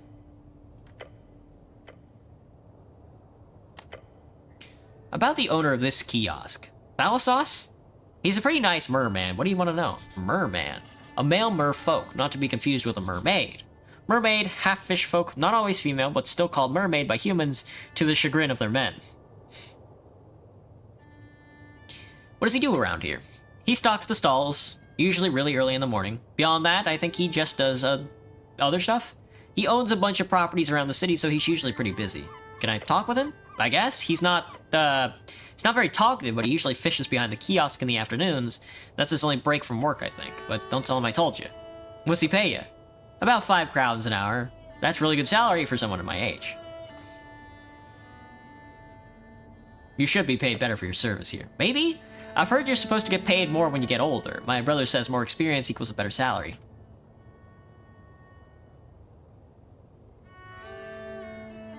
Just remember to stay vigilant. Sure, I don't really know what that means, but yes, absolutely. He's confused. Your boss is a merman. Yeah, he's in the river a lot, likes fishing. Oh, let's haggle. Shivers and Shrieks, Modern Man, a guide, Lamau. Norvikian Post, News and Norvik, To Tame a Dame, Hex Weekly, I like that one. Let's haggle. Great choice. Can I ask a favor? How much you paying? He squints, 3 crowns. Hold out your hand. He quickly grabs 3 crowns from under the counter and tosses them to you. Taking bribes from kids? Cool. Get them hooked young. Exactly. There's, I've heard there's trouble down at Water Lane tonight. Please go and make sure that nothing happens. What do you care if there's trouble in Tolstad? I'll do it if I can. Please. Give him a quick nod, leave. Let's take a look. Let's see what happened. A missing paladin. Locating the missing paladin, it'll make you a hero. Young and dumb. You hear there's gonna be trouble down on Water Lane this evening. On your first day in Tolstad, you should check it out. Let's go take a look, I think. River Takey. Ruffled feathers. Tea shop blew up. Dragon of Tolstad. Damn, we got a lot to do. We're already picking up so many quests. +2 wisdom, -2 strength, cringe. Hex Weekly is one of those really old magazines that survived through the Coast War. Focuses on the home, family, and lives of women, providing them with health advice and hints on how to feel good at any age. You don't get much out of it, honestly, except maybe a better understanding of the female perspective. It's just like it's made you feel a bit emasculated. Well, we'll equip it so I can get the extra wisdom. Oh, I can't equip it there. Here we go. +5 HP. This has a circle on it. Scary, scary stuff. Alright, so I guess the tea shop is across the yard here. We should investigate the tea shop, and then I guess it's almost evening, so we should definitely go to... what's it called? Ooh, it's time to trifle. Oh, a shard. A shack full of cement. An apple and some coinage. What's with this guy? A hairy, shirtless man on a construction job. Let's see. Theodore, would you let me take you out to dinner and not in VR chat because I'm too lazy to get it? No, maybe. Cardamom treat and some coins. Delicious. Oh, a purse. This bridge is out. There's a big-ass bird. A satchel. It looks greasy. This looks like a clue. Oily instructions. Yeah, yep, this is definitely a clue. A page of hard-to-read text entitled A Gnome Starter Guide to Esoteric Memorization. Oily instructions. You hold up the paper, finding it to actually be a torn-out page of a book. The name in the margin suggests the book is called A Gnome Starter Guide to Esoteric Memorizations. Read it. It's quite lengthy. The first step to understanding esoteric memorization is understanding the underlying powers at play. Your strings stretch across his coast, invisible to the eye, yet connected to all things living and dead. A spell is simply a set of rules you must follow in order to manipulate those strings into an esoteric effect.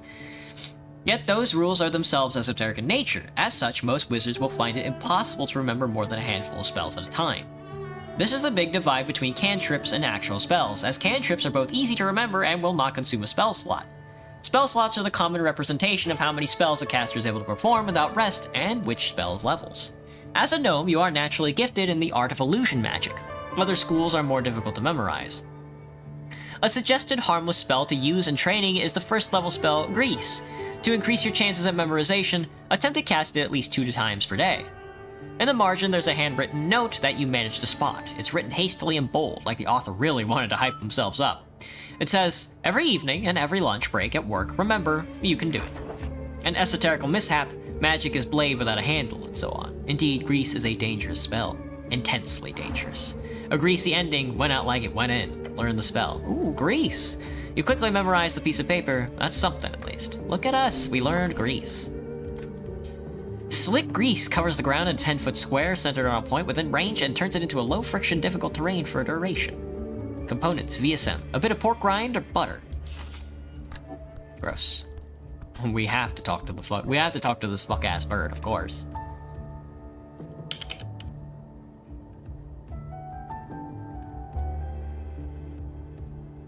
I might just call the spawn. No idea. Examine the bird. They won't let me lock with the bird. Engage. You see a bird sitting on the halfway bridge ruins. It is large, its beady eyes staring out into nothing. It checked you out, just as you approached. The bird's got you under control. Wave at the bird. The bird does not appear to react to you. This giant seagull, you have a number of traumatic run-ins with them during your youth. A native Ascani bird, they are opportunistic feeder upon the coast, hunting the various large and monstrous fish and crustaceans, as well as scrapes left by the folk. They are seldom aggressive despite their size. These are not normally a danger to anyone. Pet the bird. As you reach forth, this gold does not seem to react until it snaps a few fingers and you quickly pull away. Try to pet it again. Yeah, why not? Not like it'll be able to hurt you. Why do you deal with creatures like this? This is below you. Let's not. Right. You take a step back and the bird nod your head and leave. Let's not with the bird. Let's not do that with the bird right now. Alright, so I guess on the other side of the street, the tea shop blew up. Almost intact and endlessly rising pillar, the centerpiece of Norvik. The Pillar of Jor. You look up at the pillar. The relic rises upwards, endlessly upwards. Right, this whole thing. The central landmark of Norvik, the symbol of Earth's conquest. Think such an esoteric object would just sit here at the center of the city. Right, this whole thing. Remaining until the end. Did you know long-time memories are the closest thing to being the last moments you have before death? Oh. I see, I see. It looks a bit broken, cracked. Yes. While the pillar is indestructible, it was once under heavy siege during the most intense moments of the Gate War. The Gate War. The legendary conflict between the beasts of Jor, the original gods, and many others who tried to take over Jor towards the end of the Gate era. We have little information about this conflict, but it is known it led to the closing of the gates and began the Fade era, a period lasting approximately 1,111 years ago, if you trust modern scholars. The Second Era, also known as the Fall Era, named after the slow decline following Jor shutting his gates, ending around 1,000 years ago. Several pieces of the pillar floating around in the air, especially as it reaches upward into the clouds above the city. What kind of power would this be capable of damaging this? Gods. The most powerful of the Arcanists. How many pillars are these? 8. Technically 4, depending on which scholar you ask. There are debates as to whether there are 8 pillars, 1 in each band, or simply 4 pillars that pierce the circular coast and stick out on either side. That makes them less interesting. Slightly. But the fact is, no one has managed to make use of them in any way despite their esoteric nature. So the Pillars of Jor are relegated to being visual landmarks seen from across the coast through clouds and mists for miles. What do I do with it? Nothing. It's just a rock to you, a tingly, esoteric rock. You can always attempt to focus on it, learn from this ancient relic. As you do, you feel the air itself tingle. Power. It whispers to you unintelligibly. Touch the pillar. You place a hand upon the surface, a slight tingle spreads across your palm. There is a powerful esoteric force hidden within this structure, of course, as many scholars have uncovered before you. Have you a feeling that you can meditate here, but it will take some time, but it could prove invaluable?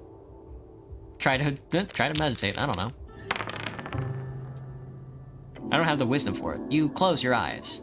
You shape your mind into an arrow, shooting it out towards the esoteric force, finding the rhythm to Jor's realm, hear his voice. The cold rock of the pillar turns warm in your palm. You've marked it with your spirit.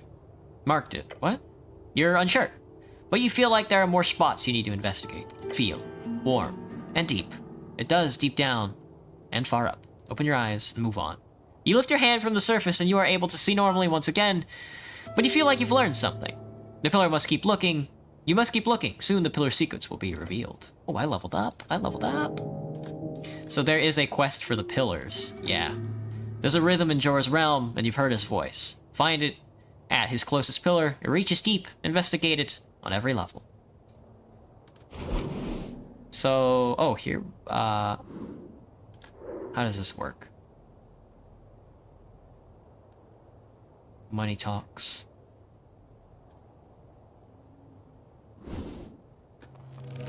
Oh, there we go. I have to click it. Okay, cool. Level 2! Look at us. Level 2 reached. Ability score +1, hit points +5, 1 an extra hit dice, +1 first level spell slot, and +2/+1 second level spell slot. How many points do I get? I get 1. Well, it's gotta be intelligence then. I have to dump into... Oh, but I can get a +6 charisma point. I mean, it's gotta be charisma then. I got a second skill slot.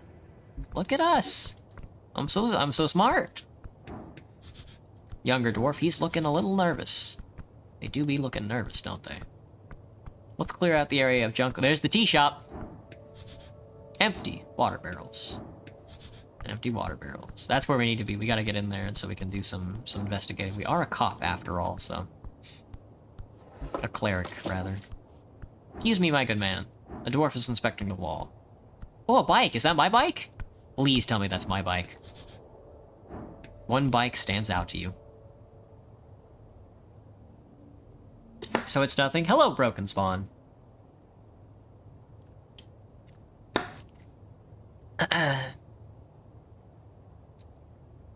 Welcome back, Arthur. A handful of bicycles are stationed at the local rack. Bicycle, a land transportation device first popularized in the early arcane era, originally invented due to the difficulty of transporting horses to the floating magicratic cities. They are scared. They're scared of portals. Bicycle, useful for traveling, traversing long distances with ease and speed, used by common workers all around Norvik, seen as a poor man's way of traveling in the countryside. A form of transport built upon the strength of your own two legs, true men race through the city streets to find their destiny. A tool for the common man to reach distances efficiently and safely, and an invaluable tool for an egalitarian society. Famously used by the Free Striders during the early revolution to escape magicratic forces, now a symbol of many free cities and reeds. Bikes are nice. Bike racks are stationed in many places around the city, usually in locales with lots of stairs. Locales with lots of stairs. Not a lot of bikes, the usual commuters are probably too scared to head past the tea shop. This particular bike is yours. Check the chain lock. You lean in and take a closer look. The rusty chain seems brittle, but wrapped so hard around the tire that it would be annoying to get off, even if you had the key. Why would you wrap it like that? This is my bike? Yeah, you fool, keep up. Sure is. Best way to travel in Norvik, except of course on this godforsaken island fortress. Where's the key? Not here. Did you lose it somewhere? Don't go wandering around looking for your key, it's just a bike. Could getting a key be a quest? That does sound like a quest you would get. Sounds like a shitty quest. Find the missing key. The mystery of the bike key. Something like that would be perfect. The key's probably at the bottom of the river along with the rest of your dignity. Hold on. When exactly did I come to Tolstad? On the 21st of March evening. River Takey. Then you fell. Was I alone? No. A lucky strike from some drunken fool, probably. Do I recall anything important? You chained the bike. You stood up. The pain. I stumbled over the stone railing. Yes. And you broke the shit out of it. So I did. That's it. That's all I remember. Yeah. Stop looking at the bike. We're gonna get our fucking bike back, man. It cost me life and limb.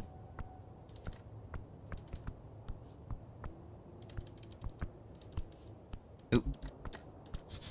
The halfway bridge. It connects with the palace and the rest of the southern Norvik. Alright. We don't want to... Sleeping for service, come back after midnight. We don't want to go in the tea shop just yet. Let's walk around. Something's stuck in one of the roller mill blades. Not available in demo. It's an arrow. Somebody's shooting arrows out here. Can I please play Team Fortress? Hello, Mary. You became a spy in Team Fortress? Well, congratulations. Looking out over the ledge towards the roller mill blades, you see them spinning as per usual. Except in one of them, there's something stuck. You see a rod. Interesting. It appears you spotted something interesting. That design is quite easy to spot among the mass-produced arcane-era magic items. It is an immovable rod. Dexterity 14, we can do that. Come on. Yes! You reach out, leaning as far as you can. Balance on the edge, and you get it. Movable rod. It's a hard wooden frame with a fancy iron set piece at the end. Along the handle is a button, however, and appears permanently pressed down. A quick swipe of your hand reveals its magical nature, however, this item is clearly broken. Broken how? Try touching it against the ground. As you do, it gets stuck to the ground. Obviously. It's a broken, immovable rod. It's a movable rod. Sure. Whatever object it touches last, the rod will be esoterically locked and aligned with it. It cannot be moved once it touches an object until it comes in contact with a second object. What constitutes an object in this case? That would be an esoteric designation. Usually determined by belief or common esoteric forces, or set its specific rules left by Jor. In this case, it seems to indicate a dynamic object connected via mass. Where you cut off your arm, that arm would be a new object. Were you to place that arm on the ground, it is not a new object, but were you to, for example, staple the arm to the ground via pittons, then it could potentially constitute as a part of the ground. Depending on how harsh the defining forces are in this particular case, either way, there's no real use in defining those rules right now. But it would be interesting for further study at a later date. What can this be used for? Used? Nothing. It's quite literally a useless stick. Really? Well, if used very carefully, it could be a bookend. Was it worth it? I mean, it's a cool stick. I mean, it is. Let's see what it gets me. Oh, +1 dex. Is it a weapon? It is an extra item. Sucks for you. Good for me. My stick now. Do you floss often or play CTF double cross? I try and floss as much as I can. CTF double cross I have not played in a while. An uncommon magic rod. When you press the button, it's supposed to be stuck in place, and you're unmovable by anything but incredible forces. This one's broken, however. The button is permanently pressed down, which causes the rod to be permanently stuck, but only to the last surface it touches. You can carry it around, it's kinda neat. +1 dex. Ooh, what's going on here?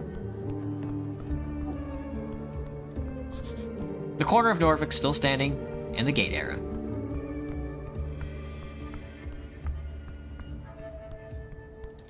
Whoa, whoa, whoa, whoa, there's a scroll up there. A lightweight wedge between some tile rooms. I can't reach that, Sag. Street sign, you can look at it. The wooden boards have faintly glowing letters on them. Floating just an inch off the surface, the names of several locations are spelled out. A common type of magical ink creates permanent messages on any surface until dispelled, of course. This appears to be the more advanced kind. With a magic mouth-like ability, it can react to your commands and reshape temporarily. Which way is Darrow? The sixth message, however, is only painted into the plank. Which way is Goblin Garden? The painted letters under the plank does not reshape into a guided message. If it had magical properties as well, it would say downstairs over grass into tunnel glory to Sage Leaf properly. How unsophisticated. Water lane view? Down the temple steps, across the circle garden, through the garden tunnel, over the pillar crossing. Takes a while to get there. Most commuters take one of the wood bridges. What about the Tolstad Garden? Down the temple steps, across the circle square. The southernmost tip of Tolstad, where the dwarves build their fortifications. Pillar Road? Down the temple steps. Just follow the, massive pillar rising endlessly into the sky, and you'll find the Pillar Road pretty easily. Alright, Graham. Have a good rest of your night, man. Thanks for hanging out. Unless you're not actually leaving. I can never tell with you guys. Tolstad Center, up the temple slope and through Toll's route. The words reshape for a moment up into the temple slopes of the Golden Stairs. Ancestral home of the Darrows, one of the most influential noble families in Norvik. Let's see. Yeah, they definitely have a palace up there, that's for sure. We are right here. There's the pillar. It really does go endlessly into the sky, huh? Election week. Who will you vote for? Dragon. The Darrows.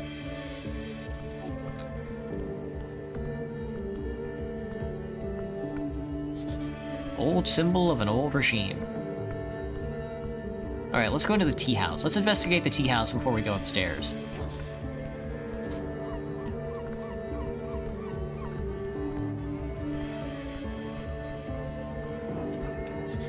The tea shop. Midst scorch marks and cracked masonry, you approach a doorway. There are several planks blocking the passage. The tea shop. Take a peek inside. A powerful force left these marks. Fastened with several nails, you also see a paper. At the top it says, Coin Lord Mintery, the bold lettering, city notice, no trespassing. Guess I should does that include me? No, or else you would have the password. Try touching the planks. As you do, subtle ripples of blue energy appears around your gloved hand. It is sealed. As you move away your hand, the faint aura shimmers in dark translucent blue and then fades away. This feels like trouble. Just standing near the door makes it clear that there's a locking spell cast on it. Standard procedure for crime scenes. Rude to lock people out, crime scenes should be public viewing. Remember that you are here on behalf of the goblins. You still have not spoken with their chieftain. To contemplate this quest, you should probably do that first. What kind of magic is this? It's Arcane Lock. Casting it on a bunch of planks is unorthodox, but obviously they got it working. Arcane Lock. A second level abjuration spell. It locks entryways until dispelled. Costs a bit to cast, but once it's in place, it's quite a nuisance.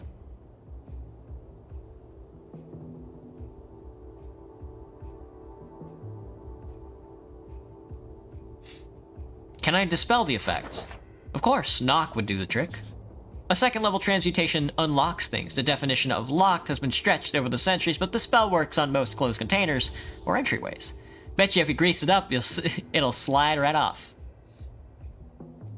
It'll slide right off. Can I guess the passphrase? Guess. Guess? Without knowing who placed the seal personally and their preferences, even assuming the person who placed it is an idiot, who would use something of their own preference? There are a million sentences. There's not a chance in hell you can simply guess. Now go figure something else out. As long as this blue asshole is in the way, no, you'll need another way in. But I can break it down, right? You can certainly try. Look beyond the planks. You catch glances of still shadows beyond. This place is a mess. Look around the scorch marks. It's everywhere. This fire was intense. Arguably, these marks could possibly have been caused by a regular fire of a wooden house. This stone masonry does not have enough fuel to carry such a flame unless the building was stacked to the brim with tinder.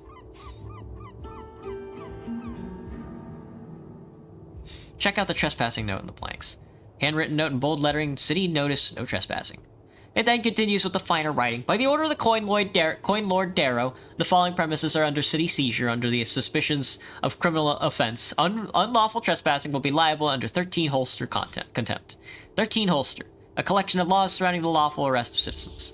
You'll get into trouble if you enter the tea shop without talking to the Coin Lord first. But really, if you're just careful about it, who cares? I should leave for now.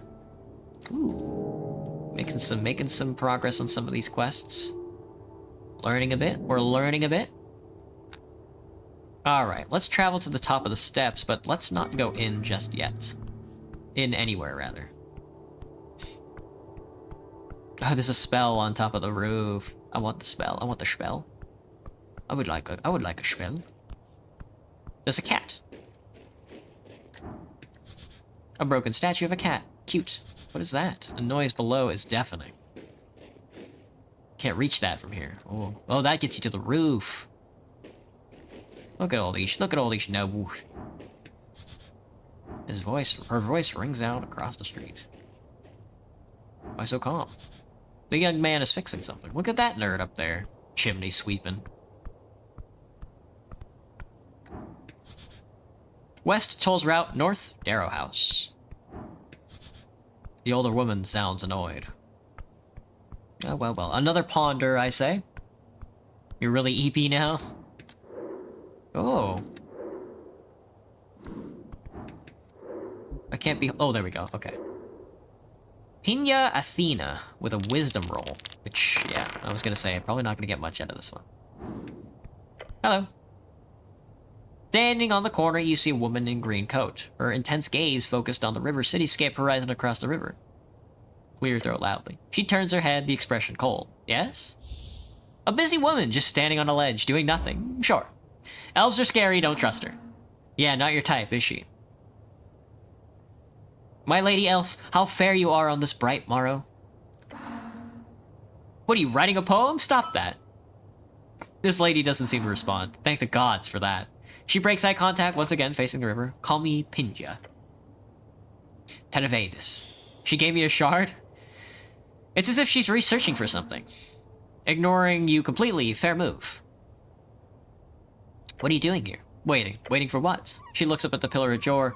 I have a friend in need of help. I can help me. I do that. That's extremely ominous. The elf is quiet. Elf. Scary primal overlords of the forest rare in Norfolk, but they've got their hidden roots all over Ascan. Makes it even more. I can help me. I can help me. I do that. She shakes her head. No need. I have caused enough trouble as it is. Please, I want to help. The elf is quiet. Convince her that you can help. D5? I can help. I rolled a 4. She is not happy. You feel the confidence drain from your body. You cannot do this after all. I'm sorry, elf. The elf doesn't... I took an HP damage. The elf doesn't even look at you. Nice. Awful. Just awful.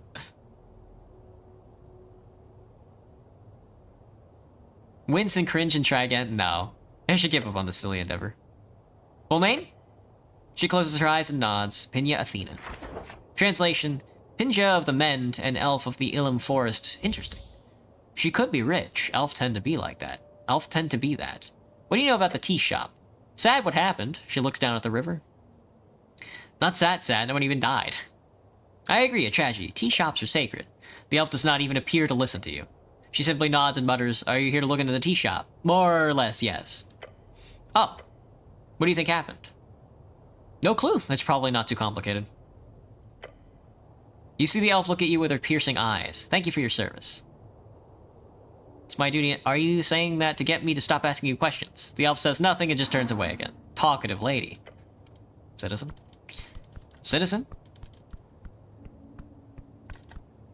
Oi, citizen.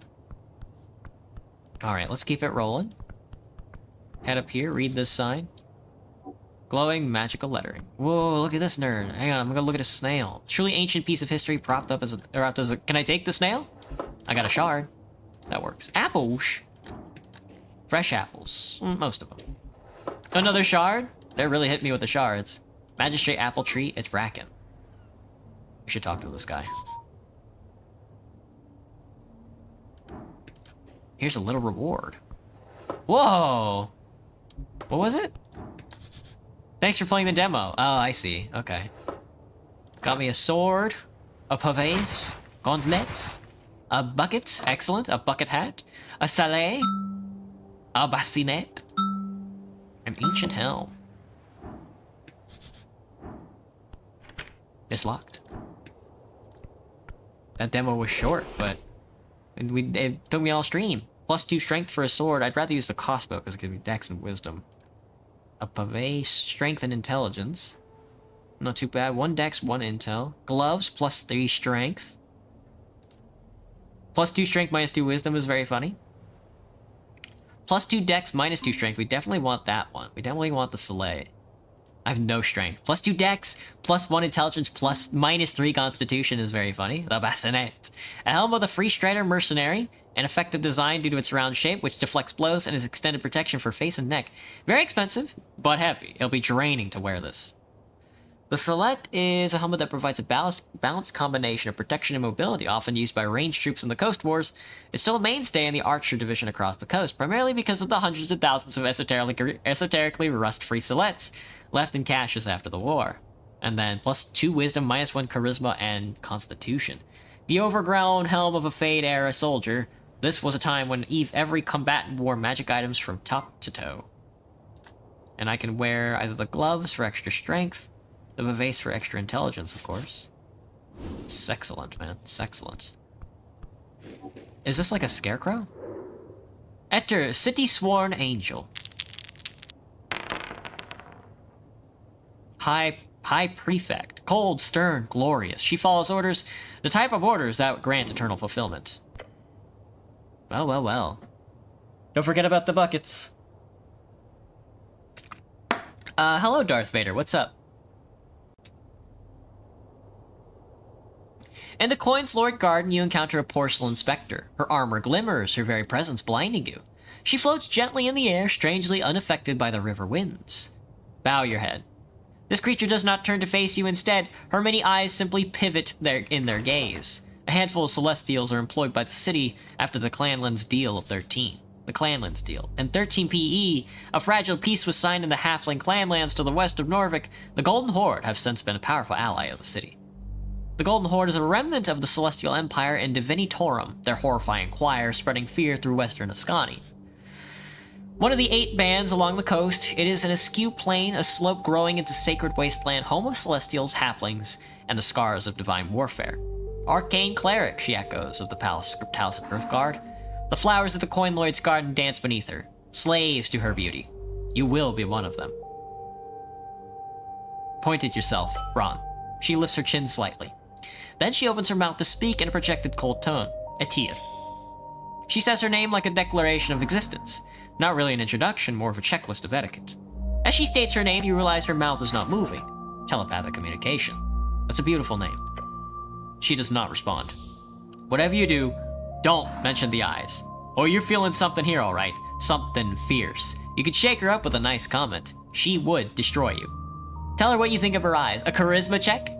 Of course. +6. DC 8 +6. Oh, no. The smooth thoughts and endless love, it's overflowing.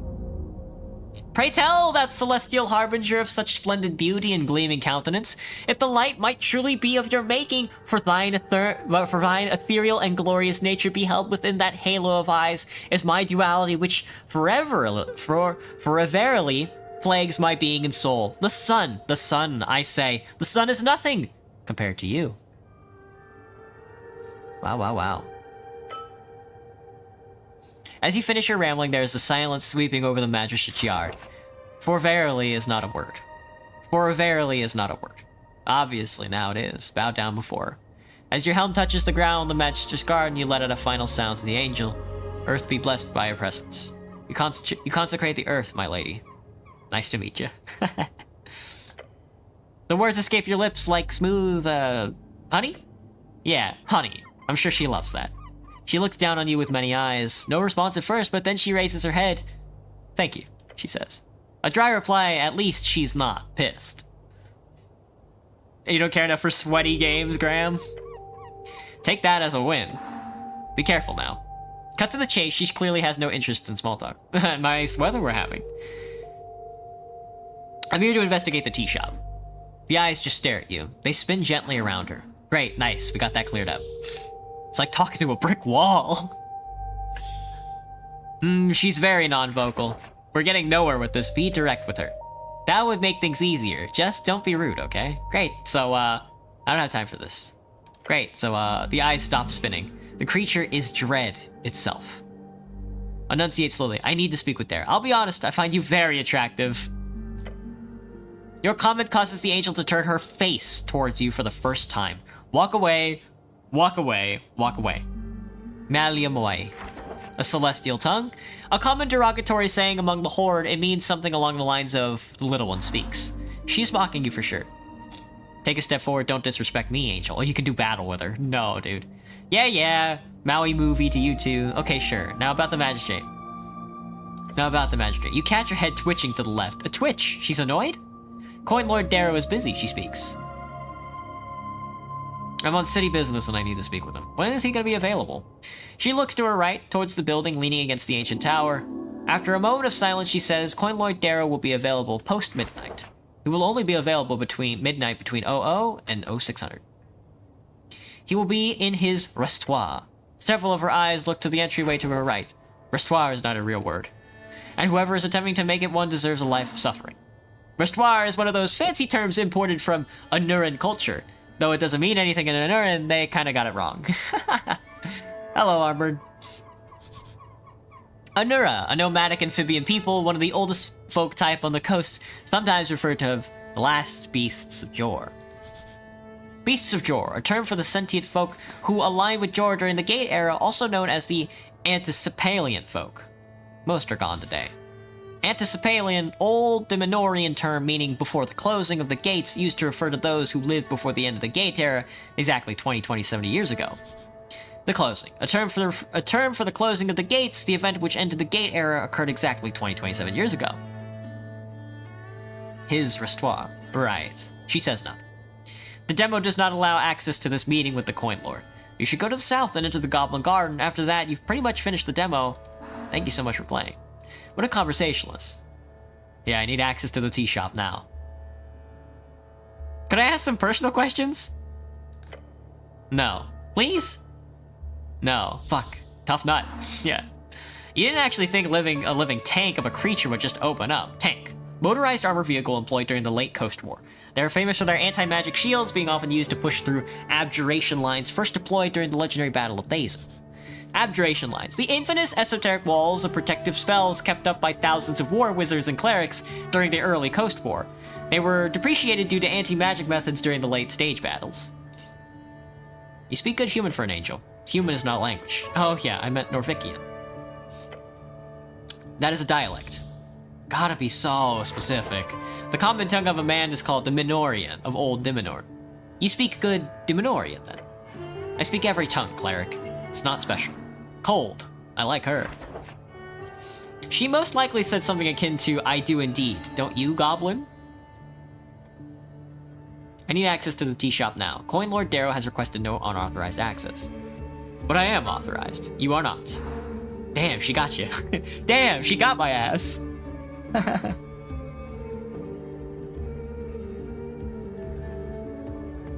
Looks like the game had me hooked. Yeah, I'm so excited for this game to come out, man. I really should do a Disco Elysium run before this game comes out. Coin Lord Darrow is available post-midnight. His door will be open. Midnight, got it. Return when it is time. It does not look like we can go into this door because this is part of the demo. It's locked. Your mom, bro, your mom. All right, it's goblin time. No, we have to, let's see if we can go through the Central Temple of Earth. forgetting about us. I'm gonna be honest, I don't really know what to talk to you guys about sometimes. All who pass are mine to keep. The election looms. Oh! You see a bunch of scattered boxes and iron poles. Who tossed these in a pile? If the Free Striders were in charge, this would be disorganized. This would be organized already. The pile is a wonderful metaphor for democracy. Cool. Cool. Look at this fucking nerd. The duck. I rolled a 1. Behold a DC 1. Look at this nerd. The duck. A dark iron can of man sits alone on the temple steps. Duck, a waterfowl common in Ascani lakes. What do I think about sidewalks? I love sidewalks. I think they are a wonderful invention. Anybody can use them, you know, they get to be kept up by everybody. It's an excellent invention. I can talk about dinner. I think I was just gonna. I mean, I have some leftovers in there. I have to polish off, but I'm thinking about because I have like a can of. I have like a roll of biscuits that I haven't opened yet, so I was thinking about baking those and then having like a breakfast of like biscuits and like bacon and eggs and stuff like that. A duck. Duck, a nickname for a warrior who fell in honorable combat and then later revived. Sort of a synonym for a coward, but not necessarily. Duck. Many roam Ascani. There are horrific legends told of the great evil ducks up in Toll Pass. Any Earthguard member who slays such a beast is rewarded with the title of a Duck Slayer. Duck. Scary things. They used to chase you when you were a kid, out in the country. His face is obscured, an axe strapped to his back. I have questions, good night. His helmed head is slumped downward slightly. Is he asleep? Hello? No response. Hello? The metallic scraping noises fills your ears. The knight is moving ever so slightly. His head turns. Oh fuck. Your name, soldier. His voice echoes into the open chamber. I am Ran, arcane cleric at your service, my lord. The knight's head slumps once again. Speak your mind, soldier. Who are you? He is silent for a while. The duck. Excuse me? I am the duck. That's wild. You should be proud of that name. The knight does not respond. The name of his is a code name, surely. Are you Lord Gorm? No. I see. I'm looking for Lord Gorm. Have you seen him? No. How do I open that gate downstairs? I have the key. Oh, can I have it? No. You're too weak for that. Who is he to judge you? The city below is dangerous. You should recuperate properly before heading down. The city below, it is darkness incarnate. Do not tread without care. You never do. Very cool. Why are you loitering here, knight? Whom do you serve? I serve... For a split second, you could swear a spark appeared within the armor. Yes? Once again, he turns to look at you, the darkness within his helmet seeming to reach out towards you. As if grabbed hold of very air, you feel everything growing cold. I serve nothing. You know anything about the tea shop? Not much. He'll talk? Why? Not like you can threaten him exactly. Where were you at the noon on the 21st? Below. I need more than that, my good knight. The walls shook in the crypts. I was on patrol. I was not in position to perceive any misdoings. There are thousands of tombs and crypts scattered below this ancient metropolis. The city below is endless, and most of it stands unexplored to this day. Why were you in the crypts? He is silent and still for a moment. I have my purpose. As to you, soldier, do not pry too deep. Noted. He places an iron hand on his knee, waiting for the next question. Well then. Do you see anything suspicious? No. You sure? The knight nods slowly. Do you have any piece of information that could help me? He goes silent for a while. A man passed the halls below. Civilians do not often pass so deep, past the crypt. That's a flip cap. That's the flip caverns, where gravity is reversed below the city ruins. Oh, I'm so excited for this game to come out, dude. That sounds so fucking cool. Oh, a man. Dark hair, silk clothes, headwear, dressed in yellow. Sounds like a Rhodesian nobility merchant type. What's past the crypts? The roots of the goblin's tree. Then more tunnels, the southern tunnels, then the sewers. How do I get there? There are paths, most are trapped. Once you get there, the alligator might know more, his grounds are near. You've heard rumors of monsters in the sewers under Waterlane. Yeah, don't look for an alligator in the city, sounds stupid. Alligator? His rage is endless, his appetite is growing, do not anger him. The knight looks down, waiting for the next question. How do I get to the city below? He pauses as if thinking about your questions. The goblins. Use their passage below Viscon's lair. Right, the staircase by the apples where you woke up. Oh, there are many ways down, but the passage in the chamber where you woke up, that'd be a good place. That is the safest path. So basically, dive deep like some spelunker. Yes. Might be some neat treasure down there. That's great, thank you, Knight. He is quiet. Now some other questions. What's up with the mess? Pointing at the ballot box. Without lifting his head, the Knight answers in a cold tone. Election. Ah, so this is where it's being held. No reply. Who you voting for, my good Knight? No reply. Everyone should vote for me, ideally. The Knight doesn't even move. Citizen? Very cool. Alright, so I can't get in here. He's got the key. My boy's got the key. I bet you I could pick it off him, though. It's locked. Made a book guide to take care of your armor. We're trifling. I'm trifling. I'm trifling this gentleman. A caretaker +1 strength, constitution, charisma costs a 22 dex check. Advantage against chaotic. Wow. Now that's a weapon. Pickpocketing this guy's axe off of him is hilarious, though. +1 charisma is crazy. Inflict wounds is a spell. And a crypt key is a DC 15. Damn. Damn, man. Dish to one and only Earth. A glorious shrine to the one and only Earth. I'm done. I'm done. Is this Earth? Is this our boy? Grand wooden carving of Earth, father of Norvik. You stare at the wondrous wood carving. However, you also notice a message carved into the base of the art piece. It says, Goblin was here. Goblin. Vandalization. This happened because you were a weak man with a small member, and the entire world will continue to degrade over the centuries because of it. And it's okay. It's just the way things are. What do I know about him? Goblin is an artist. He's technically wanted in most districts, but no one even knows if he's real. Might be a dozen little guys running around with paint and carving tools, who knows? I'll leave it. Leave that shit, man. Alright, well, I mean, we could pick the key up. We could try picking the key off him. He would not be happy if I failed that, though. He's got a big axe.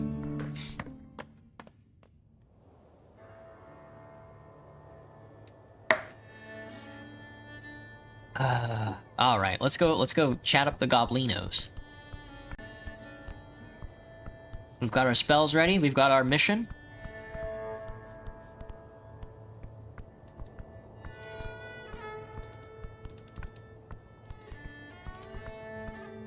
Oh, what's that?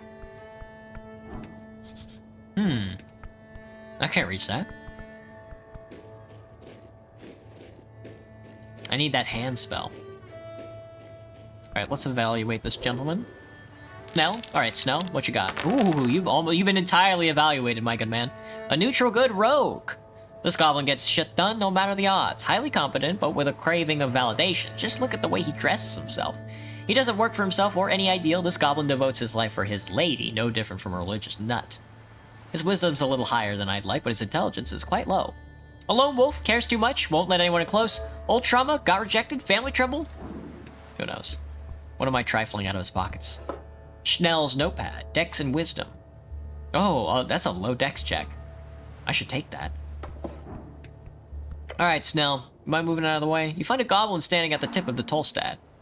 His clothes are fit for a Rhodesian trader, and his haircut is fit for an Ascanian noble, a superficial fellow. The goblin cares much about looks. You catch him immediately glancing at his outfit.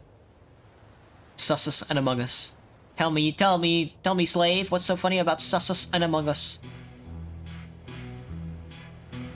You got the drip, yeah. Let me guess, you're the cleric. Taking you for granted, this goblin needs to learn humility. I am the cleric. He nods, looking tired and annoyed. I'm Snell, runner and handler of HWBT. Old lady's been waiting for you. The old lady must be his chieftain, the matriarch of his tribe. Goblins do not have a salute.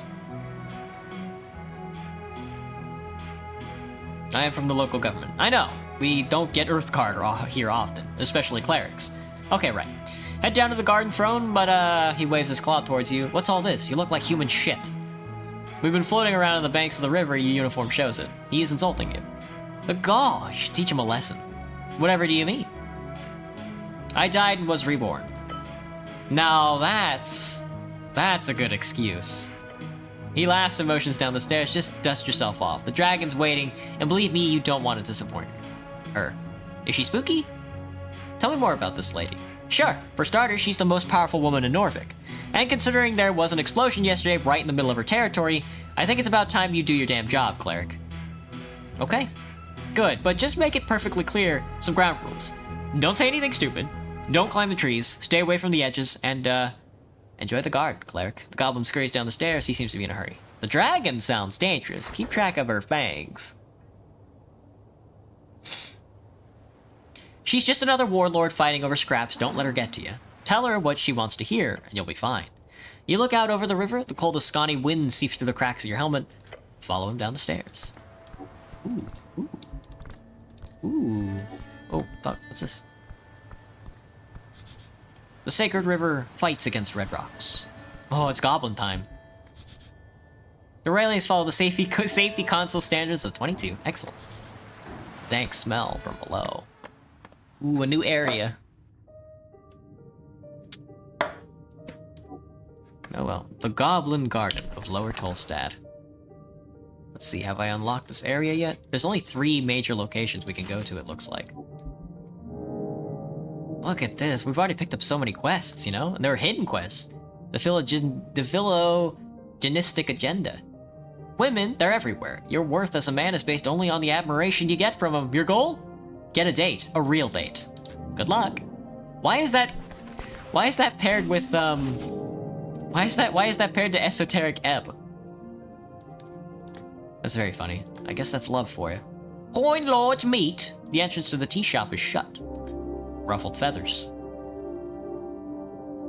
Young and dumb. You hear there's going to be a trouble down on Waterlane this evening? Your first day on Tolstad. Should check it out. I should.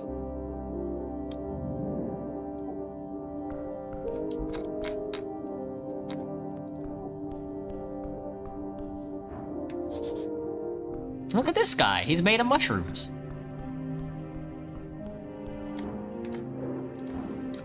Oh, we have to evaluate him. Behold! Nesson of the Green. 1817. Not too bad. A level 6 druid? Unbothered, moisturized, happy in her lane. She's focused on her work, but she does not seek strife. She will help you if you do not pose a threat. Her knowledge goes deep, far below the city. Learn from her and her loneliness. Bet you we can get a date with her. She got a scroll, speak with animals, swamp extract, and a little good apple. A little good apple. At the top of the garden lookout, you see a strange creature hunched over. She's making potions. Potion, any magical substance ingested for temporary effects. Underneath a large red hat, her drooping gaze slowly glides towards you. Not a hat, she's got an actual mushroom growing out of her skull. Scary. The elf drops a final piece of mushroom into the bowl at the table and gives you a creepy grin. Nice corner you got here. Slowly and in an appropriately dramatic fashion, she widens her eyes and to reveal piercing red pupils.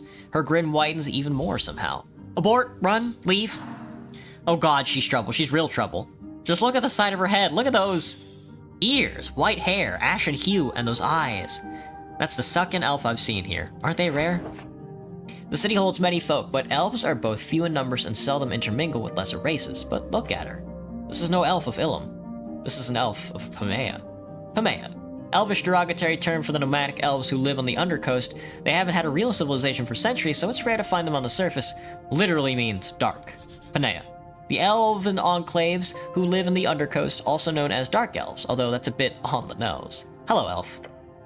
You hear a guttural chuckle leave her lips. A man delves into the garden, his sight set on the mysterious below. Are you that man? The way her eyes dart back and forth like that, is she on something? Yes, how did you know? Am I that man? More or less. She just keeps being dramatic. I'm a man.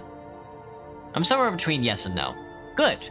Do not see realms and categories, see the in-between. I stand 10-4 for Shriel. Hey, gat the drip, yeah.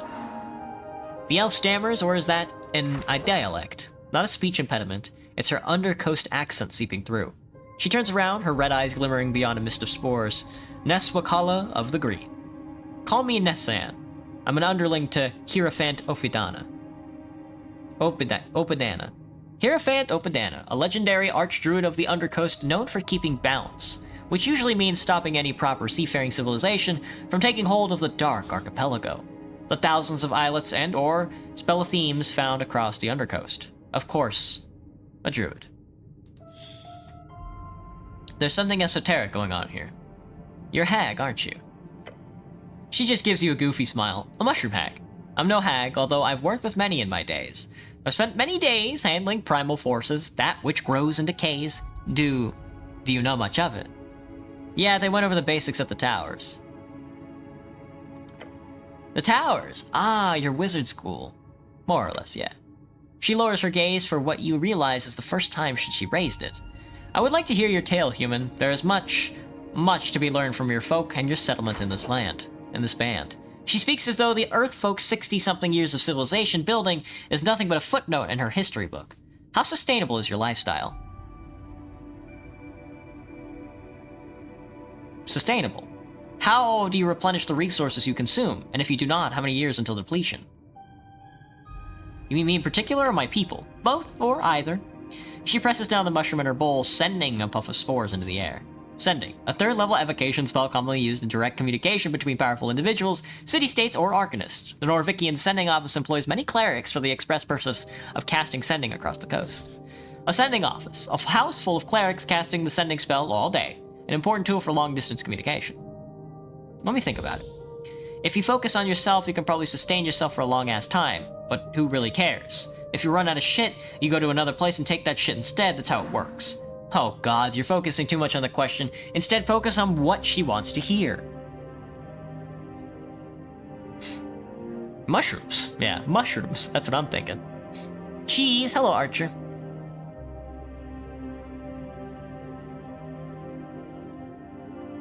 What was the question again? Earthfolk will eventually chew through the land and be forced to expand. We live in balance here, in the city. Could live on an apple a day, that's pretty substantial. Don't care. I've watched your people for some time from a distance. I am not one to make judgments, that is for the earth and sea. But it worries me how few primal forces there are to keep you at bay. Primal forces. She places a palm against the rough floor. Obadana has helped keep the undersea from being overtaken by unbalanced powers. Demigods, fiends, celestials, your human arcanists. Each creates a power that not only overtakes the primal, they do so with ease. That great war your kind waged upon one another delayed it, but I do certainly believe it is inevitable. The primal is just another one of those powers she mentioned. It can be tamed. It should be. Humans barely exist anymore and we're almost extinct. Don't worry, nature always survives. Most often it does, but look at your so-called burned coast and those cursed lands in Diminor. She means reeds. Diminor is the old name. She should have called it Old Diminor. Nature takes it through most things, but there are forces in this world that can wring the life out of every band if it so wishes. We must stay vigilant. She takes a deep and deliberate breath. Now, enough of complicated topics. Tell me, human. Do you have a mate? Oh, we're fucking the mushroom lady. No, do not answer that. Well? No, not good. Don't worry, she's not hitting on you. She means it more like, are you married? Your mind races. Hostile. No, probably not. Elaborate. Of course, I apologize if I was vague, human. I like how the battle screen came up for a second there. I only mean most humans in the settlement group in pairs. I wondered if those of your kind do the same in such long-term committed partnership.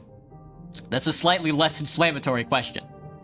No, I'm married to my work. I'm the cleric. I go solo. She lowers her mushroom cap and sighs. I see. It's the same here then. The path of an esoteric guardian is to be alone. The elf starts adding some kind of oily liquid to her mushroom bowl. A strange substance, golden, perhaps from some kind of undersea whale. It's just olive oil, cheap brand. Thank you, intelligence. If this old elf can guide you in any way, make it so. Show me your primal attunement, girl. If not, I will return my toil. What do you know about the tea shop? Only what roots whisper to me. The elf leans closer, twisting her head to the side, and whispers to you. You must delve deep, human. Something rotten happened that day. The green quakes, they fear what's to come. Where were you when the explosion happened? Nah, not much for Lublo. And the goblins whispered. That the city is at fault, that Lady Sageleaf should take over. The usual. Do they whisper anything useful? She leans back and lets out a resigned sigh. You do not speak with the trees often, do you? Insane behavior. What do you think happened? I will not deliberate on such things I have no knowledge of. Where's the fun in that? I love charisma so much. You're welcome. Who are you voting for? I'm not a citizen of Norvik. According to city law, universal suffrage includes any inhabitants of Norvikian soil as of the 1st of Inagrami 26. How long have you lived here? About a year or so. That makes you a citizen. Oh. Don't I get a say in that? If you don't tell the government, you're probably fine. Then perhaps I won't. Thank you. You don't look like an elf. What do elves look like? Yim elves are monstrous. Ilum elves are tree-like. Pamea elves are simply gray. I suppose there are many kinds of elves. She nods. We do not call ourselves that, but to your people, yes, I am an elf. Pamea. She closes her eyes. Pamea yo oli, taina tahitia. We are the elves of stars. She recited the first line of an ancient declaration of war between Ilum and Pamea. Oh shit. It is the only known war between elven civilizations in recorded history. Any questions? You speak Elvish. Impressive. She looks to the side, then back to you. Your grasp on the human tongue is remarkable as well. She's too kind. You confuse her in a semi-good way. Do your people have a great civilization below? No. I believe your people would call us nomads. So you're from the Undercoast. How do I get there? Holes and tunnels. There are more than enough, even within viewing distance, though I'd recommend giving Lady Sagely's approval first. I don't like elves. That's it, bye. She's very cool. Uh-oh, shaving. Your stomach twists, beware her illusions. Indeed, I will try. A root fixer hard at work. That's her. That's our girl. The dragon herself. Clearly one of Sageleaf's bodyguards. That's our boy. He's waiting. We have to inspect her. Oh, it's a constitution roll. Oh, 12, not too bad. The DC 30 is crazy, though. Level 18 chieftain. Something is very wrong. Her eyes are striking your soul. Hold on to that feeling or you will be consumed. Maybe she is a dragon. Can we trifle her? She's carrying pixie dust slush, an apple, and a ring of regeneration. Slowly regenerates HP over time. Very nice, very nice. A tunnel to the spire. You mind if I... Oh, I guess we're walking around. Oh, this is us. Okay, you don't even have to kill that guy. You can literally just walk in here. Oh, here's the gear. Thanks for playing the demo. Here's a little starting reward. +2 strength, -1 wisdom. That doesn't help me. +1 strength and charisma, -1 wisdom and intelligence. A crate filled with sand. You approach the crate filled with sand. They're imported. Sand to Norvik? For what? Glass blowing? You'll notice a little marking on the back of the letters HBWT. The lid has been tossed behind it. Looking closer, you can see how the lid has been bludgeoned. The splinters in the nails that are supposed to keep the crate shut have been ripped out. As you glance around, something moves. The sand. It moved. Look at the sand. The crate is filled to the brim. Why would they crack open the crate like this? By the great men of Diminor. This is the cursed sand of the Maw, also known as the mosquito sand from Heiji. One of the 8 bands along the coast means growing maw and abyssal, a deeply cursed jungle hellscape filled with volcanic rivers, flesh-eating insects, and murderous plants. Once an elven sanctuary, now home to a demonic warlords, tiefling cities, and celestial crusaders. Demon, chaotic evil fiend. They are mostly bloodthirsty monsters and rage-crazed barbarians fallen out of Heiji, but some of their more civilized spawn do reign in the cities and realms surrounding the Endless Maw. Whatever you do, don't touch it. I will take that word of advice. It is moving. It's very scary. Ah, another treat. 25 crowns. Apples. They're giving me a lot of food, huh? 3 apples? Man, they're really giving me a lot of food. I hope that's not cause for concern for later in the later games, because that my assumption is just like, oh, that's just they're going to fucking... What's it called? I'm scared to talk to this lady, by the way. She's giving me constitution checks. Central Tolstat, not available.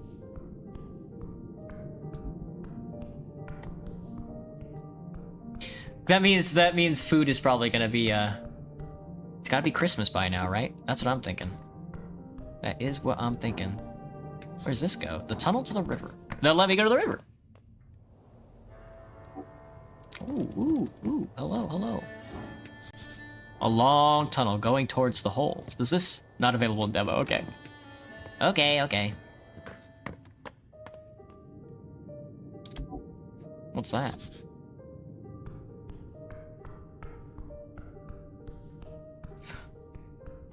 I mean, it's snowing outside. Not for me. Not for me at all. Alright, here we go. Time to engage in lexical dialogue.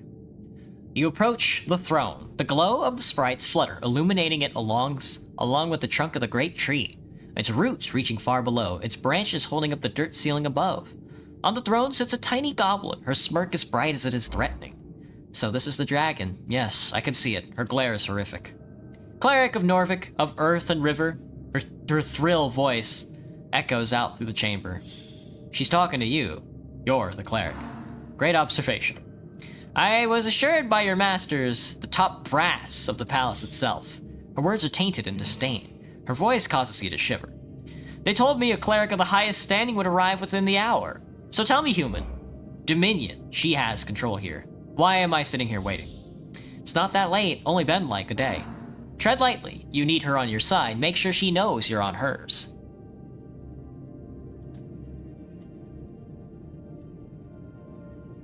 My masters are idiots, but I'm here now. Don't worry. My apologies, lady. Every word you say here could have a profound impact on the rest of this quest of yours. Her frown turns into a weary expression. Whatever. You're dancing on a fine line. Hers is a frightful presence. Frightful presence. Some powerful creatures have auras that cause fear to those near. To fail means succumbing to mindless terror along with other annoying effects. You can't take this much longer. You need to get out of here. I don't know what her... I can't do a constitution check. That's gonna kick my ass. I have to try and charm her, I guess.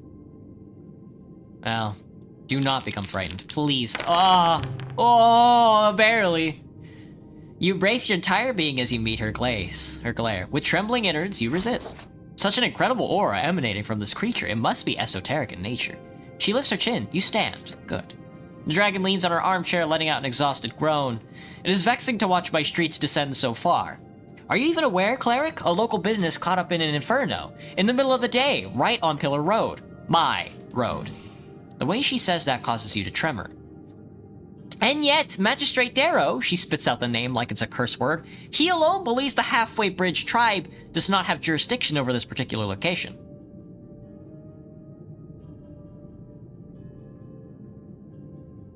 Why does Darrow say that? Because he is a fool born out of nepotism and alcohol. Sick burn. Sounds awesome. And where exactly is the tea shop located? She glares at you. It is, or was, rented out at the corner of the central fort, just above the holes next to the pillar. The holes, a common slang for the central spire apartments in Tolstad. The tower ones are less fancy. She snaps her fingers towards the goblin at her right. That means it's part of the core foundation of this island fortress. Therefore, the property is legally an underground rental unit, he says, bowing his head. Lady. I live at 45. Interesting. Oh, I can't read any of that. Stupid. Off topic, but what did I eat today? I had a banh mi and a box of water, and then I ate like a little bit of ice cream. I'm hoping to get some better food into me tonight. Hot dog and egg. Ooh, I could go for a hot dog right now. Handling a damn crow's contract for years. But no. Suddenly, when the entire unit goes up in flames, that's when my people no longer have the right to enter the premises, to deal with it, to clean up even. No, suddenly it's the city's business, and then we should keep our noses out of it. Corruption, plain and simple. Sounds shady. Her sharp glare stabs you. Normal business in Norvik. And don't get me started on the actual effect this has on my people. Snell, she says and beckons towards the comely goblin. He approaches the roots and takes a bow. Lady Sageleaf. Then he turns to you. The magistrate says it was an accident involving a fireplace failure. They've yet to send anyone in to actually investigate the scene. You want to check it out yourselves, of course. The lady glances at him. He clears his throat. The explosion occurred on the 21st of March just past noon. 3 minor injuries were reported in the area. Luckily, foot traffic was low at the time of the incident, so despite the massive kaboom, no dead folks. Who were injured? The star witness. We only managed to get one name in the chaos. A certain Frank, son of Frank, was said to have walked away with lesser burns. That's the sort of prefix used by Earthfolk, a human, most likely. That ain't a real name. He was apparently dressed in a fancy yellow suit, whatever that means. Frank, son of Frank? Fancy yellow suit. Was he inside at the time? Where is he now? We don't know. They have not located the man despite major efforts. Sounds like you were handed a tough hand. Yeah. Although one of the militia members mentioned him just calmly walking away down the stairs, maybe down to the crossing or somewhere else. We don't know. Why was he there? We don't know. Was he inside at the time? I doubt it, he says, considering the state of the building. Fancy yellow outfit? I'm assuming some type of Rhodesian out fashion. You can tell in his voice that he's leaving out a "but who fucking knows" at the end. Box of water came up again. Rice and chicken and carrot. Can never go wrong. Box of water is new for me. Yeah. There was no water at the Amajawai that I shopped at, so I fucking had to buy a box of water for a drink. Frank, son of Frank? Yeah. That goblin knows it's fake, but it's their only lead. That's a fake name. Uh-huh. Anything else you know? Snell gives a nervous look to his master before answering you. We have theories, but we need proof. The lady raises her claw. The unveiling has begun, cleric. Secrets in the ashes. So dramatic. Love her. Corruption, madness, she claws at her wind throne. Politics. Rambling of fools. Bureaucracy wears her down. This is clearly the work of a rogue spellcaster, someone who cannot go unpunished. A spell would indeed be the only logical answer for such destruction. A rogue spellcaster? Isn't there an anti-magic task force we can call on? Why, yes there is, she exclaims. She points with a sharp finger. You. The Arcane Clerics of Earthguard, one of the few authorized spellcaster groups in the city, often used as a task force in esoteric events, accidents, and magical assaults. The lady clears her throat. Everyone holds their breath when she speaks. I formally declare a joint venture. The Halfway Bridge Tribe and the Earthguard City Clerics shall investigate the tea shop on Pillar Road and bring justice to those who seek to harm the peace. No creature, foul or fair, shall escape my rage. The words seep out from her maw, burning the air. Every goblin in the chamber looks upon her in awe. She is theirs to serve. Nod solemnly. She looks upon you with a grim expression. Snell, she says, waving towards him. Yes, Lady Sageleaf, he says, bowing his head. You're the handler of this case. You've worked on it since the explosion. You know more than anyone. You catch the goblin trying to stop a grin from spreading across his face. Ooh la la, complimented by his queen. Are we reading today? No, I don't think so. I think we've done enough reading today. I think we'll probably read maybe another day. It's gonna be a while before we finish the book, so maybe on like a time where we're not reading so much. I want you to represent the tribe in this venture. His face lights up. A goblin and a cleric, together you will have access to both Upper and Lower Tolstad. You're going to have the pretty boy around. Damn, I thought this was gonna be fun. His expression is that in shock. He did not expect this. Do not disappoint me, Snell. A new member of the party. He ignores you. This goblin takes a deep bow. Yes, Lady Sageleaf, your will be done. At your service, Lady Sageleaf. She grins. Yes, you are. Snell takes a step forward. First priority is the tea shop. We need to gain access. Your new goblin companion gives you a quick wave. Let's go, cleric. Snell has joined as a companion. You can speak with him if you need help finding your way across Tolstad. For as much as she told you, there's danger you're missing here. You should investigate the tea shop thoroughly. Let's go. Right, let's go. Look at that, we got a party member. How do we interact with our party member? We engage with him? You approach your companion. Let's get on with it. The questing tree. Where is that, where is that quest? It's just not showing up on the list. Which is interesting. Urinal. Spell book. My book of spells. Alright, let's get out of here. Let's see if we can go down into the lower form. My feet! My feet! I can't reach that from here.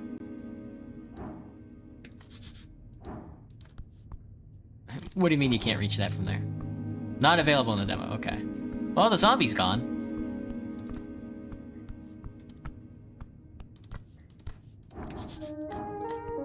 Alright, we're headed out to the what's it called?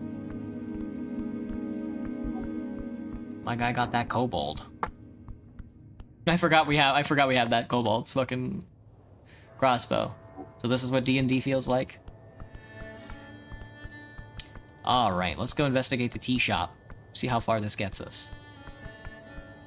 See how far this gets us in the demo. Alright, let's see. You approach the tea shop door once more. Right, the tea shop. So, what's the plan? The tea shop that blew up, eh? Sure did. It was one hell of a blast, but the structure's still standing.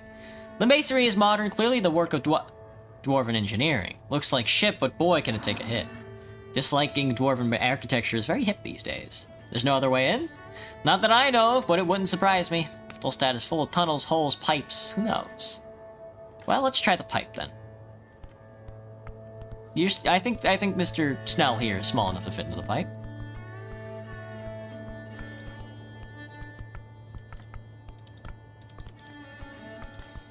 We shall see, though.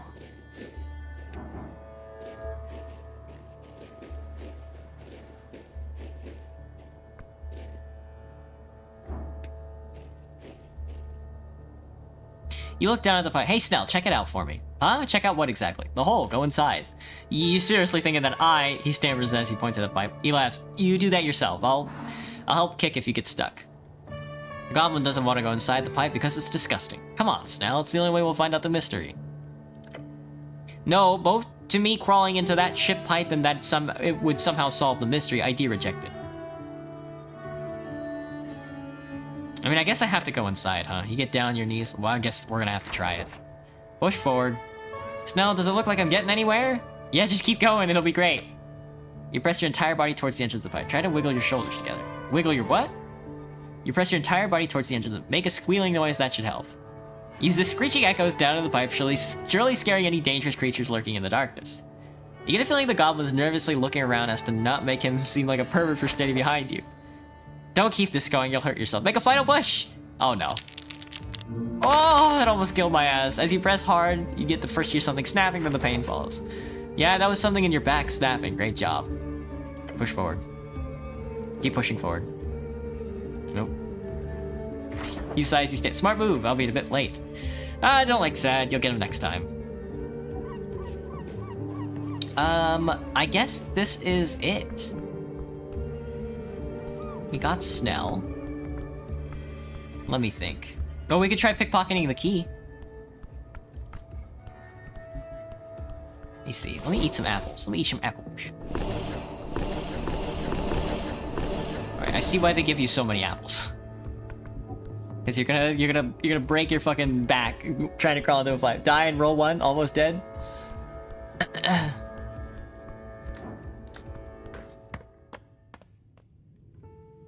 Alright, let's try pickpocketing this guy's key. I'm trifling, mate. I'm trifling.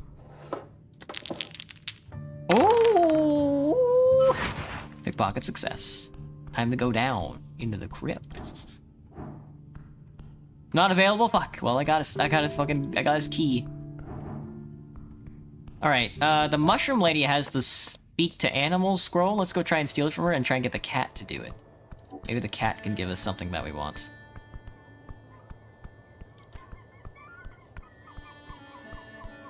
Buddy, I'm trifling.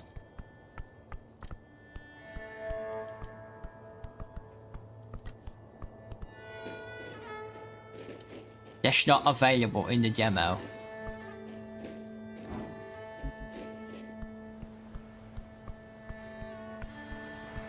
Did you like the game? I did. It's very fun so far. I'm excited for when the game actually comes out.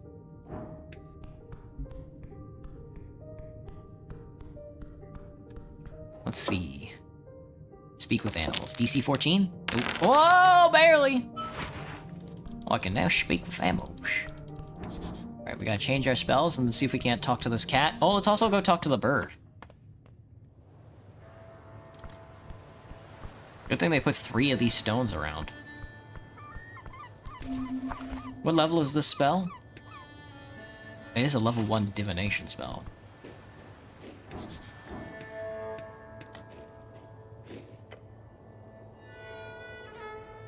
Let me see. Prepare spells. Speak with animals. Oh, I can do all of them. They get my intelligence is high enough to do every single spell, which is very funny. Now let's try and talk to a cat.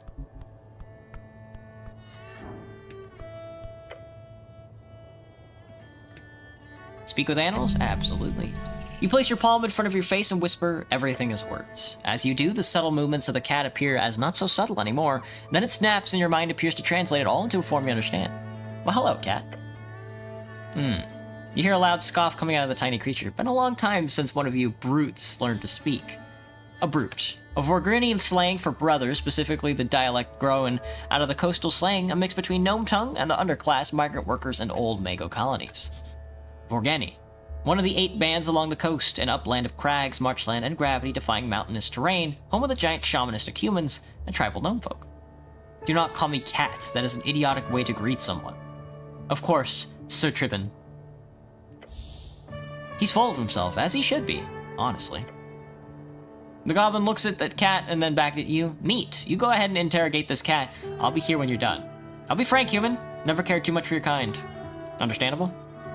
The brute is subservient, eh? Fitting for your kind. Well, what do you want? Feed his ego enough to get actual answers. You want real answers? Feed his ego. Easiest way to do that? Compliment him. But not soft compliments. Hard compliments. You're a legendary creature of the dusk and dawn, Sir Tribbin. The coast trembles at your appearance and longs for your presence. Yes, well, bards will surely write songs of my accomplishments. That is true. They will. Now, is there anything else you can think of that would be useful for me to hear? The cat yawns. Then he says, will you go away if I do? Absolutely. He sighs in a deep grumble, the type of noise you did not expect to come out of a cat. Fine. Blue fire? Who's telling the story? Do not interrupt me, brute. The blue fire awoke me from my slumber. Had I been closer, my whiskers would have been fried. I wanted to know who'd caused this ruckus in my territory, so I kept watch. The green munchkins ran around like crazy, trying to put out the flames. You should call Snell that. Green munchkin. I saw a brute like you, but in garish yellow cloth, being interrogated by some of them. Man yellow, a free strider perhaps. And once the fire was out, which did not take long, the one who should have wings appeared. On her order, the, what do you call it, tea shop? Yes, they hammered it shut. Then she did something, wave and glow on it. A locking spell, to keep outsiders from entering the crime scene, commonly used in the city. That's it, now leave. Thank you for your information. Thank you, cat. Alright, let's go talk to the, Such a sneaky staircase, nice find. Sexcellent. Let's go talk to the bird, and then we'll call it a stream. I think this is as far as the demo gets us. Because talking to this bird could be fun. Of course we're casting a spell. The spell activates you suddenly. Watch as the bird lets out an annoyed grunt. What are you looking at, you dumb featherless walker? I don't know what I expected. It speaks! The bird jolts and looks at you sideways. Who is this? One who speaks to the bird like, yet do not carry wings. I am the cleric. The bird lifts its neck up high. I am Faye, defender of the coast, servant of the Saint Sea. You're no feather, not enemy, unless you break the oath between our worlds. Oath? What oath? The oath of pieces. Your low status would not allow your upper men to divulge such information, of course. It's only oath that tells our people to allow us to take your offerings, sacrifices. Ah, offerings. Holy offerings, he barks. Squawks. Yes. The bird speaks like a bad politician who loves the sound of his own voice. Who you voting for in the election? Its eyes light up. The Holy See, the bird yells calmly and flaps its wings violently. Cool. Do you want to know who I'm voting for? You should vote for the Holy See, the bird says. If it's anything else, I do not care. You better not be asking about politics, cleric. The goblin is perceptive. Do you know anything about the tea shop explosion? The what? The tea shop explosion. Big fire over there. Ah yes, it was the blue flames of death. The Lord of the Water has spoken it much. He knows that it is the sign of end times. Oh gods. As the featherless burn upon the end of the ebbing tide, those who stay seated will scorch like the burning coast. A second coming of the featherless hubris, and the doorways will open once more. The bird clears its throat. The Holy See says it is so? I do not remember the rest. But it is something like the feathered court will rise as long as the dice of the string master favor us. I get it. I understand what he's saying. Could I meet the Holy See? No. Only feathered are permitted. His bird face gives an expression you swear could only be described as a smirk. Thank you for your time. The bird's regal tone fades. You're left with nothing but the sound of the Ascani wind. Nod and leave. Can I pickpocket the bird? I'm gonna pick a feather off him. Oh shit. Pickpocket failure. The bird turns around and snaps at your fingers. Pain. The finger almost falls off, but you manage to rip it out of the bird's grip. It then turns away from you as if nothing happened. Great job. Sarcasm. Great job. Sarcasm. Alright, everybody. That was Esoteric Ebb. I hope everybody had as much of a good time as I did. That fucking rocked. Oh, I love games like that so much. Woo. Let me see.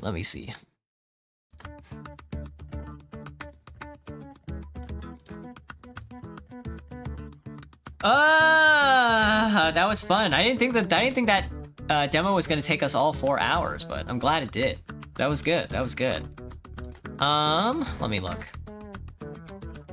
Tomorrow, we're gonna be streaming some Mass Effect in the morning, and then I have an afternoon shift. Other than that, I don't really have anything else for you guys. I finally picked out another game I want to make. It's gonna be another CRPG, another video I want to make. We'll see how it goes. I think it'll be fun. But yeah, that's all I got for now, guys. I finished an application last night, so I hope I get some responses, or I might just shoot them an email. We'll see. Anyway. Alright, everybody, that's it from me. I hope everybody has a good rest of their night. And, yeah, have a good one. Bye-bye! Janne!